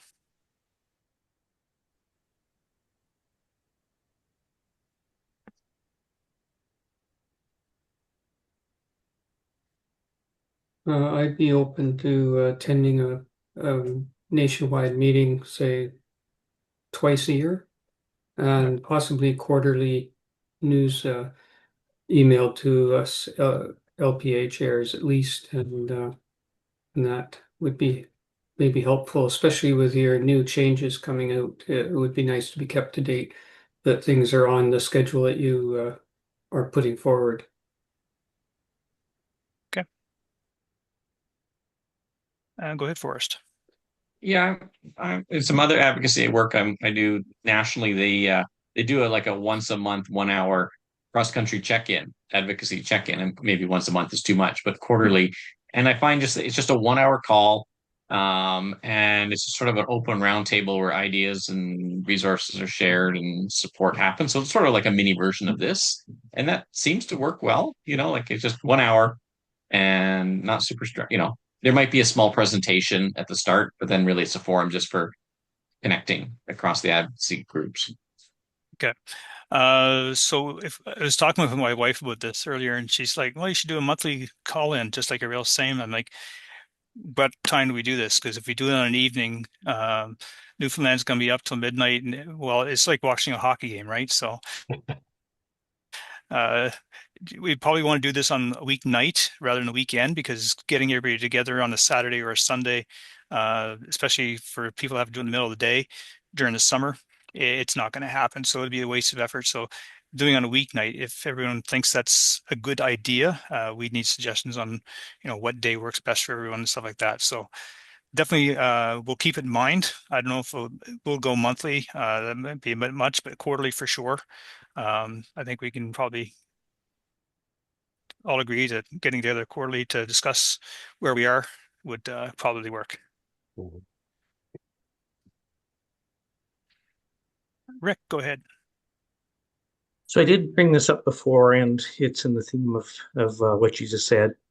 Can we move our discussion group out of the RESC format?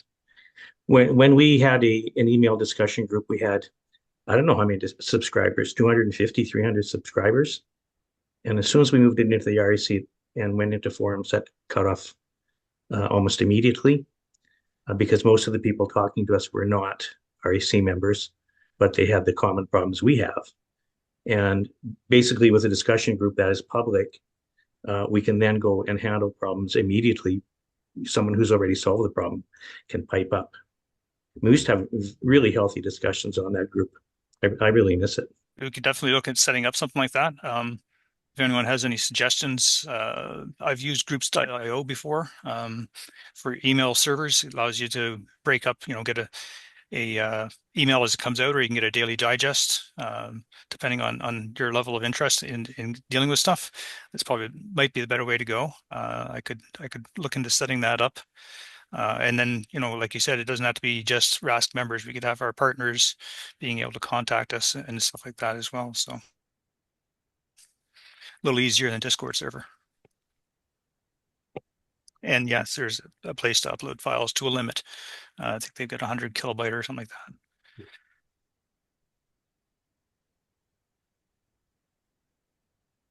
Good, Timothy.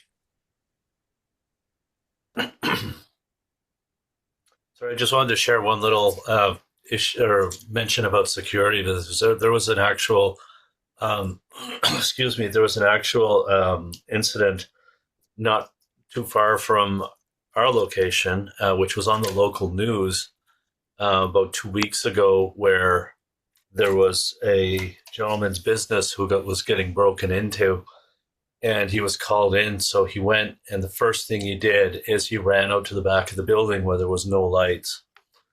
Everything was totally fine. There was nothing going on. When he ran to the front of the building where all the streetlights were pointing right to his building, they had broken in right into the front door. They had no, and we're actually going to be using that as an example to people because it was in the news recently. Yeah. And I just thought it was a great, example of, the effect. Sometimes lighting is not your savior. Mm-hmm.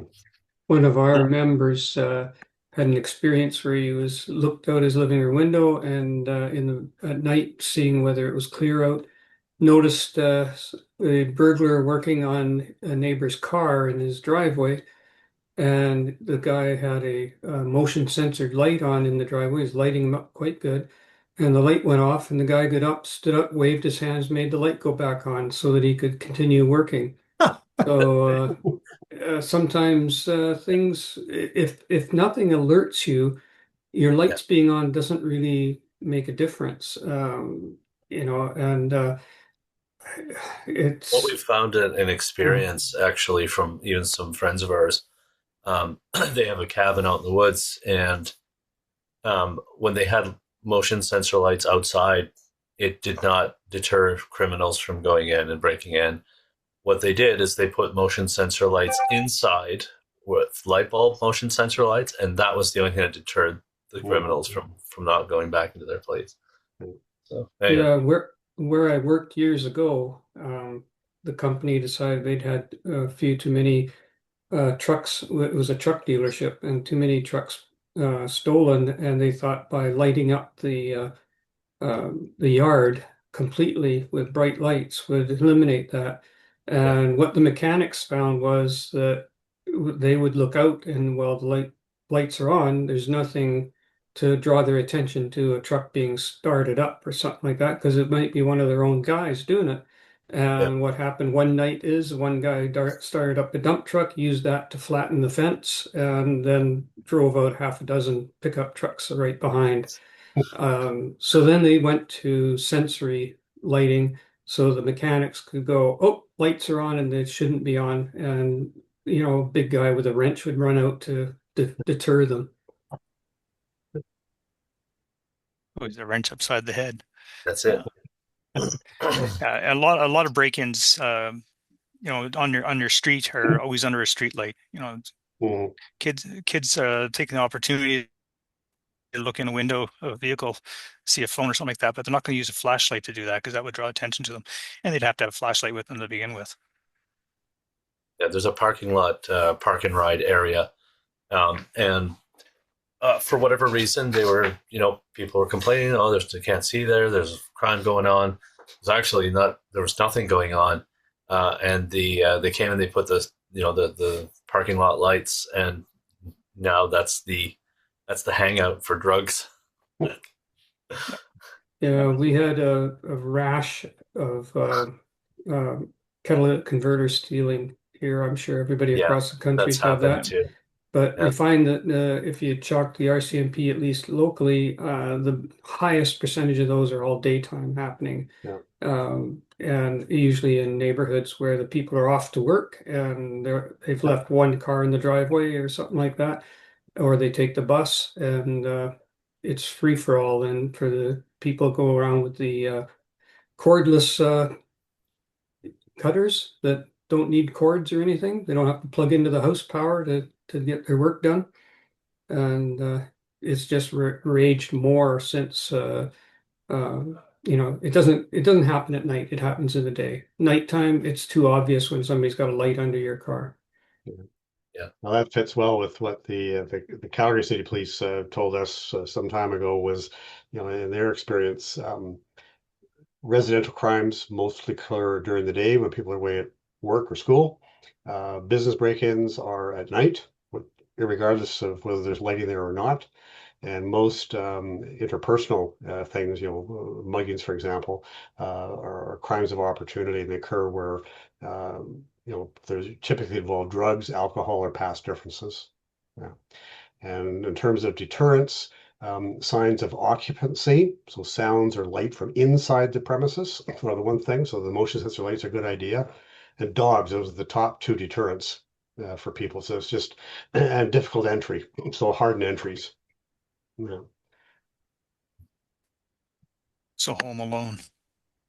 Have the curtains with the little kids dancing around, stuff like that. Oh, yes. Yeah. Go ahead, Dave. Yeah, hi. Sorry about that. I'm just curious. It was mentioned earlier about the annual reports for dark sky sites and the fact that some of the older sites, that was not part of the original agreement. And I'm just wondering if there was a plan to try and formally roll that out to older parks. It's on my to-do list. It's on my to-do list. We're just going to build our strategy and the communications package. All my efforts have been on the dark sky community piece the last little while.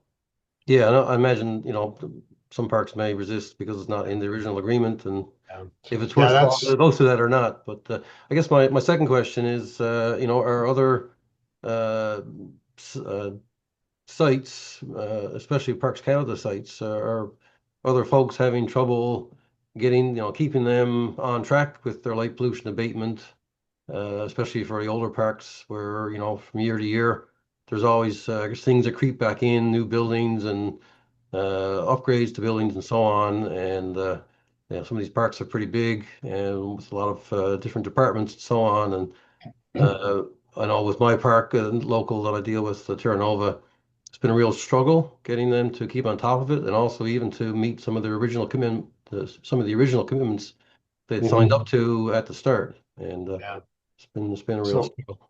so Parks Canada did have its own policy for lighting. It was based largely on the CGOL that was written, by us, quite a few years ago, and they were using that. And then in 2019, and they began writing their own internal policy. And I think it was finalized in 2021. Communication with them is faltering a little bit, at least with the office, because of the changeover in the leadership there, that time frame. And but anyways, I was sent a copy of their policy for lighting, and it's actually pretty good. It pretty much follows what we want in place. Now, how well that's being used, I don't know.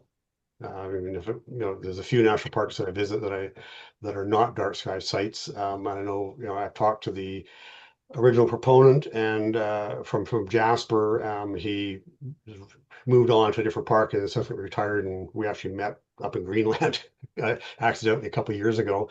But he said they were still working towards getting some of the hotels in the park to change their lighting. And there's a few private properties that still have to come along. They're there too. But otherwise, for Parks Canada facilities, they're pretty much compliant. I mean, what are others' experience? What I find with Terra Nova, I have one primary person that I deal with regularly who's great, but he's working in an organization that not everybody, not all departments are on the same page or have the same motivation or seem to care at times. So that's a consistent problem. We've been Yeah. talking to various other parks who were interested in getting accreditation. They've got exactly that same issue. And I know with the city of Calgary, we're talking to them, and I related an example earlier today about the different departments have different mandates, and they're not always compatible. And the interest level, motivation, it varies. So it really, any organization, you're going to have to find the right champion and to lead it and push it through. But to keep it sustained is hard. I mean, even where we got a few things put into Calgary's land use bylaw that were good, a few things that were not so good over the last 15 years, it's been watered down. We're still better than we used to be, but it needs to be fixed. Yeah, it depends a whole lot on how well you know the manager, park manager, and their maintenance person as to how compliant the park's going to be. Because you find the park managers are pretty well on board. They're there longer than a lot of these staff. Yeah. And so they'll support your park, and they all believe it's a good idea.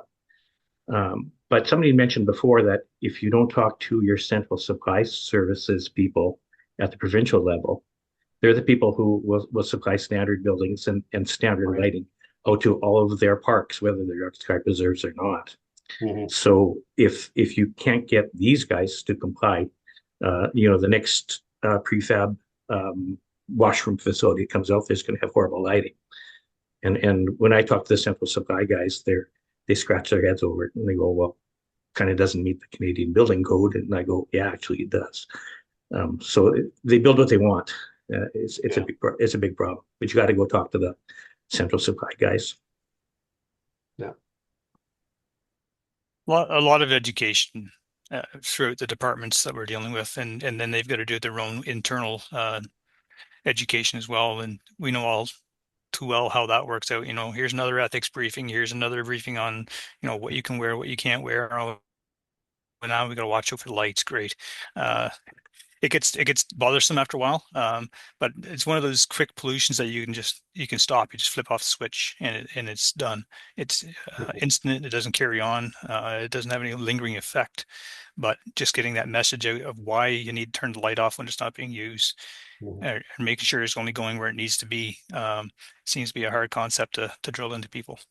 It was drilled into me when I was a little kid growing up in the early 60s. If you're not in a room, why the hell's the light left on? Because it costs money. Yeah. Now, unfortunately, LED lights take away from that. It's not as costly. People don't worry about the bill as much. And in BC, especially, our hydropower is pretty cheap compared to some parts of the country. And the motivation of shutting off lights is just not quite as strong as it used to be, where every adult would give you a slap across the head if you left a light on. It just doesn't happen anymore. Sorry, we don't slap people across the head anymore either. Maybe that's part of the problem. I mean, solar panel lights are the bane, really. Yeah. Because there's no bill. Yeah. Except when you have to replace it next year because something ate through the wire, or me with a pair of cutters. Go ahead, Starry. You've had your hand up.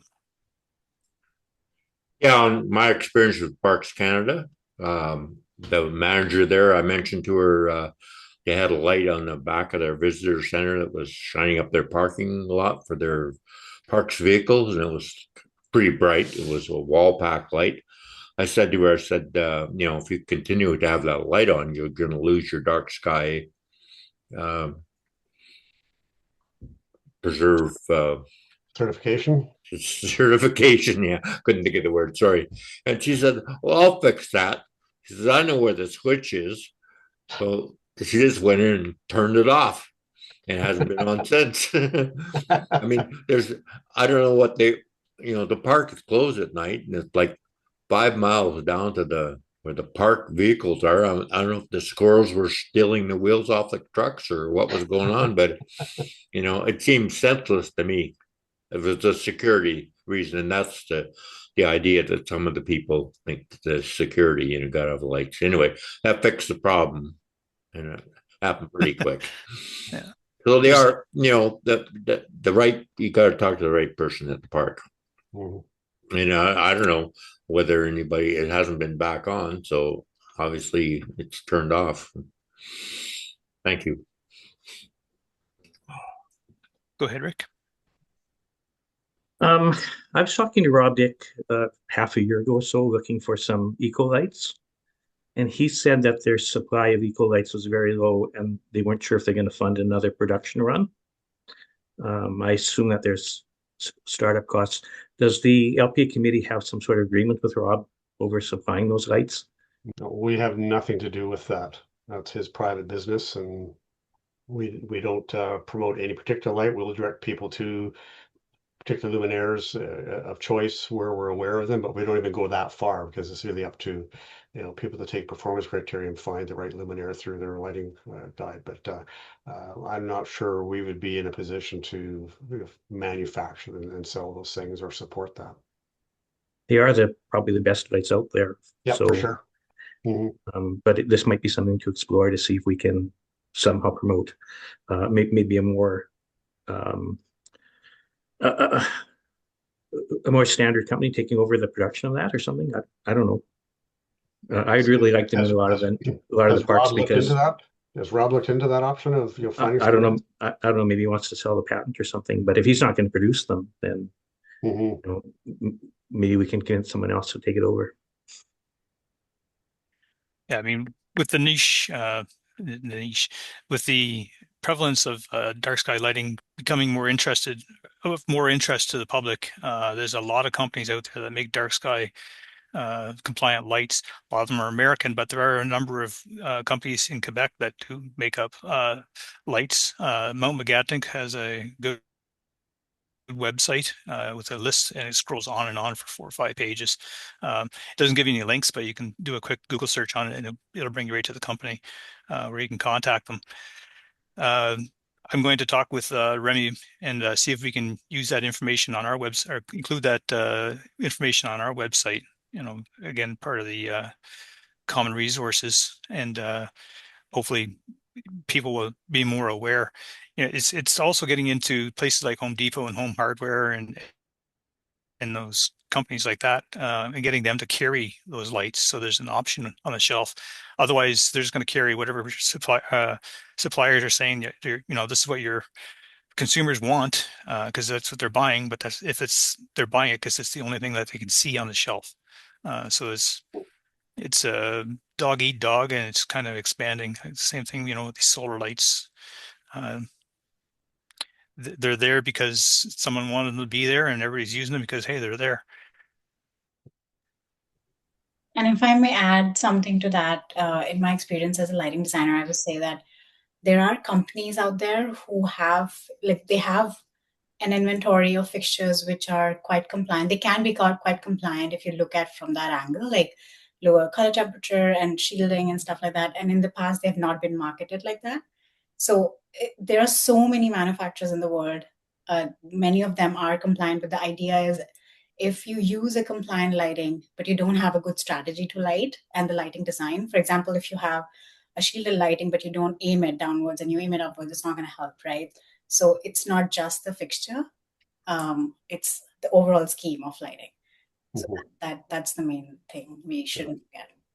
The issue with most of the lighting out there, even if it's supposed to be dark sky compliant, is the illumination level is way too high for an inherently dark area like a dark sky preserve. There's no one out there except the eco lights that meet that criteria. Yeah. And like for stuff like that, you're right, Rick. But in the past, how people have done that is using dimmers, for example, right? Find drivers which allow dimming and stuff like that. So there are ways to mitigate this issue as well. And obviously, moving forward, like I'm saying something right now, tomorrow the industry will evolve. Lighting tech is moving at that pace. So yeah, but you're right.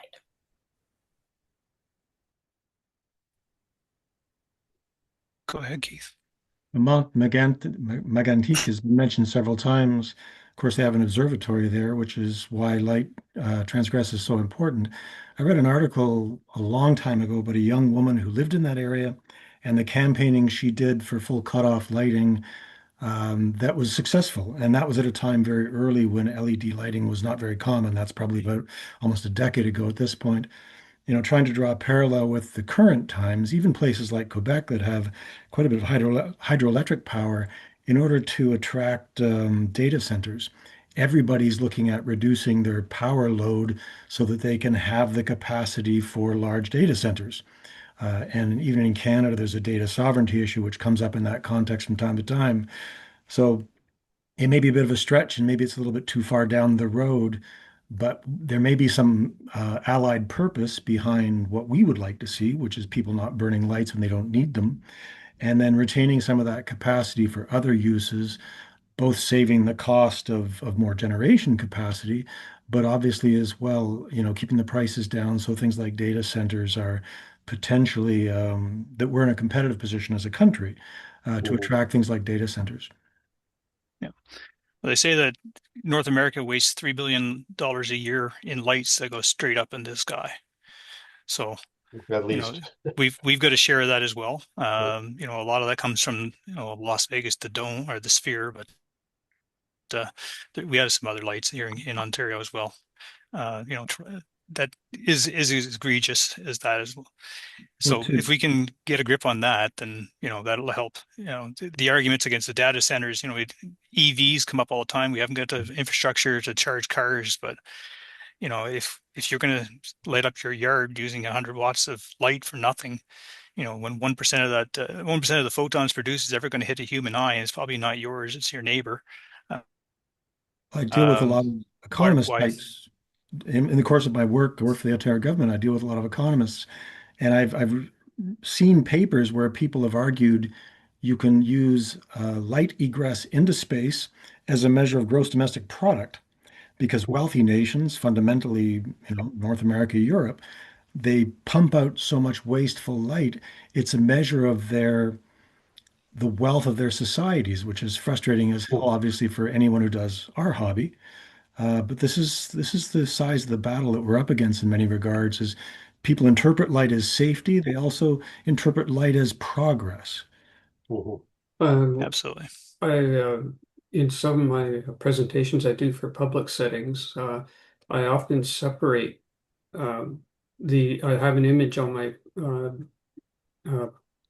slideshow that would be from space, showing just what Keith was talking about there.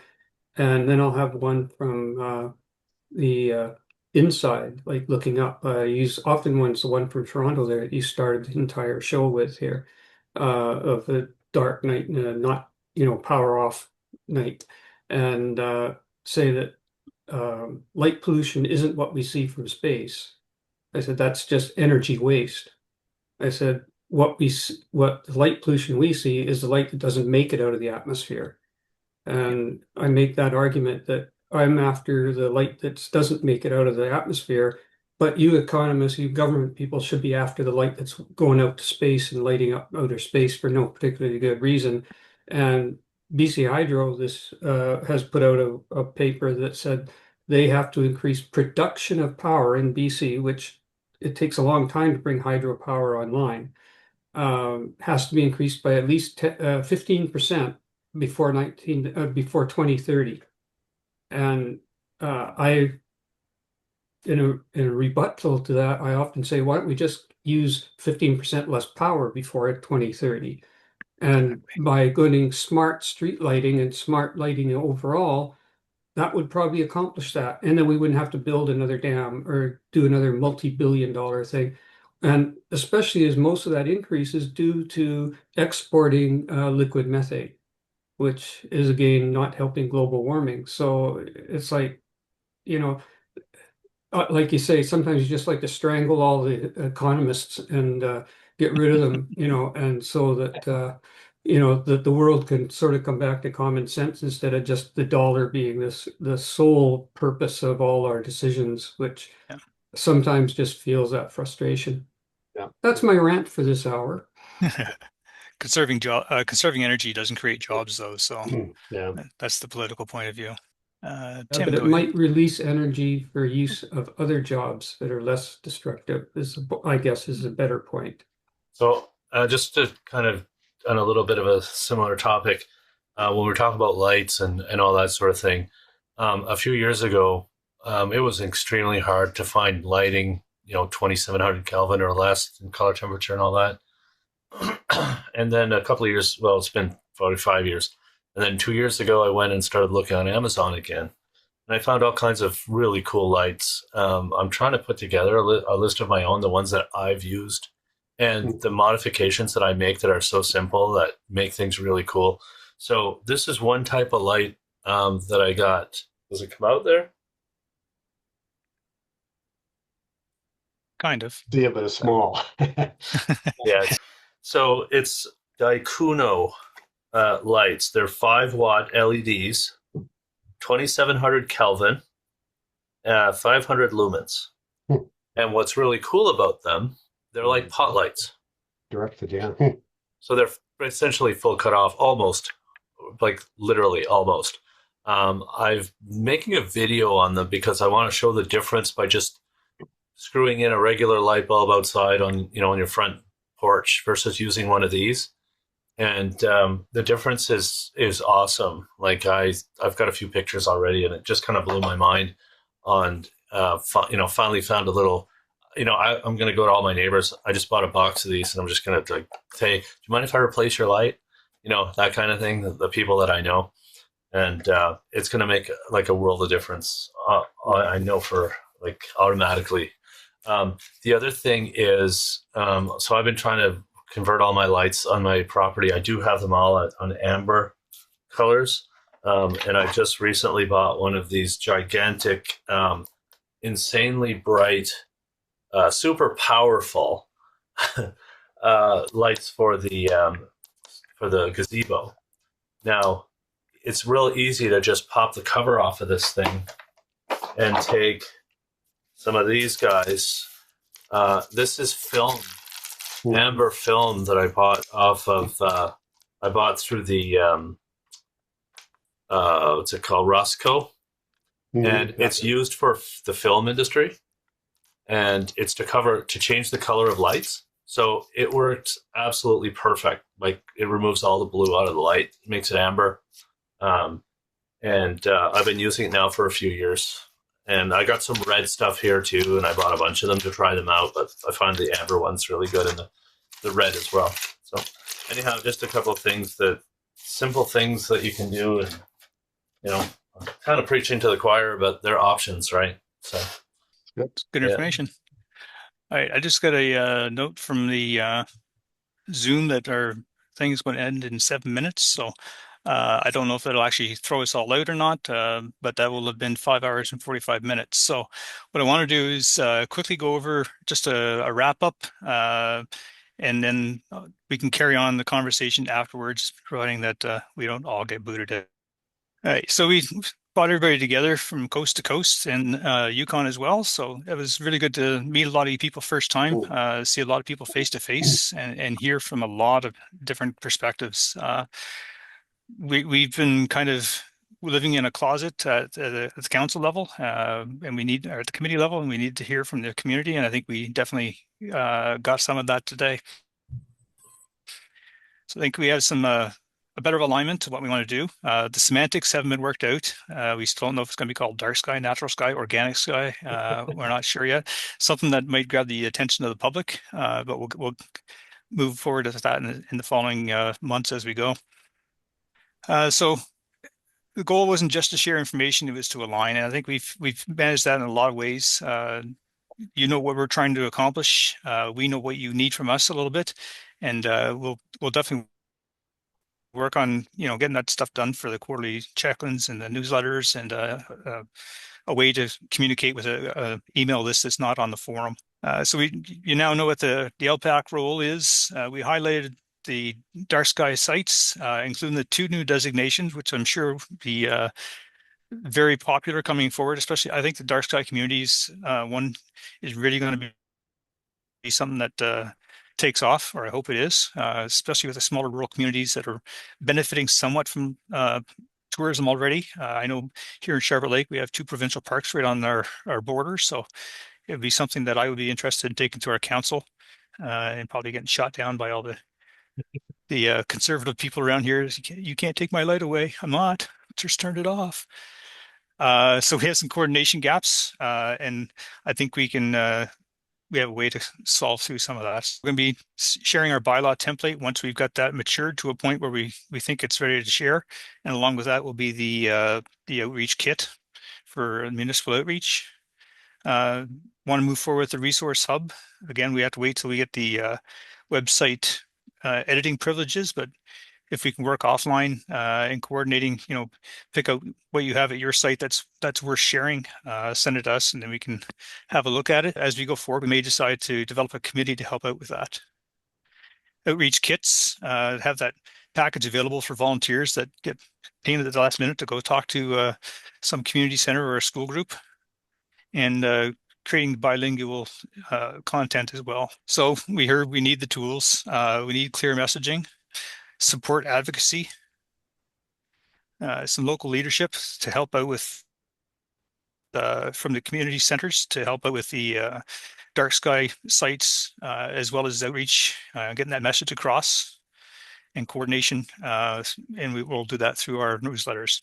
So some next steps, aligning those priorities, getting those templates done, focusing on execution afterwards. That means identifying pilot centers that want to take up the challenge of the templates and try them out in real world, and forming some working groups and actually building and testing these tools once we've had the pilot feedback. So this is the list of expected outcomes that the LPAC wanted to accomplish with this conference. We wanted to ensure that there was a clarity across all of RASC, including the LPAC on our role in LPA. We wanted to officially launch the dark sky community as well as Nocturnal Sanctuary, which we've done. Nocturnal Sanctuary, dark sky community to come in the summer. And these 2 designations have required a lot of effort, especially from Bob and Roland and Peter, because they started before I did with them 2 years ago. So they've been working on this for quite a while now. Also wanted to clarify how municipalities look at bylaws so that everybody understands a little bit when they go to approach a councillor what to expect, and we'll have a toolkit out to help with that.